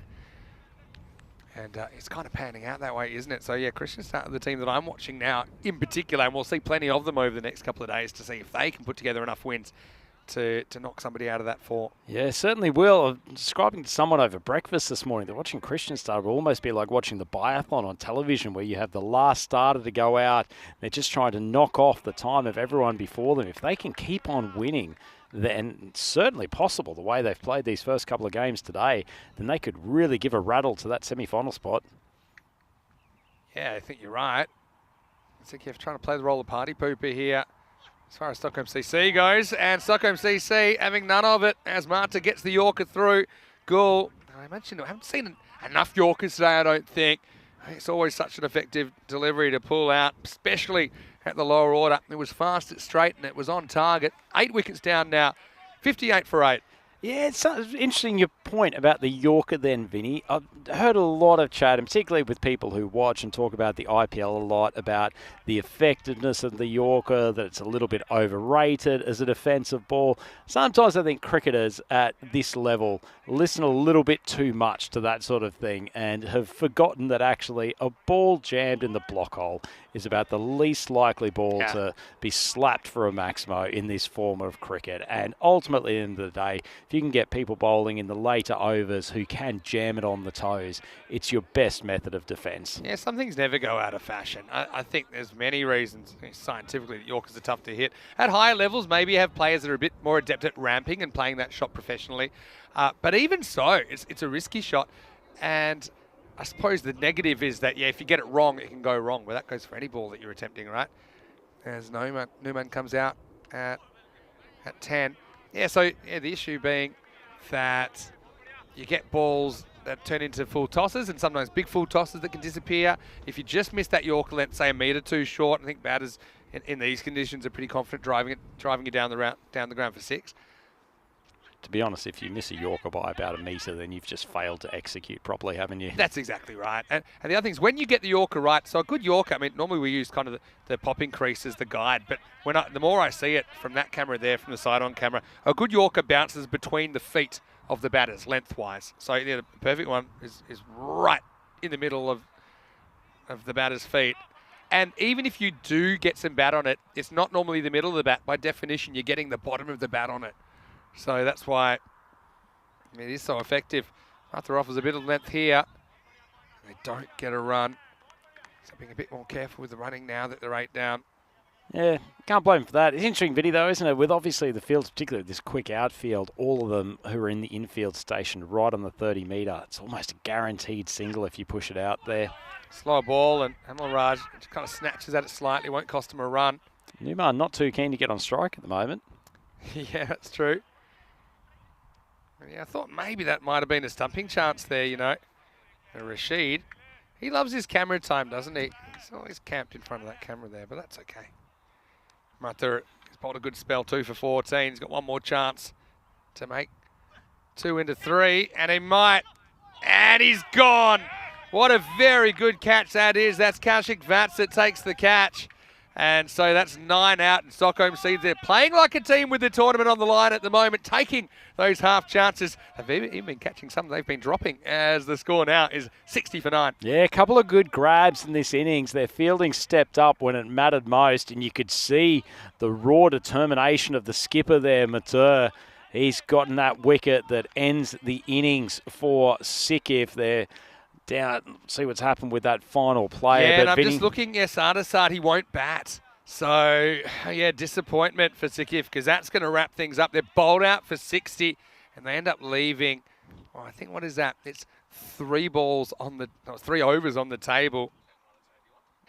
And so, that's going to be a fairly simple task, you'd think, for Stockholm CC. This is the last wicket there. Just turned, again, a half chance into a full chance, and Kaushik does very well, comes up holding the ball. And yeah, with Assad unable to bat, as he's picked up some sort of issue, it means that we'll see Stockholm CC trying to play their way and keeping their place in the 4. They'll need 61 for victory. But like I said, Rhino, it's just a case of two teams, differing situations. And Pankaj, yes, he got whacked, but he came back with that early wicket. bit of a spank edge onto his inside thigh Yeah, and celebration. Nice piece of bowling. That's his traditional celebration. And this was a good one as well. It kind of lobbed one fielder, but Shiva has been brilliant today for Stockholm CC. Pouch to catch.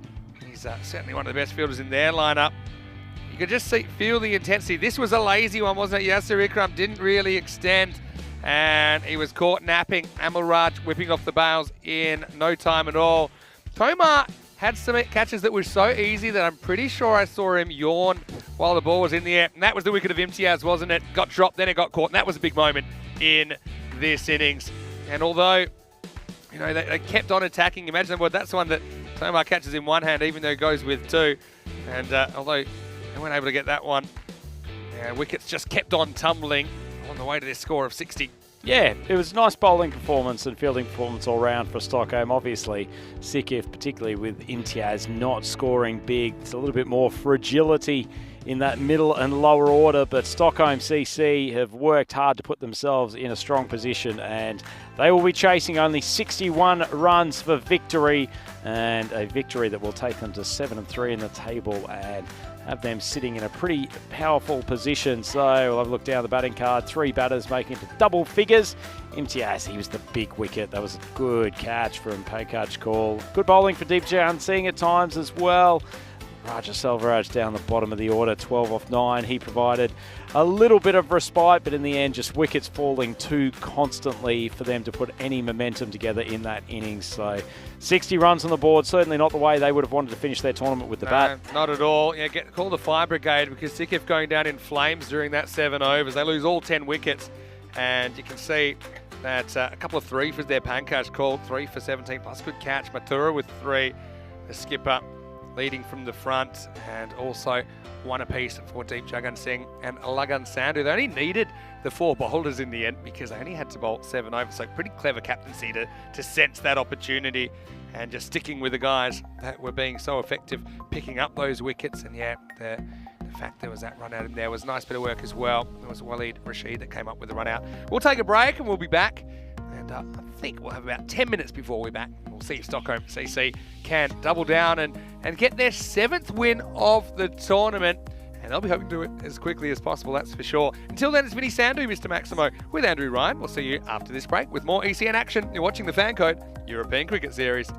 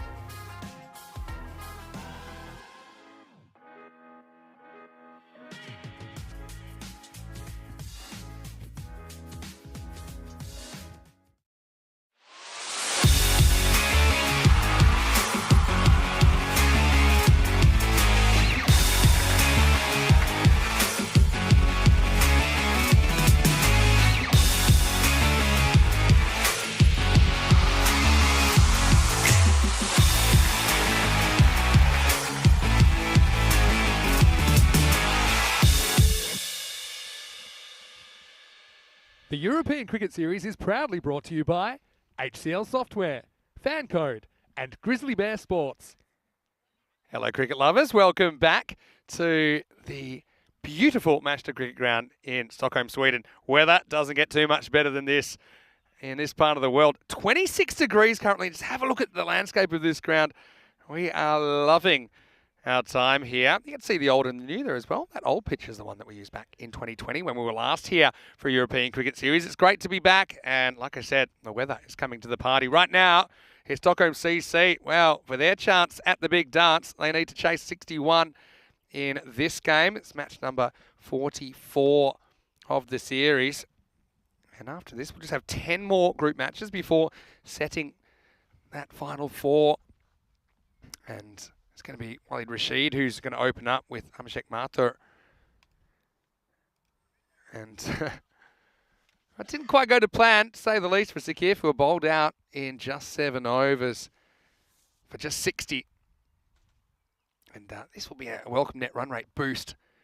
Although, I don't know if there's any boost that will save their net run rate, to be honest, for a team that have won 6 and probably going to win 7 of their 10 matches. But still, 7 matches will mean they'll be hard to catch.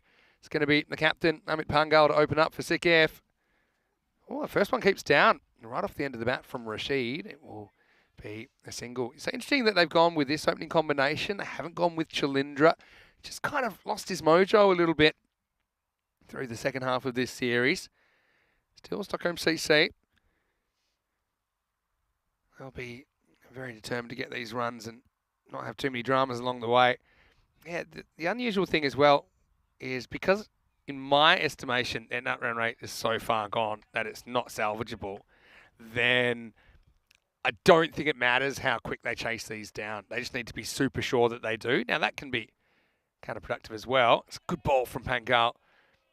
And Rashid misses that. Great keeping behind the stumps from Samad Imtiaz, who's been a real star in that wicket-keeping position.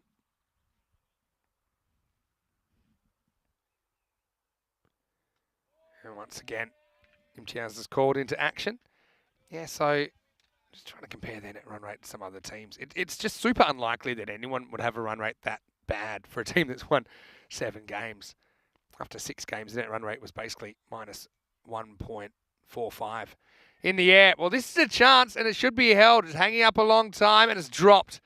Well, Sakif having that kind of a day, aren't they? And that is Newman. Hello, Newman. Unfortunately, he wasn't able to get the hands together in time. And down it went. Pangal won't be thrilled with that. Decent first over, though. And this will be one that go on contact. Oh, you know, that could be gone. I just got a feeling about this. He was really slow to get going. And I think Rashid's run himself out here. Got the slide in, but for me, it's a little too late. And quick work. Yeah, I think that's gone. There you see it. It's not the greatest slide because he's actually kind of upright as he's sliding. And a real good slide, you kind of go Superman style forwards. He's almost like he's taking a ride on a Venetian gondola, the way that he was kind of lowish to the ground, but he was hoping that someone else would take him the rest of the way. We get to finish the first over, and the catch doesn't end up costing too much at all. It's 3 for 1. Vinny Sandhu here, Mr. Maximo for ECN, taking you through the action on day 9. Joining me once again is Andrew Rhino Ryan, and a nice bit of fielding there after a less than nice bit of fielding. Yeah, it certainly was. Unfortunately, the catch put down by Newman, but that was a really nice bit of work to affect the run out. Sharp bit of work from Imtiaz with the gloves as well. Oh, Vinny, look at that number of golden ball matches without a golden ball. It's up to 90. We could be on for our own century soon. Yeah, well, I'm in the nervous 90s because I predicted we wouldn't get to 100. But maybe by saying that, well, normally when you're commentating, the opposite happens. So maybe we will get there. But yeah, it's been a little while. Last time we had a golden ball, it was in Bulgaria, previous series. So Matur out there with Tomar, who's had a couple of nice little innings, tended to be down the bottom of the order a little bit more so, and coming in the late overs but you can see why he's out there as a hitter. That is launched over cow corner. Lovely shot to get off the mark. Yeah, and it wasn't the worst ball, to be honest. I think it was fairly well located, it, but he went after it and he got it. And when it's such a low-scoring game, those sixes, they're even more valuable. It's essentially 10% of the score right there. Yeah, certainly is. To be honest, it's great to just see Naveed Anjem just still standing. I think his body will enjoy a long, cold shower after this tournament is complete. So that's driven down to a long on and well fielded by Zahin for the single. Yeah, nicely handled there. I mean, Sakif, they certainly started with a bang, didn't they? I mean, remember they took a wicket first ball of their ECN adventure. It was a good catch by Adnan, long off, and he's been very good in the field in this series. But I suppose as the one team that have never, potential overthrow, good throw, might actually get Martha, but it was a bit slow getting in from Pangal, who had to throw off balance, and so they will get 2 in the end. Yeah, the one team, even though teams like Kristianstad, for example, they did play 3 years ago, but Sakif have struggled probably a little bit with the program of back-to-back matches. Of course, it's even more on steroids now with 3 matches in a lot of days.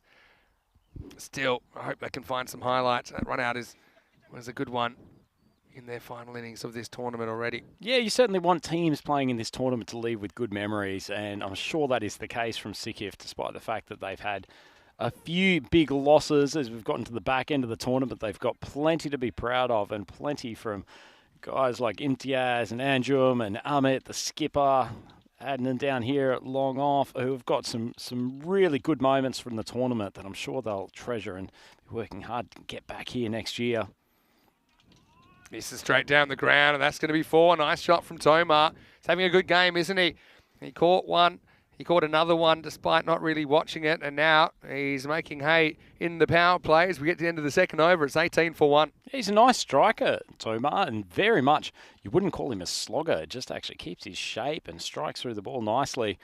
Quick look at this standings table. I guess it's a little bit like an IKEA piece of furniture, isn't it, Vinny? It's taken a good 9 days or so and plenty of back and forth to get into decent shape, but Stockholm are in a good spot now. Kristianstad have already climbed to 6th, you know, and not too many teams have games to go.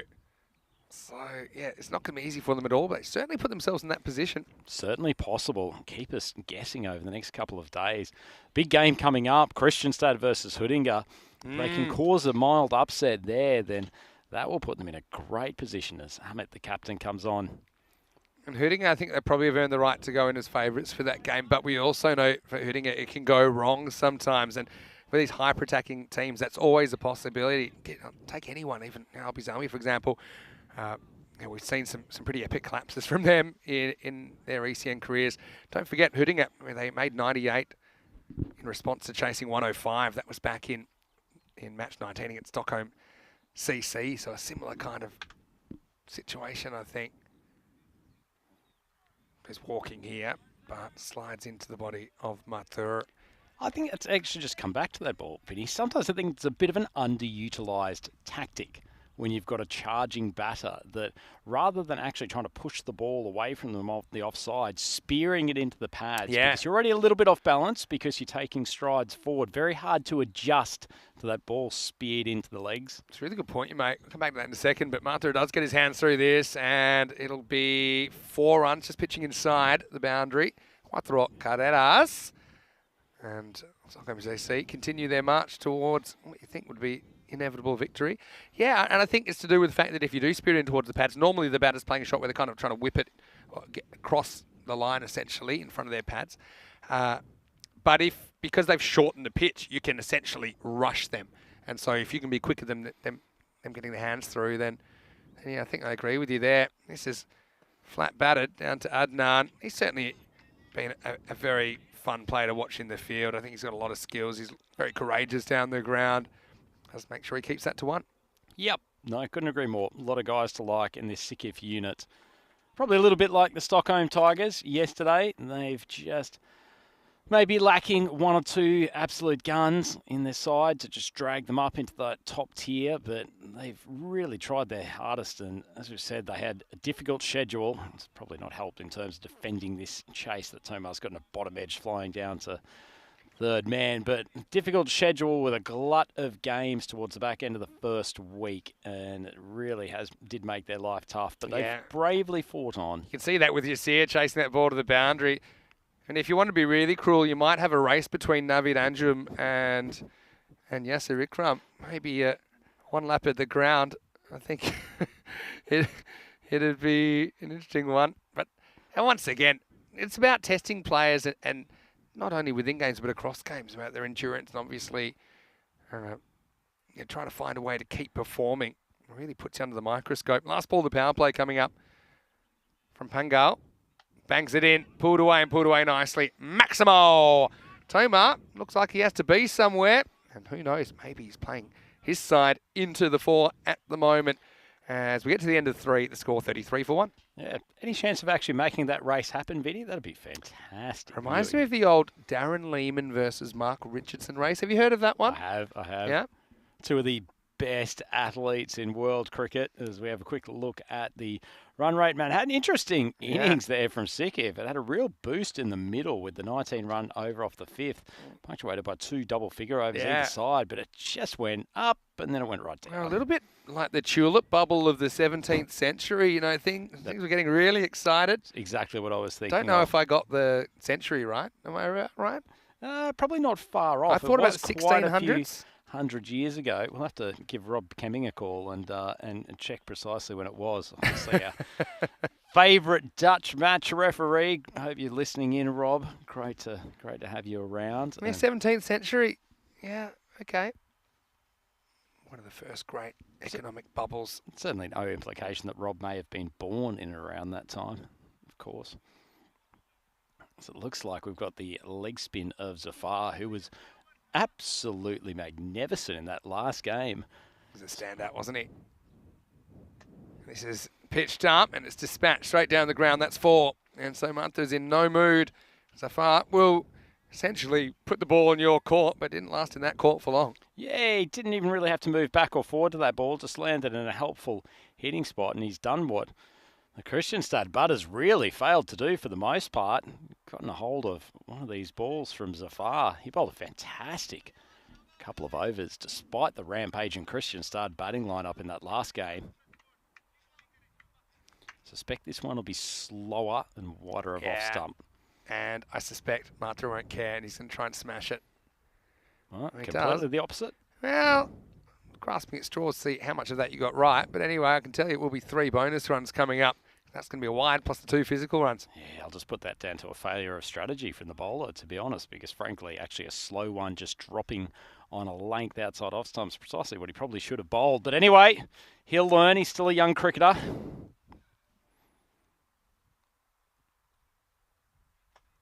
That's the one. Yeah, that's probably more where he wants it. Mantha will get one on this occasion, but it's kind of like a non-boundary 4 when you get the 3 wides plus the single. It changes the strike though. So Tomar, he hasn't wasted too much time at all. He's 21 off 5. Like I said, he looks like he needs to be somewhere. He's hit 2 4s and 2 6s out of the 5 balls he's faced so far. And a single. He hits this pretty well as well. It should be handled. And once again, I like this from Sikif, and of course, it's tough at this stage, but I see them still encouraging their teammate there. And that was a good stop by Zahin Rashid. Yeah, I agree. They're a really good unit. They seem to support each other, and they've stayed very positive throughout this tournament. As Matert takes his immense frame down the wicket and swings hard to the leg side. That ball's cannoned off his bat. Great shot. Expected 6, and it is signalled as such by the umpire. Yeah, very good shot, isn't it? And this game's on borrowed time, I think. Zafar, like I said, he was the shining light earlier, but now he's getting lit up. And so, yeah, Sikif, I know right now, they're probably like mentally in a pretty tough place, but I think they'll look back and they'll really appreciate this experience. And also, hopefully, they can pick apart their game using the video. As this is up, and that is miles back. Maximo! As this over has gone magical. It also brings up the 50 for Stockholm CC. Yeah, certainly has. He's absolutely mullered that ball. It's gone a long way, and poor Zafar, He's gone for 21 off this over so far, Vinny. It's already gone magical. Potential for more off this final ball, although he seems to be keen to continue flighting. Yeah. They could tie the game with another one of those. But Stockholm CC finally getting what I would call a thrashing, going their way. Zafar trying to burgle a wicket late in the piece here. And he won't. This is well struck as well. 4 runs. And that takes them within just a handful of the target into 4 overs. It's 58 for 1. Legitimately looked like he was playing a tennis shot there. That's it. The ball just took a little while to get to him, but he had the time and basically picked his spot, eyed off 10 metres to the left of long off and hits a boundary. Quick look at the run rate comparison. Well, you won't get too many games that are less overs than this because it looks like we've only had 11 overs in the whole game right now. We have had one game in the ECIW where we had the Netherlands chase down a score in just 5 balls, so that one went 10.5. Anyway, it's going to be Selvaraj to see how long he can keep this game alive. Just 3 runs required for victory now. Good take by MTRs. Look at him react to that slightly extra bounce. He's been an interesting character this week, hasn't he? Well, during the course of this tournament, Selvaraj, we've really enjoyed seeing him operate with his lateral arm around the wicket. I think he's had a breakout tournament with the ball. You know, I think he's a real weapon if he just gets that control right. This is in the air, and I don't see anyone chasing this down. It'll run away for 4, and it will be the victory. The referee comes in and stops the fight. As Stockholm CC, they end up doing this with 34 balls to spare. So in a game that they had to win, they did perform. They'll have a couple of days to go back and think, and they'll be probably fairly nervous ECN watchers over the next couple of days to see if they hold on to that spot in the 4. Yeah, certainly will be. They've probably done enough, but still uncertainty, and particularly with the rampaging Kristianstad side. But after a disappointing performance today, they did what they had to do in this game. It's a little bit of sloppy fielding there from Rahman, but didn't cost them too much. They still ended up with a wicket after Naveed managed to run out. Rashid flying through at the batter's end, but that only brought Tomar to the crease, and he's a sweet striker of the ball. I actually really like watching him at the batting crease. Hits it cleanly, not too much fuss about what he does. And obviously Matur, he's a big beast of a man, and he hits it like you'd expect. Big levers, I love this shot. Looks like he's just stroking the forehand down to the baseline, and eventually the last ball flew over the top of point, completing a very easy win for Stockholm. And as we said, they've come up with a big victory when they needed it, Vinny. Yeah, they have. And just foreshadowing the last game of the day, which is coming up, and we've got an extended break because of that quick run chase. More about that in a second. First, let's have a look at the scorecard. Martha 31 off just 14. Tomar was going even faster, 26 off 8. They did lose Rashid, but didn't slow them down too much. This innings never even makes it to the halfway point of the allotted overs as Stockholm CC chases it down in 4.2. And the bowling, well, you can't really read too much into that. Pangal did what he could, none for 18 of his 2 overs. Not a bad effort from the skipper. Selvaraj, I liked his work throughout this tournament as well. I liked the fielding of Nazir. I liked quite a few things about Sikif, who turned a few heads early on when they really pushed in a CC Stockholm. But in this one, they haven't quite been able to finish off, and in the end they just weren't good enough to hold Stockholm CC, who did have a lot of motivation to win that and win that one well. Okay, so the next game, just coming back to that, will start in around about 50, that's 50 minutes time, and the news in that game is that it will be Kristianstad who are taking on Huddinge, and yeah, I'm looking forward to seeing that, and maybe have some toss news for you as well. That Huddinge have won the toss and they're going to field. Okay, so they want to chase. Kristianstad, I don't think they'll mind. I think they'll be happy to bat first, considering that's been working for them so far today. But they'll have a pretty stern test against Huddinge team that are here to play. Having said that, Kristianstad with all the momentum for those 2 wins already. We'll take that break and we'll be back with the last game of day 9 after this. Until then, it's Vinny Sandu, Mr. Maximo, with Andrew Rhino Ryan. We'll see you very, very shortly for more FanCode European Cricket Series.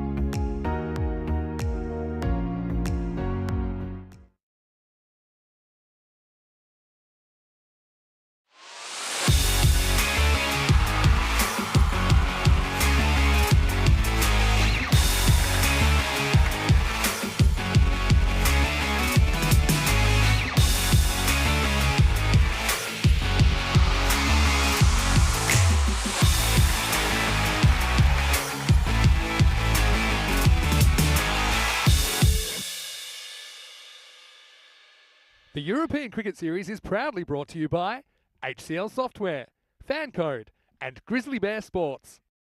European cricket fans, welcome back to the European Cricket Network. It's Andrew Ryan taking you through the whole day's play here with Vinny Sandhu. It's time for the fourth match of today here at ECS Sweden 2023. We've now got the big hitters from Huddinge trying to take on the explosive group from Kristianstad. Let's head over to Tyrone Peters, who has the two captains for the coin toss. Huddinge to call. Heads. Head is the call. Julia. It is a head. I will ball first. Ooh, they're going to bowl first. We will bat first. Second. So the coin toss has been won by Huddinge. Slight surprise, they've elected to bowl. They seem to be so much better with the bat when they bat first, but perhaps they're just trying to put themselves in a few different situations so that they can adapt and be ready when they get to the final series and into those crunch knockout games. They bring a group of massive hitters and they've scored runs at a rapid rate throughout the tournament, whether it's been Saeed Ahmed, Imal Zuvak or Samuel Rahmani. They just hit sixes with ease. And the scary thing is the best of the lot of them may be Omram Zazai, who's only had more limited opportunities in the tournament, but they are a brutal batting lineup and will be a huge test for Kristianstad to take down. In saying that, Kristianstad has put in some wonderful performances across their first two games today. They've been brutal with the bat. The captain Wafa has led them very, very well, and they've got plenty of pace and zip with the ball. They field and catch well. Really a strong unit, and they are conducting themselves very well in this tournament to date. This is going to be an intriguing contest, great one to finish off the day's play. Let's go back to the central commentary area where Mr. Maximo will take you through the early stages. Thank you very much to Andrew Ryan. Welcome back, everyone. Last game of the daytime. And looks like we're pretty much ready to get straight into it as Nasir Iqbal is going to open up for Huddinge, and he's going to open up with a wicket. And so it's Sahil who swings all the way around that one. As straight as the day is long, and they are pretty long days here in Sweden at the moment, but it's as short as it gets for Sahil. And I think the Golden Derrick might be making an appearance before too long. Iqbal right on target. How often do we see bowlers starting with a wide? That's the opposite. And there's Derrick. We might have to get the crown jewels on him because it is a royal duck as well. If you're going to make a duck, though, get it out of the way. And it's the third time today I think we've started with a wicket off the very first ball of an innings. Looking at the two teams, well, you can put a line through Sahil. He's out already, but Wafa's out there with him. And they've gone for Gujar at 3, so a bit higher than he's listed there. Huddinge 7 and 2 have a chance to cement their place at the top of the ladder with a win here. Gujar swings all around one that seems, and that's going to be 5 wides. So it's the crazy 5 for 1 after 1 ball score line. Just takes off and basically beats Imal Zuvak for pace. Imal Zuvak very likely to be a keeping option for Sweden this weekend as well. I mean, I wouldn't say he's a specialist there. He'll do a job for you. Probably more of a batter with gloves, if I'm completely honest. That one surprised him. And he wasn't quite able to read the line of it. So, we've got a mixed bag. Good chat. Let's look at the next one. This one lifts from Iqbal.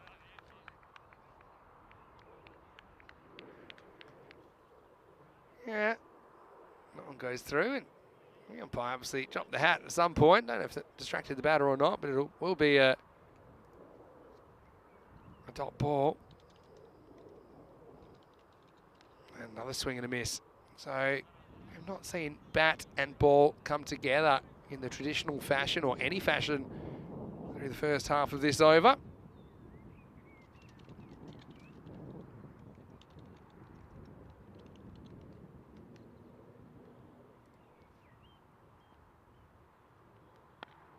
And now we do see some bat on ball, but it's not going too far. I just want to take this opportunity to welcome everyone back that's watching in the YouTube chat as well. ECN European Cricket Network. Right on target from Nasir. I like what he offers this Huddinge team.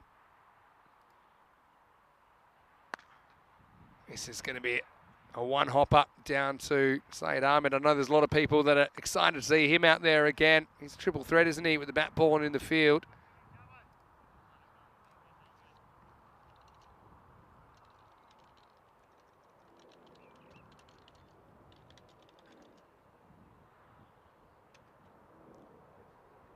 Last ball of the over coming up. Oh, well, leans back and smashes it. And guess who? It's Wafa, who's off to the races. Maximo! 6 runs to finish the first. Here's the counter attack. There's the grip, and there goes the ball. Good finish to the over. Christian start before that didn't look too promising. 12 for 1 after 1.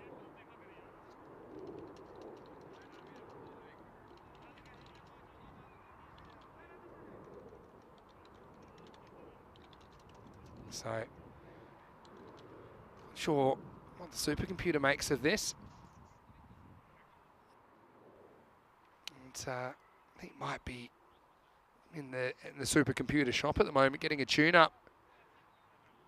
But regardless, I think for me, Hootinger, they've earned the right to go in as favourites, despite Christian Stadt's strong showing today.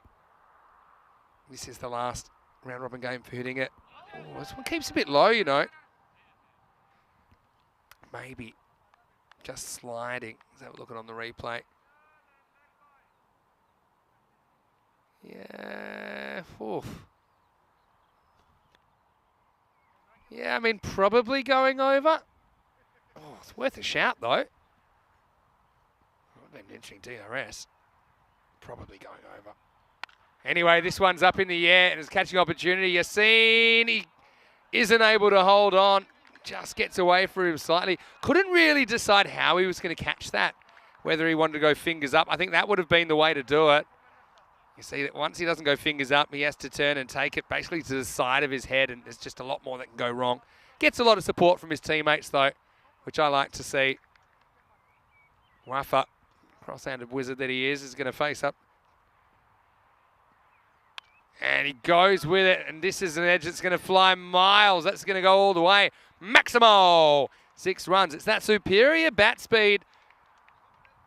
Almost at the speed of sound as that one climbed up into the atmosphere and ended up the other side of the line. 6 runs, and Wafa, so important, isn't he? And how good was he earlier on today?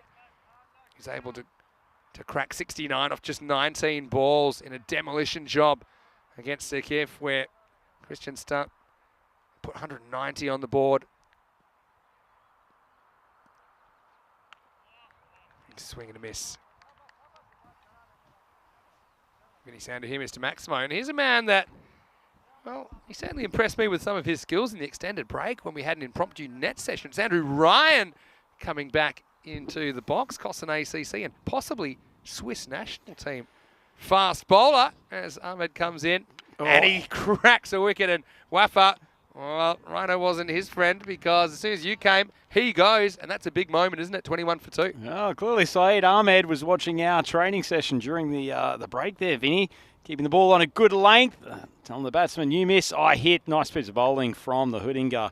Quick, that's a lovely ball and a pretty ordinary shot, actually, from Wafa. But no, certainly we had a good little net session. I mean, steaming hot today, Vinny. It's almost... Yeah. I likened it to when you were growing up in Australia and going out in the school holidays and bowling for a couple of hours in 30-degree temperature. But great fun here at the net, next to our commentary booth, and had a few of the players join in as well, which was good fun. Big Maxi from the Blue Crew. Yeah, well, we'll go into that a bit more in a minute. Here's Zahir turning up at number 4. He steps away and tries to smash it, and it's the end of the over. And the score is 21 for 2. That wasn't dissimilar to some of my batting in the nets, as I wasn't wearing any protective equipment. And normally you'd imagine it's just going to be a fairly casual hit and giggle. And then I had a succession of young, strapping fast bowlers coming in. I'm just happy to be in one piece, to be honest, at the end of that. I'd like to say some of us were far more generous in the line that we took during your unprotected batting innings. We have a quick look at the standings. Just quickly, Hootinger could be the first team to get 8 wins. They could potentially be caught by either or both of Mashta and Albizalmi, don't forget, but still they'll cement their spot in the 4. Little edge, and this is going to run away for 4. And so you can't be good, be lucky. And that's the way it works out, because, yeah, with his first boundary. Yep. Wouldn't say nice shot, and in fact, actually, there hasn't been a huge amount of control in the batting from these guys, but they're managing to keep the run rate moving along.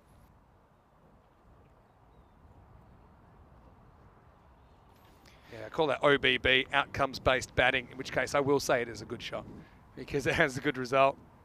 Anyway, that's it. Coming back to bowl out in the third over. Nice length ball. Really good stuff from Nasir. That's what his specialty is. He's putting the ball, hitting the top of off stump, a little bit of nibble away. They've been consistently bowling him in the first and third, haven't they, Vinny? It feels like, if anything, Hoodinger has settled into a format with both batting and bowling more so than any other team in this competition. Guja on strike, short ball, swipes to leg. Really should have just gone with the bounce and taken it to the vacant point boundary. Have a look at who's just popped into the chats. Conrad Greenshields Whoa. from Portugal, and he's probably tuning in to see the big Rhino, that's what I'm guessing, charging through the last game of the day. Does Conrad actually contribute to the chat himself, or does he just use his agent to control his social media activity? It's a good question. But anyway, hello Conrad, what's going on? That's what I put in the chat. And Dave's saying no lid. Well, I mean, I didn't even have pads, so... Pads are a box, for that matter.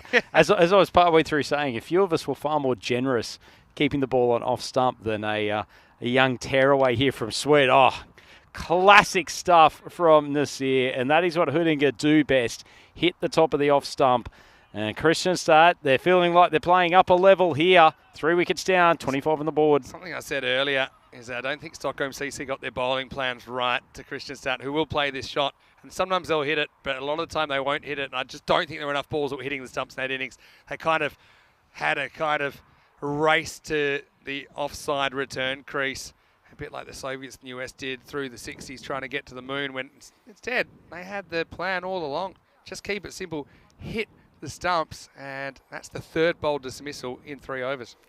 Yep. Anyway, let's talk about something that was a bit more competitive, that net session. The ball was pinging off the Mr. Maximo bat. And you were saying that's the first proper bat you've had in, was it 6 months or a year? Last game I played was, I'm going to say it was September, October during the ECC against a fairly hungover touring side from the UK that requested a drinks break after 3 overs. And let's just say it was a bit of a mismatch, but no, it's just nice to feel bad on ball, actually. That's a good ball from Nasir, hitting a decent length and gets Mushle to back away a touch, and that's the end of the over. And Kristianstad 26 for 3. That's the end of the power play. Yeah, so Conrad saying he is just lurking after finishing training. How are things going? He's saying some Swedish cricket coming up. Tell us a bit more about what's coming up, Conrad. It's good to have you with us, and I know we'd love to see some more cricket from Portugal at some point, and Conrad heavily involved with Portuguese cricket. And he's also the reason, after I copped a stray ball in Portugal, that my face has been, I suppose, maintained in the current condition, because I did cop a stray cricket ball back there, but Dr. Conrad had me sorted out. Anyway, here's a guy I've been looking forward to seeing for a while. It's Yassine Khan, the youngest player to ever take a 5-wicket haul on ECN. And he's going to bowl over number 4. So great opportunity to have another look at the youngster. Yeah, I like his bowling, Vinny. We've got to see him a little bit on the weekend as well, playing with his dad for Hoodinger. It's a nice length ball, and another outside edge. Well, I hasten to say their wagon wheel would be full of shots spraying behind point. If I'm completely honest, I think I would have 2 fielders in that pseudo-slip region. You know, I might have one back and one up. I'd probably have somebody on the circle at like a first or second slip line. We've seen that position come into fashion a little bit the more T10 cricket we've played, because the edges do travel further. Yeah, it's fun. I guess it's because it's not the quickest pitch here. I guess maybe teams are more reticent to employ it, but nice piece of bowling from Yassine. But I think it's also to do with the way that Kristianstad bat. I mean, they do have that tape ball style to step across and try and smash everything to leg side. Now, if you get that wrong, a lot of balls are going to fly in that third man region. Certainly will. Just seeing Kristianstad struggle as they've been put under pressure by a better bowling attack than they've faced in the tournament so far. It's a nice ball from Yassine. Hits just short of a length, nibbling away off the deck. Well bowled from the young man. He's been trusted with the ball here in pretty competitive contest. They clearly have a lot of confidence and faith in his ability. Notice his dad's been dropped for this game too, which is a harsh outcome after he took, I think, 4 wickets on the weekend. Unselfish parenting. Saying, all right, I'm going to drive you to the game, you might as well feature. But yeah, nice to see the next generation coming through. I really like the way the Hudinga side gets behind Yassine as well. Obviously, they identify him as a player with a future. He's a player of the now, I suppose, because he does take a 5-wicket haul. But it's important you identify these young guys and get behind them. I remember, some teams, not really in European cricket, but just going back in the day, there was quote-unquote hazing of some youngsters. But I think those days are behind us. You gotta bring guys in, look after them, make them feel comfortable. Another decent length ball, almost gets the inside edge onto the stumps. I tell you what, he was lurking outside of his crease for a little while too. See it on the replay. Would have been unlucky. He hits it down into his front leg and it goes back past the off stump. Yeah, wouldn't mind seeing a side on replay as well, because he did linger. Oh, no. I think he's out. I don't know whether he thought the ball was dead. I mean, there's nothing there. I don't know. Yeah, I mean, he walks out. To be honest, he's out. He's just out because he's gone walking, and you can't claim it's dead ball, something like that. And we didn't even spot that because we thought he was lucky to survive. Well, guess what? He only survives about another 2 seconds. It's a bit like driving your Jeep into a river and surviving that, coming out only be eaten by an alligator. But that's exactly what's happened there as we have the 4th wicket down. It's 30 for 4. Yeah, they're already lost 3 wickets. You can't afford a gimme dismissal like that. And pretty remarkable way for Yassine Shah to pick up his first wicket today with a stumping. It's not the first time we've seen about a snoozing today. We saw him to Yasir Akram and he's saying, hey, what are you doing? I mean, that can't be out because I'm not really moving. I think that was the point. He took a step out, 1 or 2 steps, kind of looking for a run. Muslet, but he's going to have to go. And that's an unnecessary one, isn't it? 30 for 4. This is big trouble for Christian Start. It seems there's just a big gap between their best and worst. And a little elevation of the of this team. It's sort of up one moment and down the other. Maybe they've just got a bit of an aversion to playing these last games of the day. Big swing, just carved out to Zubak coming around here at long off. I suppose maybe silver lining on the cloud that Sahak and Zahir come together. They both hit the ball pretty well earlier on today. Christian Start, their batting has been going well to this point anyway. 31 for 4 after 4. Yeah, Yassine, good youngster. I mean, he's around the 15 years of age mark, so good to see him given those opportunities. They've kind of used him selectively. You can understand that as well. Over bowling him, and they've kind of picked their moments to bowl him. But yeah, hitting it, I like the fact that they provided a lot of support. And yeah, it's nice they got to play with his dad as well. 4 overs in, so just under 8 and over. A really interesting player coming on to bowl, Vinny, Farhad Mamad. He's been used more as an end-of-innings bowler for Hudinga, but came into the middle overs over the weekend. Actually did a really good job. He's got an unusual action, sort of almost feels like it comes out the front of his hand, but he managed to send it down with reasonable pace, and it's just the movement or the change of pace that perplexes a lot of batsmen. Yeah, Momand getting his opportunity then, and over number 5. Oh, it was in the slot. Big high catch. Yassine's under it. And he drops. That's his 2nd fumble for today. Disappointing for the young man. And then he maybe over-eggs it on the throw. So he's not only cost Mamad a wicket, he's also cost him an overthrow. Yeah, he emails that one. Yeah, you can see he's frustrated. But again, I've got to say, I like the feeling around him, though. There's Tariq ran a long way just to give him a high five, give him a pat on the back. Look, don't worry about it. Probably just it's a practice thing and a confidence thing under those high balls. Well, that one is laced.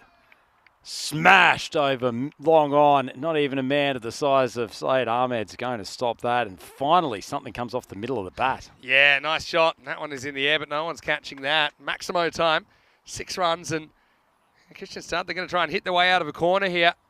Yeah, it's just a confidence thing. And I suppose sometimes practicing with a not so hard ball is a good way to get the technique right, and then you can progressively work your way up to the hard ball.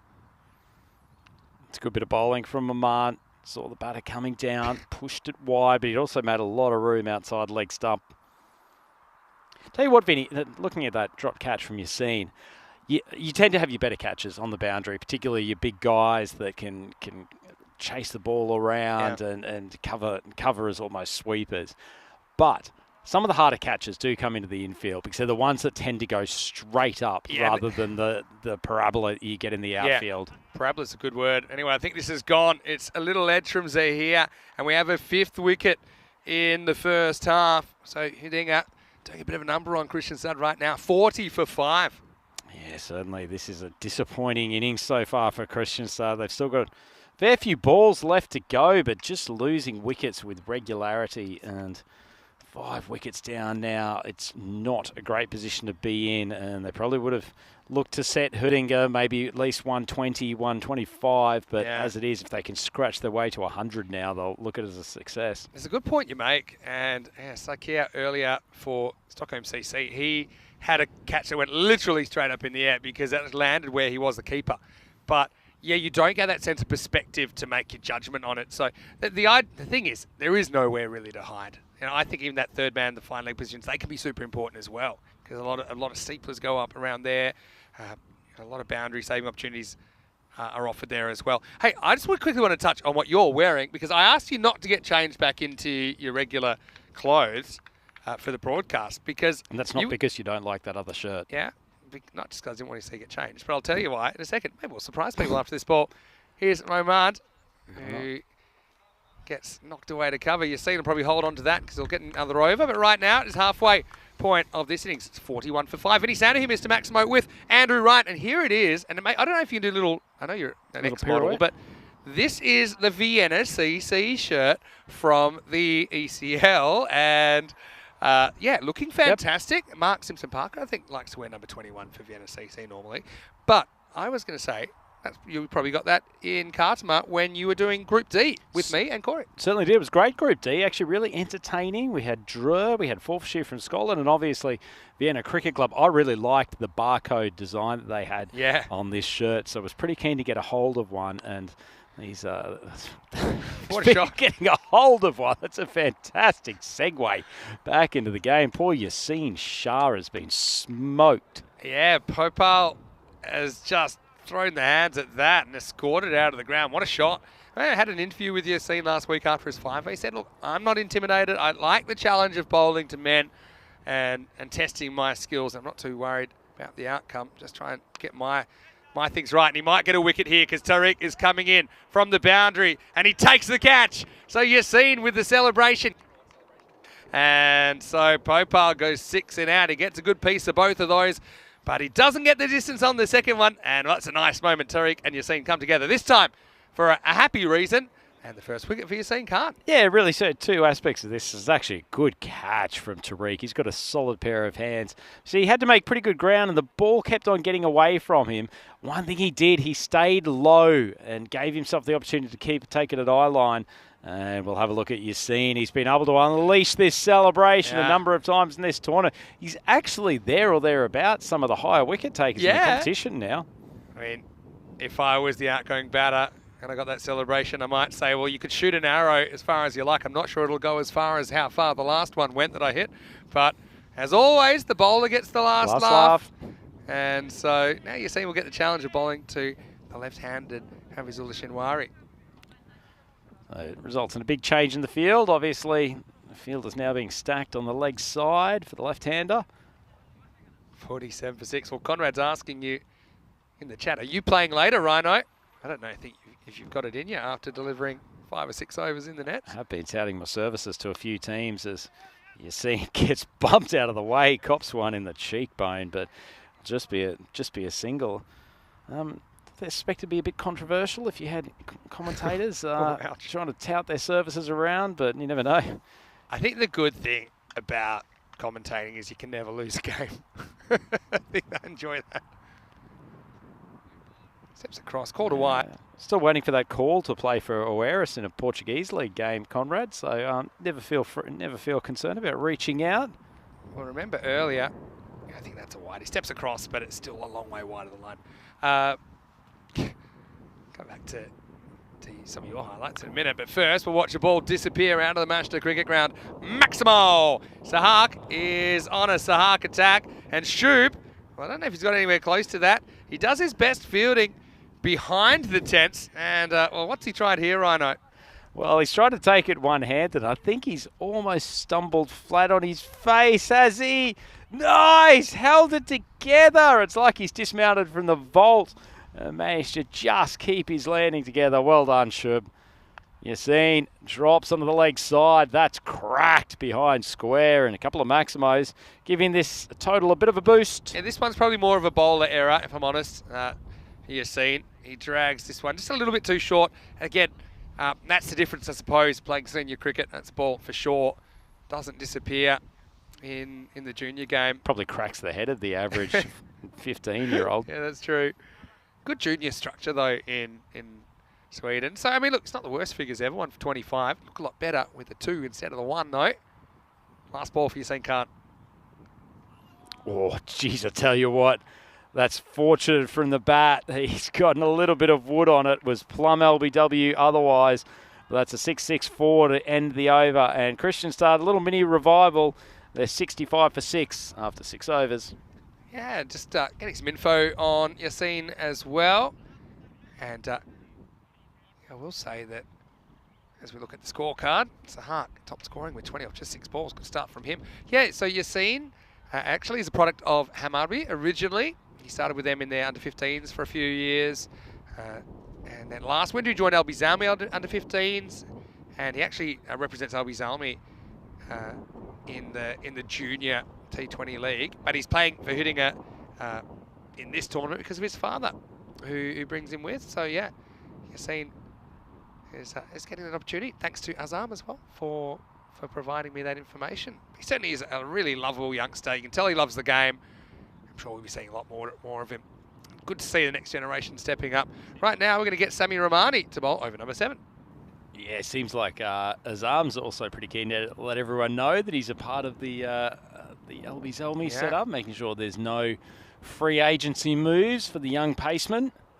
That's a nice little start for Romani. Main thing is, to me, it doesn't matter who you're playing for as much as the fact that you're playing. I think the more you play, the better experience you get. Sometimes it's nice to play with different teammates as well. Very true. And kind of learn a bit more, sense a few different perspectives.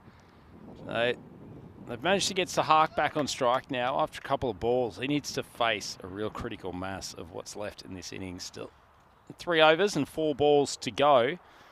So, Romani, a lot of these middle overs for them. Sahak has lifted that just so easily. He's such a talented cricketer, isn't he, Vinny? Just natural, raw ability. Yeah, Sahak attack mode activated once again, and he just picks the gap, makes up his mind, the angle he wants to hit it. He knows, all right, I'm not worried if this goes for 6 or not. It's amazing how sometimes if you just try and time the ball, you hit it even further. That was almost an accidental 6. It's very much like Maximo in the nets earlier. That one's a little bit wide, tries to thrash it. A quick look at the chat, Maximo. Gee, there's some activity in there at the moment, isn't there? Dave's there. It's good to see him pop up. Hello to James Stewart, he's been giving a few comments. Yeah, hello, James, watching from Estonia. I've got a question for James after this ball. Just too short, but it might bring a wicket, though. It'll be a catch and a half if he gets there. In fact, he'll get nowhere near it in the end. And it's going to be 4, and Sahak continues this good start, moves to 30. He certainly does. Not a huge amount of control on that shot, but when you pitch it short with a bit of pace, then very possible that you end up getting whacked to the boundary. I wouldn't say nice shot, but certainly you've got to go hard. And with where they are in this game, 76 for 6, 3 overs and 1 ball to go. Oh, Sahak, he needs to keep on firing. Now, I've got some inside info. Can't go into specifics, but Shub apparently some sort of incentives program if you can take a one-handed catch, as this is more or less off the glove, but it'll just be a single, end of the 7th over. And it's going to be walking sticks for Kristianstad. They're 77 for 6 after 7. Let's have a look firstly what's coming up tomorrow. And if you're a Kristianstad fan or a fan of teams that start with K, you'll certainly enjoy it tomorrow because we'll get to see Shista finishing their campaign as well. Albi Zalmi on the rack. Also, we'll get to see Genesis Stockholm potentially trying to play their way in, although I think with that Stockholm CC win last game, don't think that's possible anymore for them. Anyway, day 10 will start 7 a.m. GMT, 9 o'clock in Central Europe, and 12:30 p.m. in India. Yeah, back to sure, but I don't think the ECN P&L is under threat of too much of a loss of cash the way his fielding's been going to date. Completely shelled that great opportunity before, and well, the opportunity for a bigger total here. It's not walking out the door, but it's certainly trotting down the stairs with Sahak now dismissed. That was an excellent Yorker from Ahmad. He continues to impress. Very, very well bowled, and unfortunately Sahak goes, and his 31 off 11 was the real backbone of this total so far. Yeah, they want to see the back of him. They do. And the resistance is over from Sahak. And now it's all the sevens. The slot machine, 77 for 7 after 7.1. Yep. So 17 balls left in this innings. Probably with Sahak gone, if they can scratch it to 100, 105, it would be an okay outcome. Probably not enough to pressure Hudinga, although there's a pretty good set of bowlers in the Christian Stud group. Oh, that's top edge. Does it go to fall safely? Just drops in front. Probably not helped by the sun coming from that side. May have lost it in the end. Certainly the gesticulations from the fielders would suggest that he didn't get a good look at it. Yeah, I think you're right there. At the moment, they'll take what they can get. Moman's been good. They've used him slightly differently in this game, but he's come to the party. 2 for 11 off 1.2. Oh, steps aside. Not a bad shot, although there is a fielder there at fine leg on the 30. So he'll keep it to 1, but good contact from Shinwari. Also, just clarifying something which didn't really finish off, that Yasin Khan does play for Hudinga in the senior men's competition as well, not just in the ECS. So it's nice he gets to play with his dad. Sometimes you see things on the internet now, like 3 generations playing one team, particularly in England and stuff, when they play till they're at 95 or 100. Oh, it's just drilled out to that young man, you've seen. It's good that he gets to wear the colours of 2 teams in and around his Swedish cricket experience. As you say, get to play with a couple of different groups. I'm sure he's learning from the boys at Zolmi just as much as he is surrounded by these experienced Hudinga teammates, as that one is just powered out to cover for a single. Yeah, I think, like I said, the more mentors you can get, the better. Different players have different approaches, different philosophies, and it just makes you a better player all round. It's just struck down the ground just for a single as Ahmed comes in. And it's the end of the over, and Kristianstad slowly walking their way towards 3 figures. They're on 82 for 7, 8 overs gone. Just want to clarify the timings tomorrow. Need to just, of course, make the adjustment because all the games now, the rest of this ECS, they're 15 minutes earlier. First game only, so actually 6:45 AM GMT, which is 8:45 in Central Europe, and 12:15 PM in India. Some good contests coming up there. Obviously, the boys from Kristianstad have to keep on working hard. They're playing all of their games in the later stage of the tournament. So 2 overs left here. Yeah, what can they make of this? Zafar coming on with his left arm as drops it down the leg side. Question there for you, Vinny. Interesting one. You get a ball like that, couple of overs to go. Yeah. Rank short of a length ball on your hip. Do you smash it for 4 or 6, or do you leave it for a wide?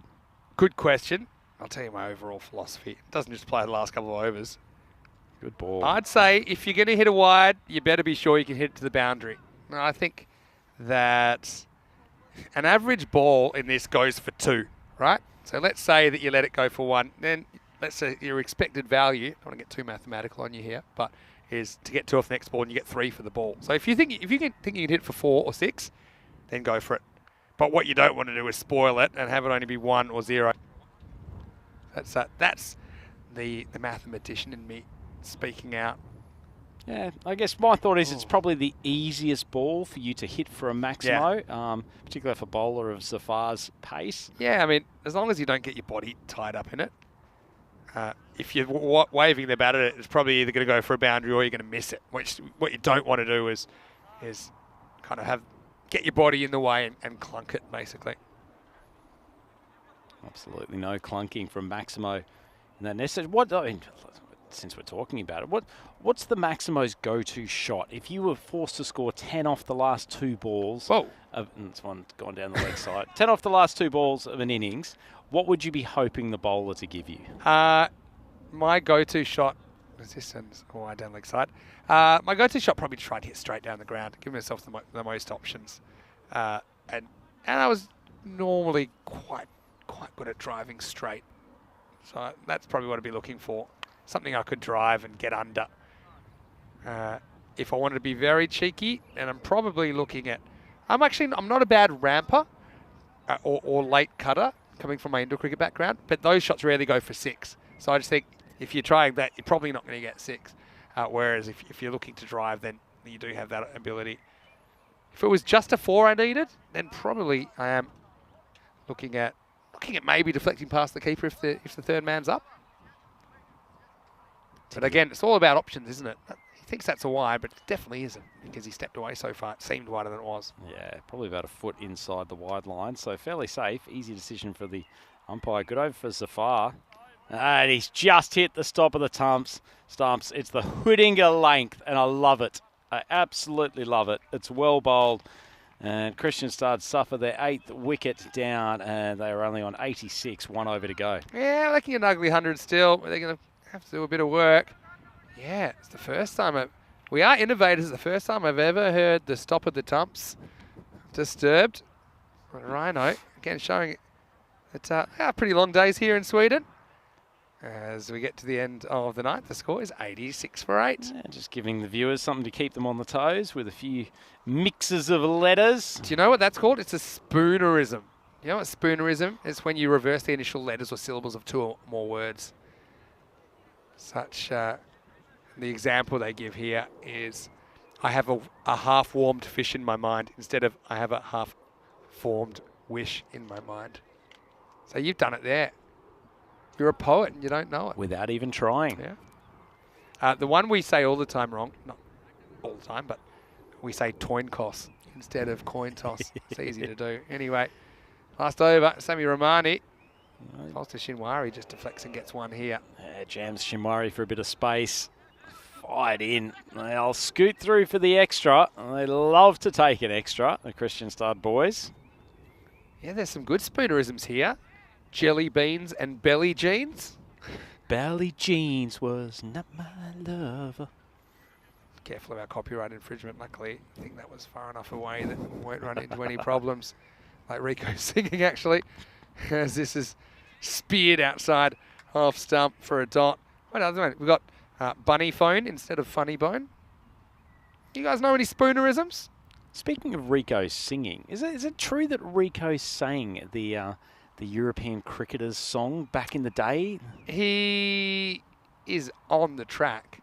Don't know how much singing there is. I think it's Johnny Grimmer mostly that does that. But yeah, it's nicely produced. Did Rico write the lyrics to it? He did. Sorry. Got that. Yeah. Got that mixed up as well. Yeah, that's true.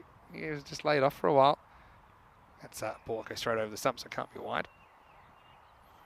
Yeah, he's a talented guy, Rico.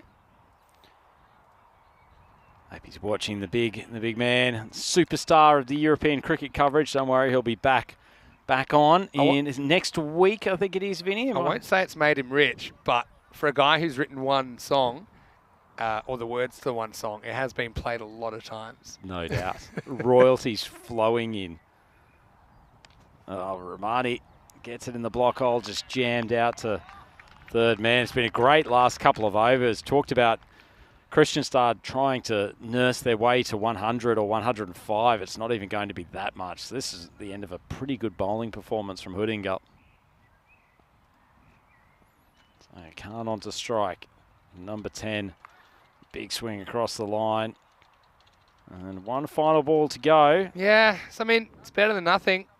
That's for sure. But Hoodinga, I suppose one thing you'd say is chasing a similar-ish target when they're chasing 105. Their batting faltered against Stockholm CC and they didn't get there. But yeah, it'll be 90-something. How much? Let's find out. Well, they'll at least scoot through for the bye on that last ball. But that concludes the innings and fairly underwhelming performance after their fireworks early today. Kristianstad, they end up with 91 on the board, 8 wickets lost. And a bit of a start effort from them, but a lot of credit to the Hudinga bowling attack.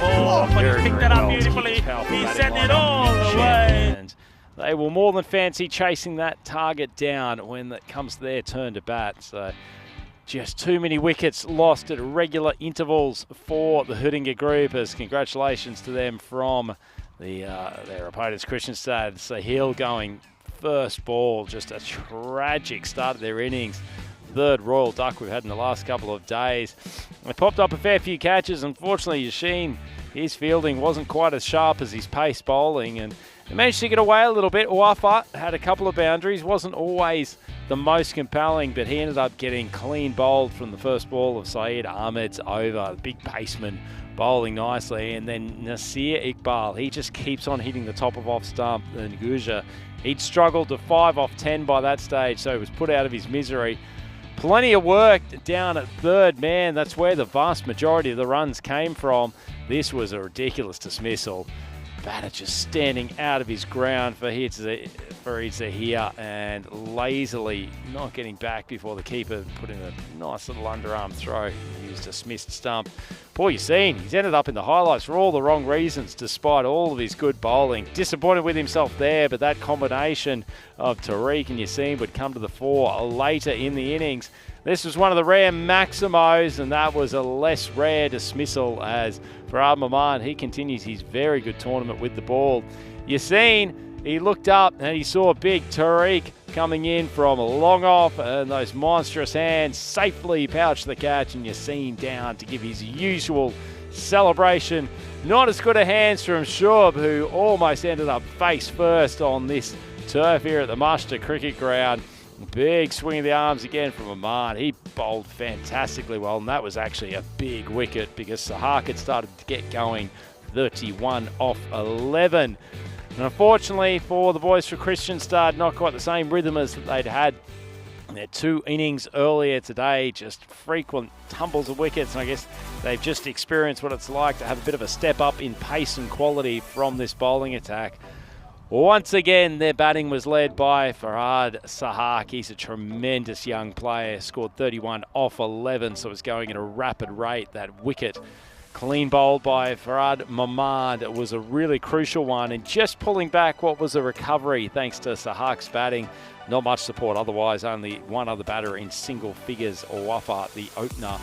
And a pretty good all-round bowling card. Iqbal 2 for 17, Saeed Ahmed 1 for 8. That's just what you expect from those experienced customers. But if anything, Mamand was the most impressive, 2 for 15, and he really tied down the middle overs. And so Hudinga have put themselves in prime position to take a win in this final game here on day 9 of ECS Sweden 2023, brought to you by FanCode. It is match 45 between Kristianstad and Hudinga. Hudinga, they will be chasing a target of 92 runs in 10 overs.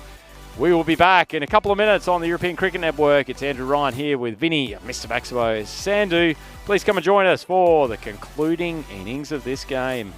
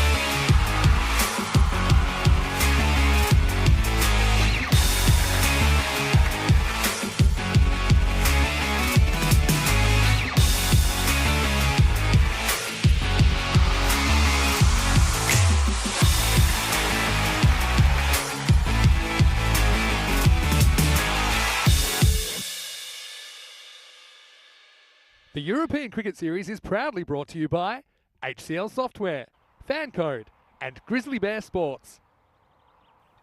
Yes, thank you to all of our wonderful supporters of the European Cricket Network, and they're helping to bring you all of this fantastic action from Master Cricket Club. We're in the northern part of Stockholm and coming to the concluding stages of Day 9 here at ECS 2023 in Sweden.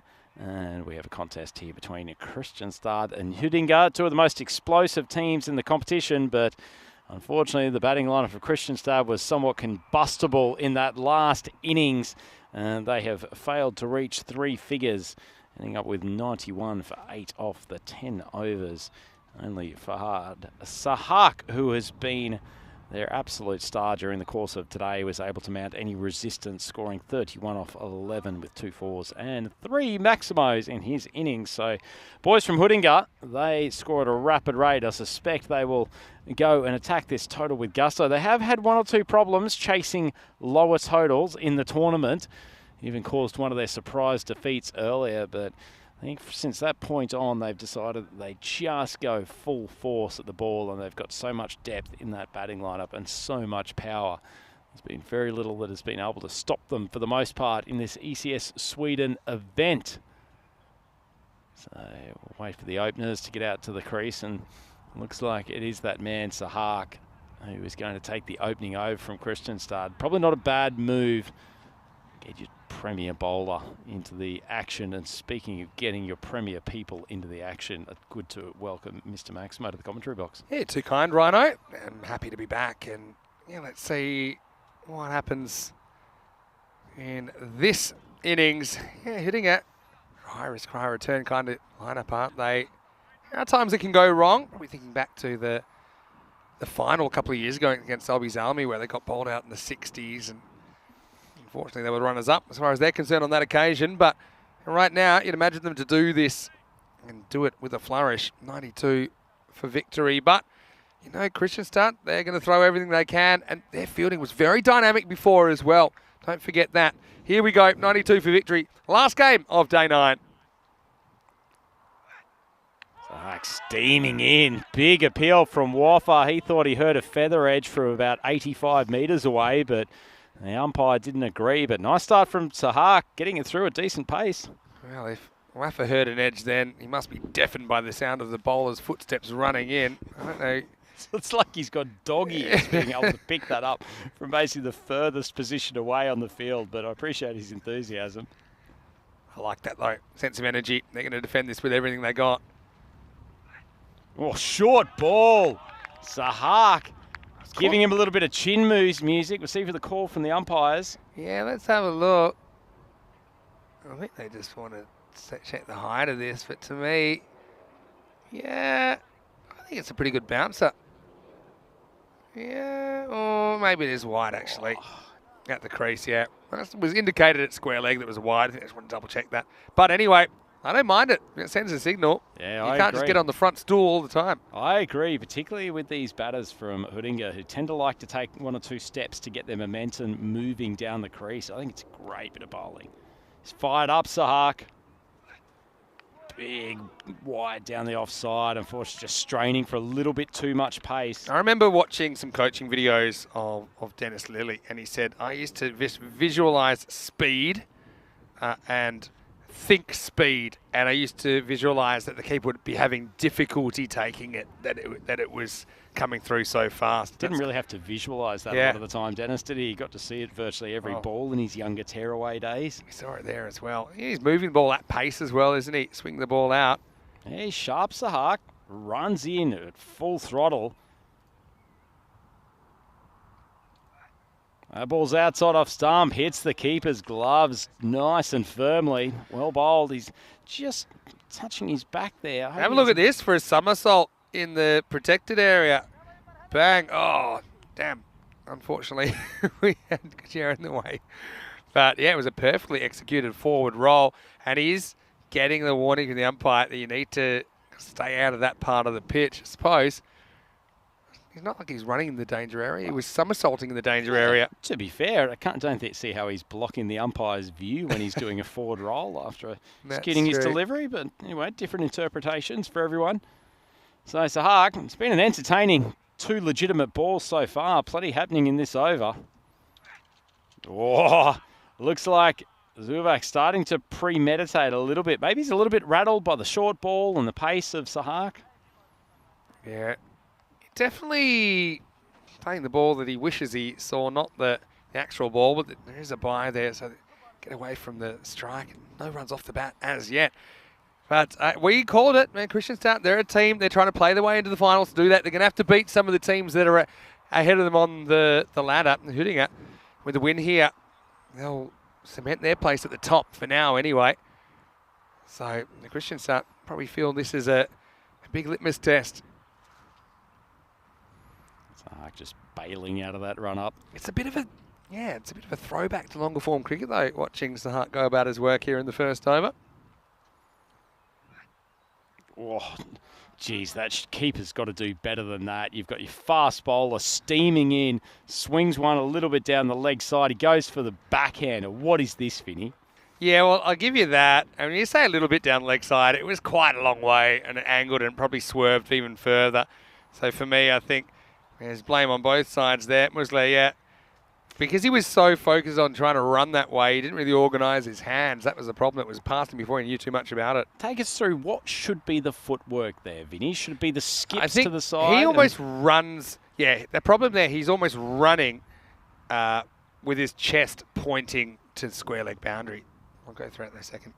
Oh, it's another nice ball from Sahak. It's been licorice all sorts over from him, but when he's got it right, I'll try and illustrate. Okay, so yeah, he's having to move down the leg side and say that there's the stumps there. He's almost running there. So he's too busy running. He doesn't have time to organise his hands. So yeah, I suppose if you can try and like skip steps sideways and take quite big skip steps, then you're in a position to still stay chest onto the board, to the ball, I should say, and at least make a play on it. But it's hard because his eyes weren't really facing the ball. That was probably the biggest problem he had.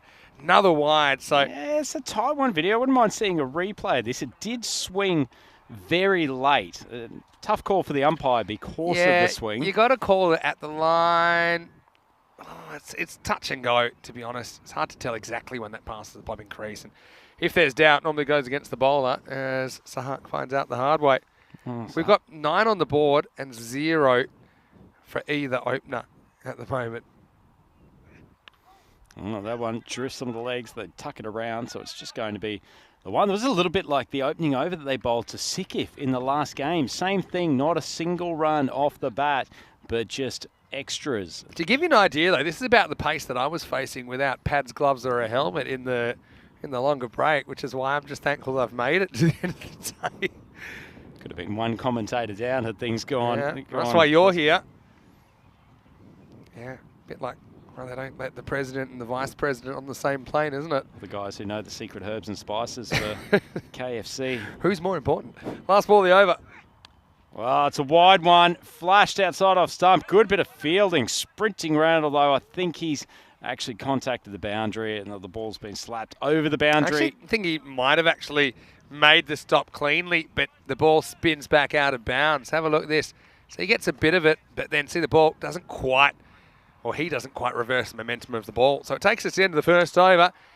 Had a bit of everything as we have a look at the golden ball. Counted 91 matches since the golden ball. Will we hit the triple figures or not? And well, this game, can't see it going that way, but as we always say, at least you can expect the unexpected. 14 without loss after 1. Yeah, interesting start. Not a huge amount of full-blooded blows off the bat, but unfortunately... significant number of wides off the bowling of Sahak. He steamed in and came up with a couple of cracking deliveries, but just a bit of inconsistency, and it's left Hudinga 14 for none after the first. They won't feel like they're in too much rhythm after that first over, though. Shinwari for the second. Good ball, just speared in. Might be a chance at the bowlers. One of the few times that Waffa hasn't hit the stumps. Yeah, Waffa's been good in the field, hasn't he? Let his side well. I want to say hello, Stephen Waddell. Nice to have you in the chat. Hopefully you're well. And yeah, James Stewart had a random question. It was chaos first over, so we didn't get to it. But he's watching from Estonia, and he wants to know which duet do we want to hear? Do the people want to hear from Mr. Maximo and the Rhino at the karaoke bar tonight? Well, firstly, I can tell you, don't be like Rhino and get the day wrong. It's actually tomorrow night karaoke. Key fact. Yeah, you thought it was last night, and it turns out when we got there, they were almost closing. Well before sunset, by the way, they closed some of these places. So, yeah, what duet would you like Rhino and I to do tomorrow night? I'll give you a classic one. The George Michael and Elton John. I knew you were going to say this. That's a go-to for me. That is one of your favourite man-man duets of all time. In fact, I'd say your favourite. Man-man duets are rare. They are. I'll give you another one. You could do, if we're sticking with man-man, Dancing in the Street by Rod Stewart and Mick Jagger. Is it Rod Stewart? No, hold on. Who is it? Oh, no, David Bowie and Mick Jagger. Yep. Yeah, sorry. Don't know where I came that from. Yeah, David Bowie, Mick Jagger. What's Dancing in the Street? Yeah, no, I know the song. What else? The one that comes to my mind is Something's Gotten Hold of My Heart, Mark Armand and Gene Pitney. One of the few sort of man-man duets. We shouldn't restrict ourselves to man-man either. That's true. Clearly do it, Don't Go Breaking Your Heart. For example... I'd probably draw the line at something like Don't Know Much But I Know I Love You or An Endless Love. Probably, unless the drinks are flowing, I don't see us going down that route. But you never know. I'm not sure who's got the lower pitched voice to be able to take the right part in that. I feel like you've got a very good baritone to your voice. Maximo with somewhat more range in his singing than Rhino. I can definitely say that. Quality, not quantity. I think normally wins out. Driven down to cover, just an easy single. Tell us some of your favourite duets then. We'll give them a look in tomorrow night. Simon and Garfunkel. I'm just trying to think of famous duos, right? I suppose you could throw almost a few boy band tunes in there if you're looking for multiple male vocalists. Yeah, true. Shamari dragging it into the pitch. No timing from Hoodinger. And this seems to have been the longest time I've ever seen Hoodinger bat without smoking a maximum. Yeah. Easy come, easy go. So we get to the end of the second over and it's 18 without loss. Yeah, tell us Well, James wants Islands in the Stream. I mean, Kenny's not a bad option for a vocalist with limited range. That's a pretty good one, actually. Islands in the Stream. I think we could probably do that one. Bee Gees penned classic, was it? Did they write that? I think so. I think you might be right. Just trying to think of some of the ones that I do with Ricky, who's the Sunset Beach and Kartama performer. The question is, what don't you do with Ricky in terms of range of tunes? Someone looks like it's going to be called a no ball, not a great delivery. It's going to be too high for sure. I don't think it's even close, to be honest. Yeah, as Waffa gets a wrong first ball. Yeah. Very wrong. And, there's the call. No ball, free hit to come. He's always getting me to do Johnny Be Good, and he does it mainly because he knows I don't know the words. And it's very different, by the way, when you can see the words compared to when you can't. I mean, a lot of people, when you have like an open mic, oh yeah, I love this one. When push comes to shove, it's very easy for the mind to go blank. Here's the free hit, and there goes the free hit. Well, that first Maximo has been a while coming, but he's made the most of it. Zuvak, he's torched it over the mid-wicket boundary. Huge bomb. That was huge, wasn't it?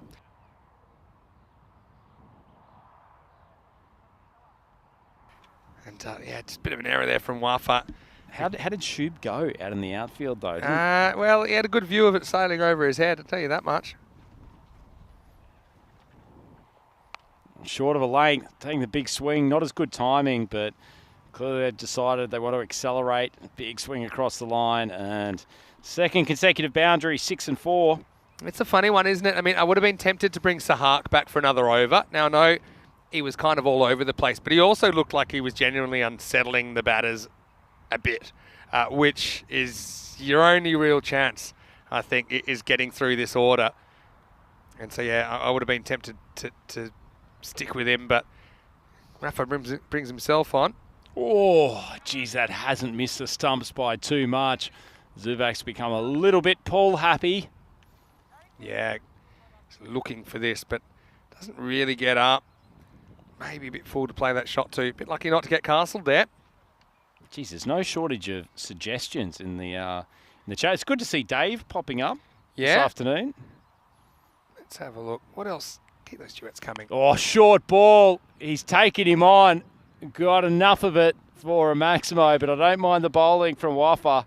Challenging Zuvak, but manages to get enough meat on the ball, and Tariq gets his Maximo. Yeah, I think there's a bit of monkey see, monkey do about this tactic because, yeah, Sahak did trouble the openers with some bounces in the first over, but it's a bit predictable now. They're waiting on it, and they're expensive if you get them wrong. And we're seeing plenty go, but that one actually cracks into his helmet. If I'm not mistaken. Is that how you read this one, Rhino? Yeah, possible. Let's have a look at the replay. Don't mind getting it up and about. Big swing across the line. Heaves it. Oh, yeah, it's a nasty spot to get hit. It's kind of got him on the back of the helmet, and the helmet providing some protection. He's tough as old boots, though, isn't he, Tariq Zuvak? He just gets on with it. Yeah. Last ball of the over. Almost was a bit nasty. Short ball outside off stump.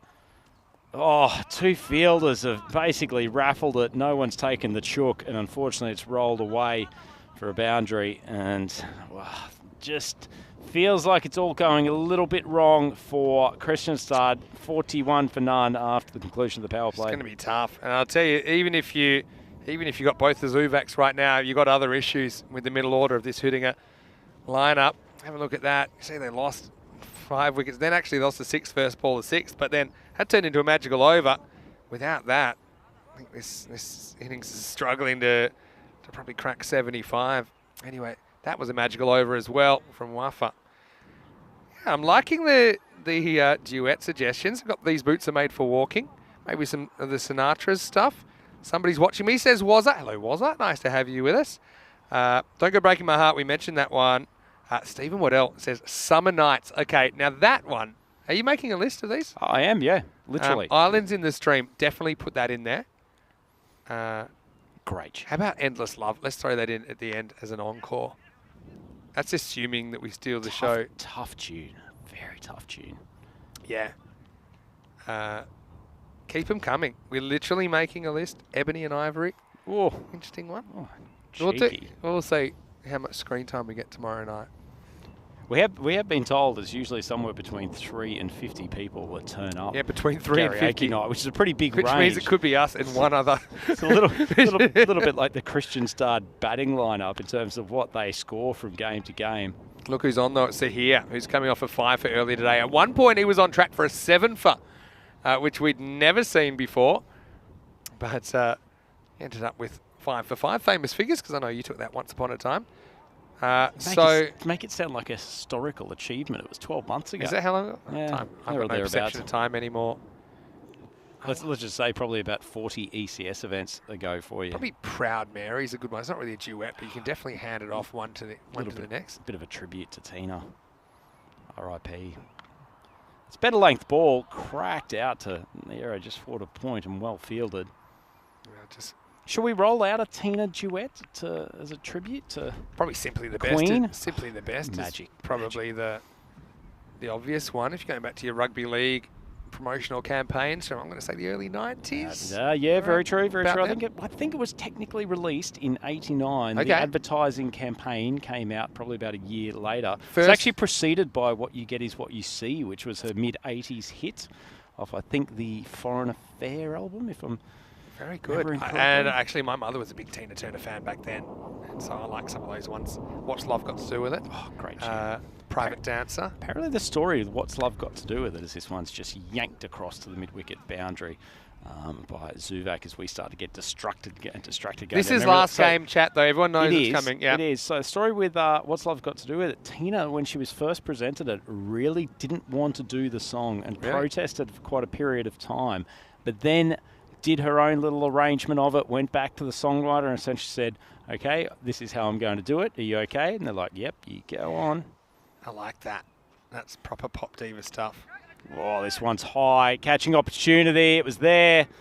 Fumbled. And perhaps Christian Stad just showing the impact of a long day at the office here. That's 3 game days for you. Playing the same 11 every game as well at the moment. And good effort there. Never easy coming forward. I like the fact he does get off his feet. Good jab. Couldn't quite pull off the catch. Yeah, I can see it just walking in, throwing the papers down, saying, yeah, right, this is how we're doing it. Yep. I wouldn't be saying no to Tina Turner. Absolutely not. As he here comes in, 8 of his 5 balls so far, so not a bad over. No one's just drilled awkwardly. And that's the end of the over. So 4 of his gone, hitting at 49 for nut. I guess the upside for Christian Stad in this is they've probably dulled the Hudinga bats more than most teams that have bowled to them. It's just that they've been wayward far too often. They've unsettled the batters, but they've also kind of unsettled themselves, I think, going along that train of thought as well. It actually brings up the 50, and it's done so much it's actually killed the run rate graph. So that'll happen on Maybe a day it's like today. It's having the an heat for you. Having an argument with the supercomputer about data inputs. Greg has put, I've had the time of my life. Actually, that's a good one. I feel like that. That does I've had the time of my life. Same Put that, man. have you written that no, one down? I will. Please. I will. First things first. Which does remind me of, Bill Medley and the Righteous Brothers' Unchained Melody is a dual man chorus. Is that a duet? Not a real, but I guess the brothers are multiple. Anyway, look who's back. It's Mr. Unpredictable Sahak. Except you know that he's going to be wild, and now they'll be able to walk it home. In fact, that's going to keep going. That's 5er. Well, literally throwing it away, I suppose. They go for 1, the throw. Well, might as well call the throw a no ball off the pitch as well. Ends up costing him 5 carreras. And the keeper couldn't get there, and with no fielder really anywhere near a backup position. That's a wasteful one. May make Sahak bowl quicker. That's the only good thing about that 4 overthrows from the Christian Stad fans are concerned. a few I don't know that well, but yeah, we're listing all these. Keep the requests coming. Thanks. It's a good ball. Rolls the fingers over the top of it. Jags back at Tariq Zuvak. Good bowling here. They just bowled enough good balls. They had just been tighter with their lines. Might have had Hoodinger sort of in and around 40 at this moment. 1 or 2 wickets make things interesting. I've got a random one for you. Just thinking Michael Jackson and that lady. I just can't stop loving you from the This Is It. Wow. Are we still allowed to play that music? Don't know. Grey No, maybe you can ask for generic It's the grey zone. Jacko tunes. It's the uncertain zone. Yeah. Well, I don't think we'll be getting out the wobble board. Put it that way. Anyway. Now, Bush City Limits dance. This is a really good question from Wazat. Do I know how to do that dance? Eventually, I've learnt it. The Nutbush City Limits dance. I've always tried to learn it and got it halfway through, get distracted, and maybe don't have the fatigue. Well, I get fatigued. Get fatigued. Yeah. I love anything with a 90-degree turn at the end of a succession of dance moves. I'm not a natural dancer for someone that is quite musical. I'm definitely a stand still and deliver kind of a proposition. Oh, that's not a bad ball from Sahak. Just drilled back at a point for the single. Hello to Nish. Nice to see you. Nish, I know you've been working hard, studying in Cardiff at the moment. He's saying he's catching some of the action right at the end of the day. Got a long and tough day for Kristianstad, but it looks like they will split the 4 games we've seen from them so far, but they've already worked their way to mid-table. Let's see if they can push for higher honours. Sahak continues to pound the ball down. Probably one of the more interesting none for 21s off 1.4 overs I've ever seen, to be honest.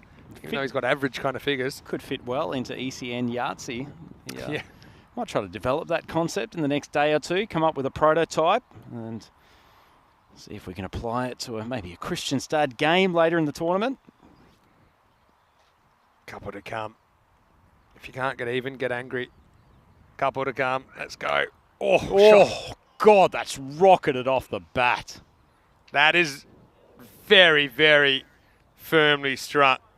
And this is pace on pace. And what a shot from Tariq Zubak, goes maximo on that left in record time. And so poor Sahak, he's thrown everything but the proverbial kitchen sink at these two and hasn't been able to displace them. And this game's out of control now, I think, for Kristianstad. 64 with the ball to go in the 5th. It's that glorious swivel pull shot, isn't it, Vinny, where you just get the hips and the waist rotating in perfect timing, and it's absolutely laced out over the square leg boundary. The bad news is he's still got 1 ball to go. I think he thought that might have been over. Sahak will channel all of that energy into this last ball. Kristianstad, though, we know they've got a huge game, or huge succession of games coming up tomorrow. They'll play 3 times. And, yeah, confirming bit of a make or break day for them tomorrow. It is really, isn't it? Anyway, here's the last time we'll see Sahak thundering in. Except a few bowls are wide. The umpire lets him get away with it. There you go. So Hoodinger, end of the 5th over, and they're 64 for none. Yeah, lets him get away with it because he can't see through him. That's why he had no idea that they hit the tram line, but I wouldn't be the one to tell Sahak to re-bowl it, to be honest, and that will be the end of the 5th over. The score 64 without loss, as we just have a look at some action to come. And we're really looking forward to the ECC, which is going to be the Euros of cricket. It's the biggest and best ever. And do you know how many days we are away? You won't believe it when I tell you we're just 104 days away from the 3rd edition of the ECC. It's the Euros of cricket. And so for more information, you can go to our website. And hey, if you like, travel to Malaga for that. For any or all of it. It runs over 4 weeks through late September and October. And I do have a bit of a whisper about what that last team might be. Ooh. Now, You've taunted us with this before. and I shouldn't say that because I'm not allowed to tell you until the ICC has signed off on it. But here's a clue. It's not a great clue. They are an ICC recognised country, so it is not Wales. Wales is one that we were kind of floating. Oh, that one's Actually, it's floating in the air a fair way. I think the fielder for a moment thought it was going for a Maximo easily. It was a little bit slow to take off, and Zahir, Yeah. I reckon if he had scooted round a little bit more quickly, could have been in the game. Had a play on this, and even there, yeah, I think it just carries the line. Look at it one more time, but yeah, just carries for 6. But should yeah, I you're right. start probing this, Maximo, who this could possibly be? Yeah. Careful where you probe. Oh. This is half a chance, but only half. It's good, quick work to get down on the stumps, but nothing really happening at the moment. Can you give us a north? So Are we talking so north? let me go back to Wales. I was a little bit disappointed we couldn't get Wales because the ICC said, look, no, this is international cricket and we have to, you can't have more than one side per federation. Essentially, the ECB is the Federation of Cricket in England and Wales, so it's not Wales, even though I reckon that would have been cool. But fair enough, I understand that reasoning. Oh, big swing. Has got contact on that. Shub's under it. He's fumbled it. That's ordinary hands from the young man. He got himself into good position. The sun shouldn't have been an issue, and he's absolutely bottled it on international TV. Shub had a very good look at this, didn't he? Now he's lost his papers. They're blowing away. And, yeah, he tried everything, but he couldn't reel it in one-handed. Oh, just worried. Floats up a little slower ball. Drilled down to Farid, who fields it cleanly. Yeah. Oh, geez, I tell you what, just coming back to the potential duets. Greg 41472, one of the snappier names in the chat. Yeah. He's proposed Shallow by Lady Gaga and Bradley Cooper. Okay, well, that is a tough gig. Write that down. Okay. That's going in as we see a second hop. Not agreeing with the keeper, they'll get, I think it's going to be a bye, judging by the position of the palm. Yeah, just getting ready to signal buys, and let's get the over at 78 without loss. I'll come back to Shallow in a minute, but right now, let's have a look at what's coming up tomorrow. You mentioned it's a big day for Kristianstad, as they say here in Sweden, or Kristianstad, as we probably call them, playing in matches 46, 48, and 49. Back to a 5-game program tomorrow. Slightly earlier start as well, 6:45 a.m. GMT, 8:45 in Central Europe, 12:15 in India.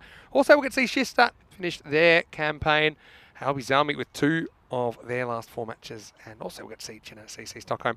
So with Shallow, you've got to understand the Bradley Cooper part. It's only got about 6 notes in it, and he does a good job. Does what he has to do. Does what he has to do. He's like someone batting with a blazing This is opener. what He's I was just gonna turning the say. strike He's over. holding up an end, isn't he? As we see another attacking shot that's going to find a gap, and that's 4 more for Tarek Zuvak. Both Zuvaks in the 30s. And yeah, pretty good fielding off the field at the moment. And yeah, so kind of running away with this, aren't they? So I think, Rhino, if we're going to do that, I know my range probably a little bit more. So I'll take on the Lady Gaga bit. It's very generous of you. Okay, unless you want to have a stab at it. Not really. I just don't no, want I haven't got a hope of hitting. Just don't want to see you hitting one straight up in the air, bringing our partnership to a close. Oh, cracked. Great shot. Rode the bounce. Pulled it in front of square to mid-wicket. Great batting. And these Zuvak boys, looks like they're going to complete the chase without a loss of a wicket. They're up to now 86 for none. 2 balls into the 7th over. Oh, Chris has said that the team was put up on Twitter last night from European cricket. Now, I'm a little bit worried that they put that up and then realised they didn't have the ICC approval yet. So maybe that was a leak. It's a self-leak. Cheeky. I'm not going to say anything. That's a way to accelerate a decision, isn't it? Yeah, okay. So I'm not going to say anything about that. Yeah, I think we've made it clear that it's not the team from the Rock, unfortunately for them. You know, it's certainly tough situation.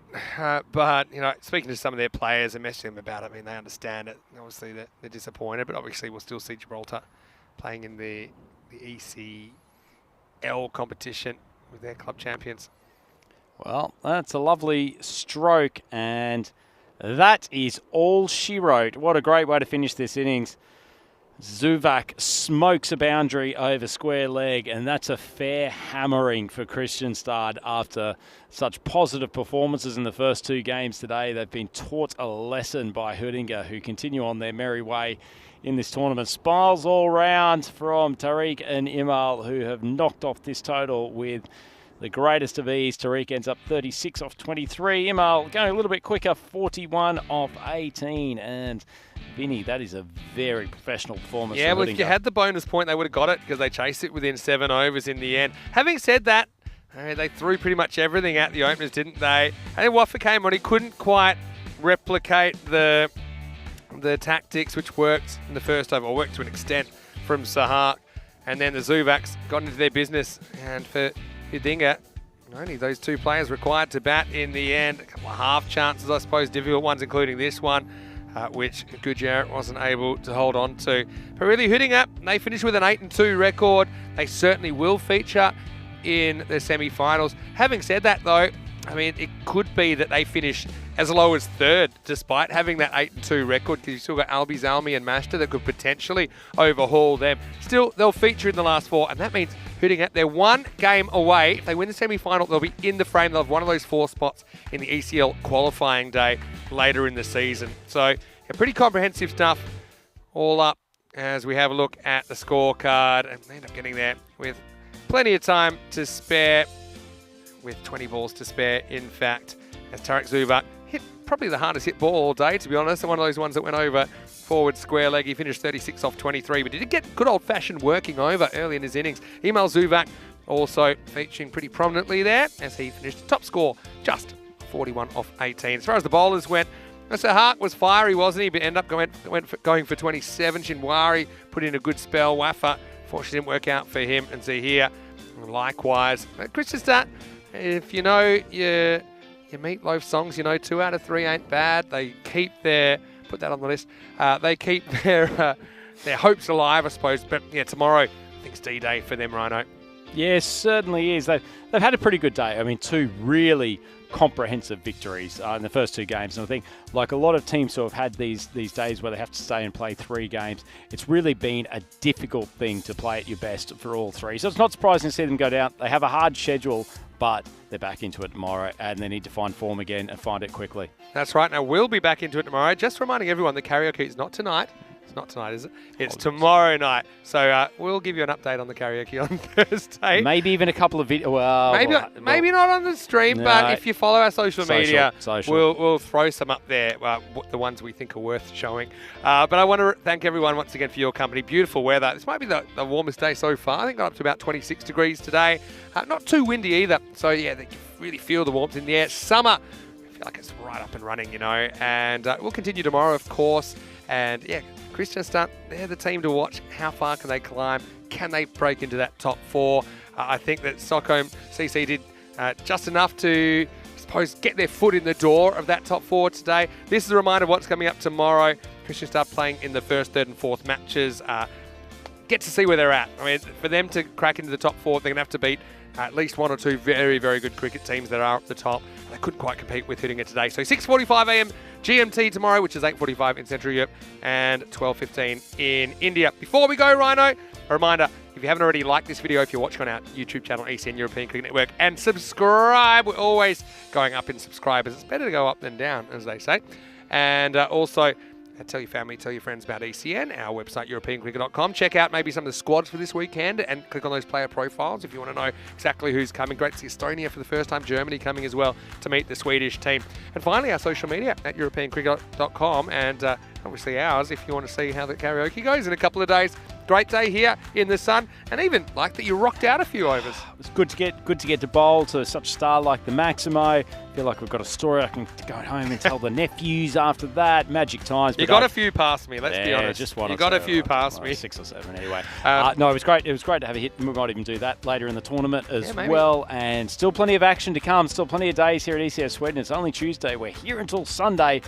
So much more. And everyone that's watching, I did request that Rhino stay in this shirt because there's a little bit of ECL history here with the Vienna CC shirt. He's very scannable. Anyway, we're going to leave it here. Big thanks to our crew from Spring Productions as well, all the blue crew on the ground, the umpires, officials, place, and all the helpers here from the Master Cricket Club for making our day go so smoothly. We've left you with some highlights of the day to look over as we say goodbye from the commentary box. Vinny Sounder here, Mr. Maximo, with Andrew Rhino Ryan. We'll see you tomorrow for more action right here in Stockholm. For more FanCode European Cricket Series. Hasta mañana.